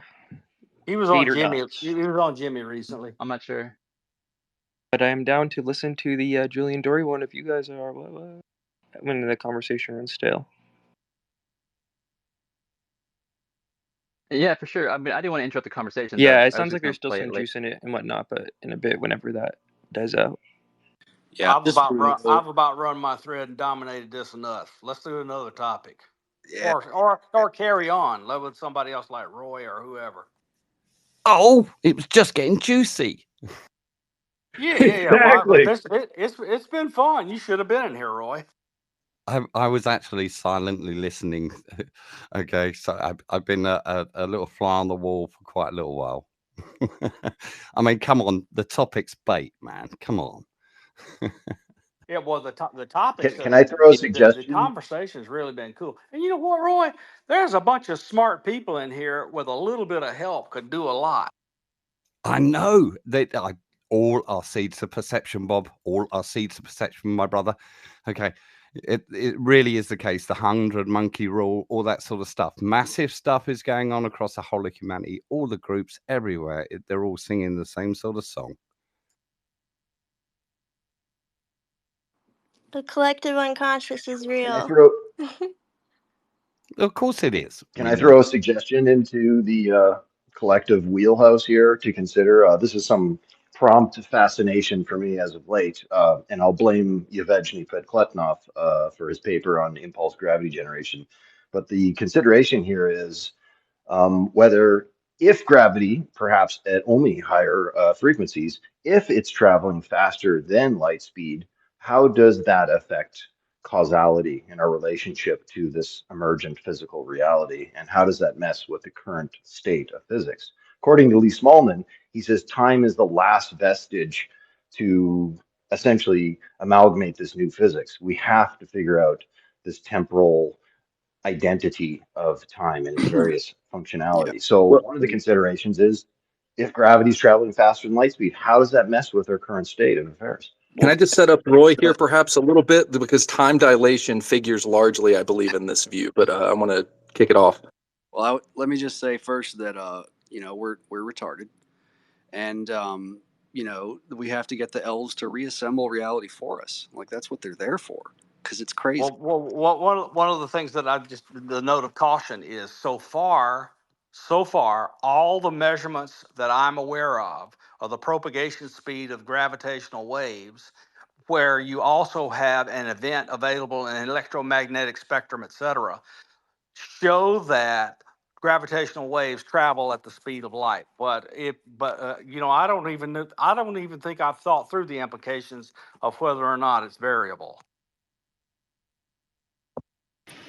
Rupert Sheldrake. Yeah, I love the variable take of the constant. Excellent points. It's about 305 million, I think, kilometers, or 300 something thousand kilometers a second. That's the calculation. It's light speed. There's nothing. We haven't. The only thing that we're really aware of, right, that is faster than light as far as transferring information would be quantum, like information that's passed in a quantum system. Yeah, entanglement doesn't encompass everything. I just call it footsie under the table, man. You know, There's also some interesting caveats regarding that, because it has to do with the way the measurement is obtained and the information from the measurement is obtained, that you don't really pass the information faster than what C limits you to. There are a couple of tricks, but you can't get past at least one, right now, so far as I know, one light speed transfer. So if you can take entangled particles, and so you have pairs of entangled particles, and you can transport half of the pairs way across the galaxy, if you can wait 10,000 years and transfer them. After that, given that the ER equals EPR stuff is actually correct, so that wormholes is the enabling mechanism for entanglement, then there is the opportunity to use these sublight speed transferred entangled particles to do faster than light transmission of communications using teleportation through the wormholes. But you know, I'm giving you a ton of caveats, and don't just take my word for it. Ask a ton of questions. But it's right now, there's no easy escape where speed of light and lower transmission of something is not needed to initialize it.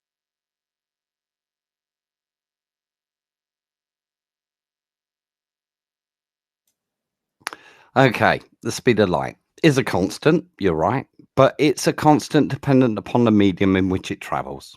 Okay, so that light potentially can slow down. Okay, one of those attributes of things that can slow down is time. Okay, so time can slow down. And when time slows down, light slows down. Okay, so where we have a discombobulation in certain waveforms, for example, certain frequencies of light, the two waveforms are carried opposite each other. So they interfere with each other, slowing down that rate of light, as it were. But where we have like the green unified phases of light, those harmonized frequencies, as it were, light travels faster. So essentially what it all comes down to, and someone hit the nail on the head, Dave, I think it said, or someone said, although Clip agreed with him, is that we need to understand the temporal properties of time much more than we currently do. Okay, That's really the big impasse, in that time and gravity do have a relationship. And in my ideas, I take conservation to the nth degree, in that I consider those moments of quantum change, as it were, like the sand grains, as it were, that fall from your palm individually. They share a motion, the arrow of time. Okay, that invokes a thing called Noether's theorem that applies a symmetry to those moments of time that we can consider an extension to time itself, that moment, in a fluid symmetry. So now we've found that source of the hydrodynamics we need to resolve those differential inertias that we perceive as gravity, in that they are now temporal differential inertias, and that where we see a slowing of the temporal rate of time and that differential in that rate, we will gain a differential inertia similar to that we find in any flow, i.e. a stream. Where the banks slow the flow, we see an inertia that is born that it drags the flotsam ashore, essentially, from the very smallest of scales, a shortening of lengths. But that's conserved. Okay, so that's why I'm taking the nth degree, as it were, of that conservational nature of all things.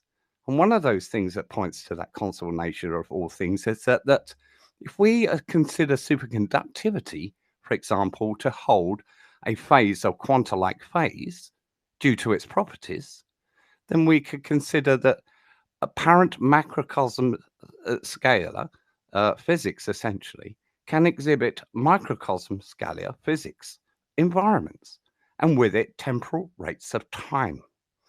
We see this with the LIGO results in the neutron star collisions, for example, where we saw transitional phase dynamics present. Why? Well, the neutron star holds an extended electron cloud, a property shared by quanta. The universe considers, even though it is as large as a neutron star, our star to be that of quanta. So, therefore, conservational geometric symmetries apply independently of scale, providing geometric unity of the scales, and ultimately that conservation of emergent entropic time, leading to that fifth dimension of hydrodynamic environment as such, and its temporal differentials that denote the passive differential inertia of gravity. Well, fluid dynamics now applies in the equation with that temporal mechanic equation, in that if one holds a faster relative rate of time, i.e. midstream in our flow, as it were, one will now negate the inertia of gravity accordingly. And we see this apparent in superconductivity. Why? Because our superconductor is experiencing quantum rates of time.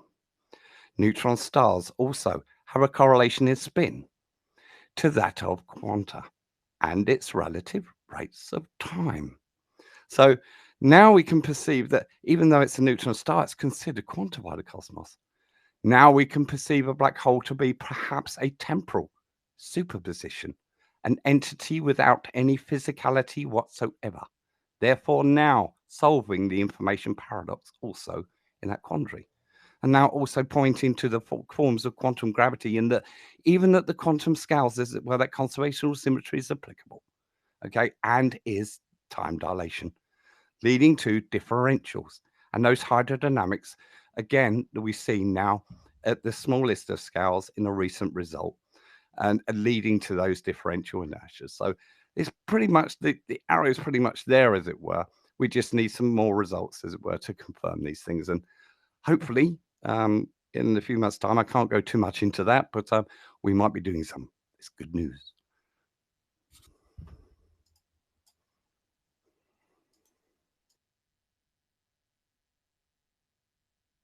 So, what's the UAP doing? Well, essentially, it holds a different temporal rate of time. And if we use the analogies of that speed, time, and distance, whereby now that temporal dimension is much more flexible, okay, in that speed, time, and distance, if you had a video recording, you could press fast forward, i.e. in a different temporal rate of time, your speed, time, and distance, as it were, will be greatly shortened, leading to potentialities of temporal teleportation. And that's where that realm, as it were, of the macro to micro scalar physics, as it were, will now be a benefit to us, because moving a lot of things that's considered at a macro scale will be difficult. But thinking that we may be considered not at the larger scale is another matter. I'll land it there.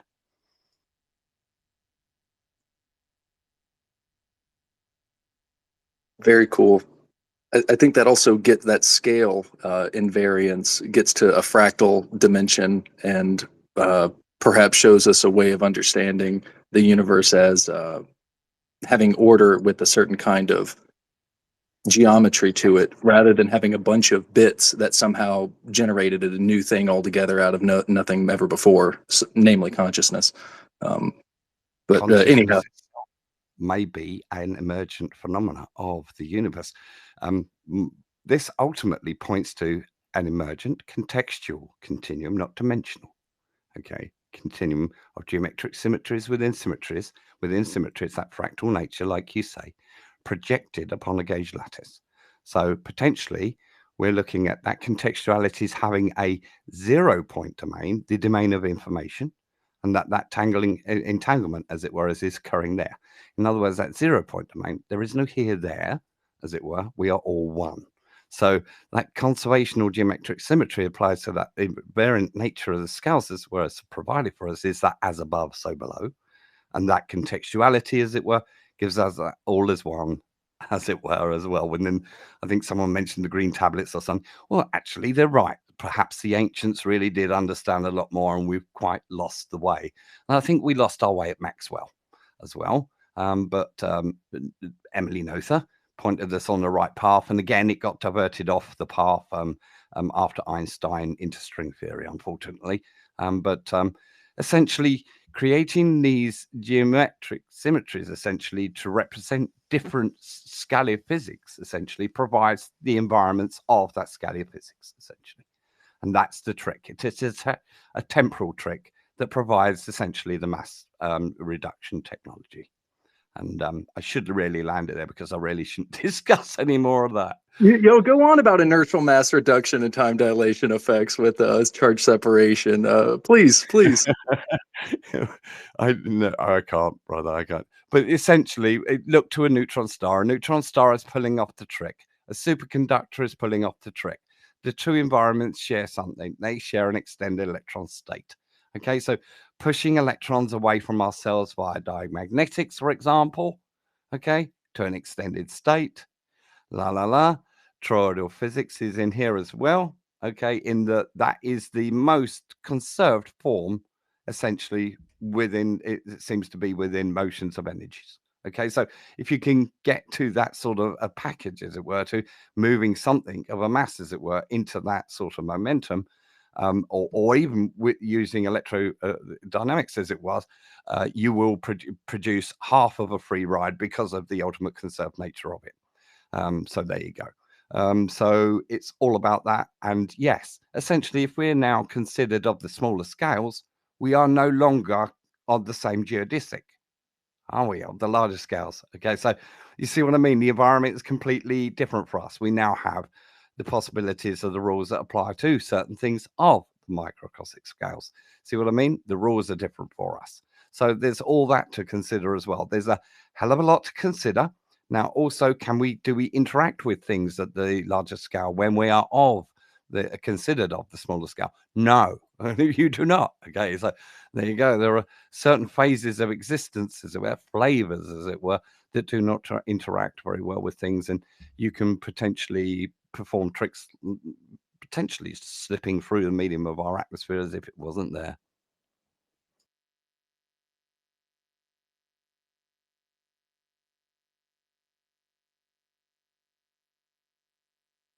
Okay, I have to call in a hand because it's the little rules, I guess. So Tristan, you identify as a strawberry Pop-Tart, is that correct? Hello. I'm not sure who has given me the mic, but thank you. Yes, I do identify as a strawberry Pop-Tart. No, I'm in all seriousness, it's that's just my sense of humor. So I want to just make it clear in here. I'm not here to troll. These are very important thoughts, and I'm grateful for an opportunity to speak. I would kind of like to chime off on what Roy was speaking on. I don't speak quantum physics. I don't come from a very academic background. I come from a much more spiritual background, so I kind of have the same vision, but with a different language, if you will. And so what Roy, I think, touched on, it may have been someone else, is the importance of slowing down. Because I feel we're in this situation where things are oscillating on an extreme, and it's creating an absolutely ridiculous amount of suffering. So my concern is figuring out how we can go from this one gigantic singularity to something that's a little bit less extreme and perhaps, doesn't put us in a position where we have to endure such a degree of suffering on a small amount of people. If we can kind of disseminate that energy and balance it off the extremes, I think we can maintain control without causing this situation we're in. Is anyone following what I'm saying? Because I know I kind of have some big Perfect. thoughts, and I'm not great at grounding them. Go ahead, Roy. Thanks for letting me speak. Yes, ultimately, it indicates that we inherit a construct. Any construct in nature or any other will require a constructor. That ontologically leads to that chicken and egg in what gave life to arise to that. But we have to draw a line, in what we do not understand or what we perhaps may never be able to understand. And see, knowledge, as it were, provides a way, as it were, to lots of those answers, in that they all point to that same door. You're right. That one will require that faith. I mean, if one wishes to perceive that constructor as divinity, one is more than welcome to do so. I've been an atheist, a man of science all my life. It's been more ontological to me than most, I can assure you.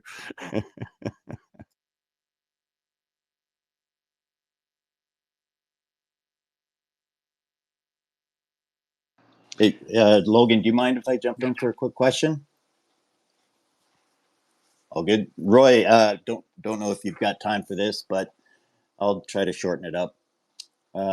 Similar to teleportation, have you explored the idea of temporal non-locality, where the event's outcome could influence or be connected to the events in the past or future? And the major challenge here, causality, right? What are your thoughts on that? And I appreciate whatever you have to say. Essentially, causality arises from the issues of moving at the speed of light, okay, and all that's wrapped around motion, okay, and all of those paradoxical implications that are all abound upon our motion, okay. Now, consider speed, time, distance, okay. Now, you've got the temporal aspect to that that's much more flexible than we first considered, in that if we consider that inertia, as it were, is born of the slowing of time, we now know that any form of entropy slows time. Okay, if we hold that zero inertia state, that special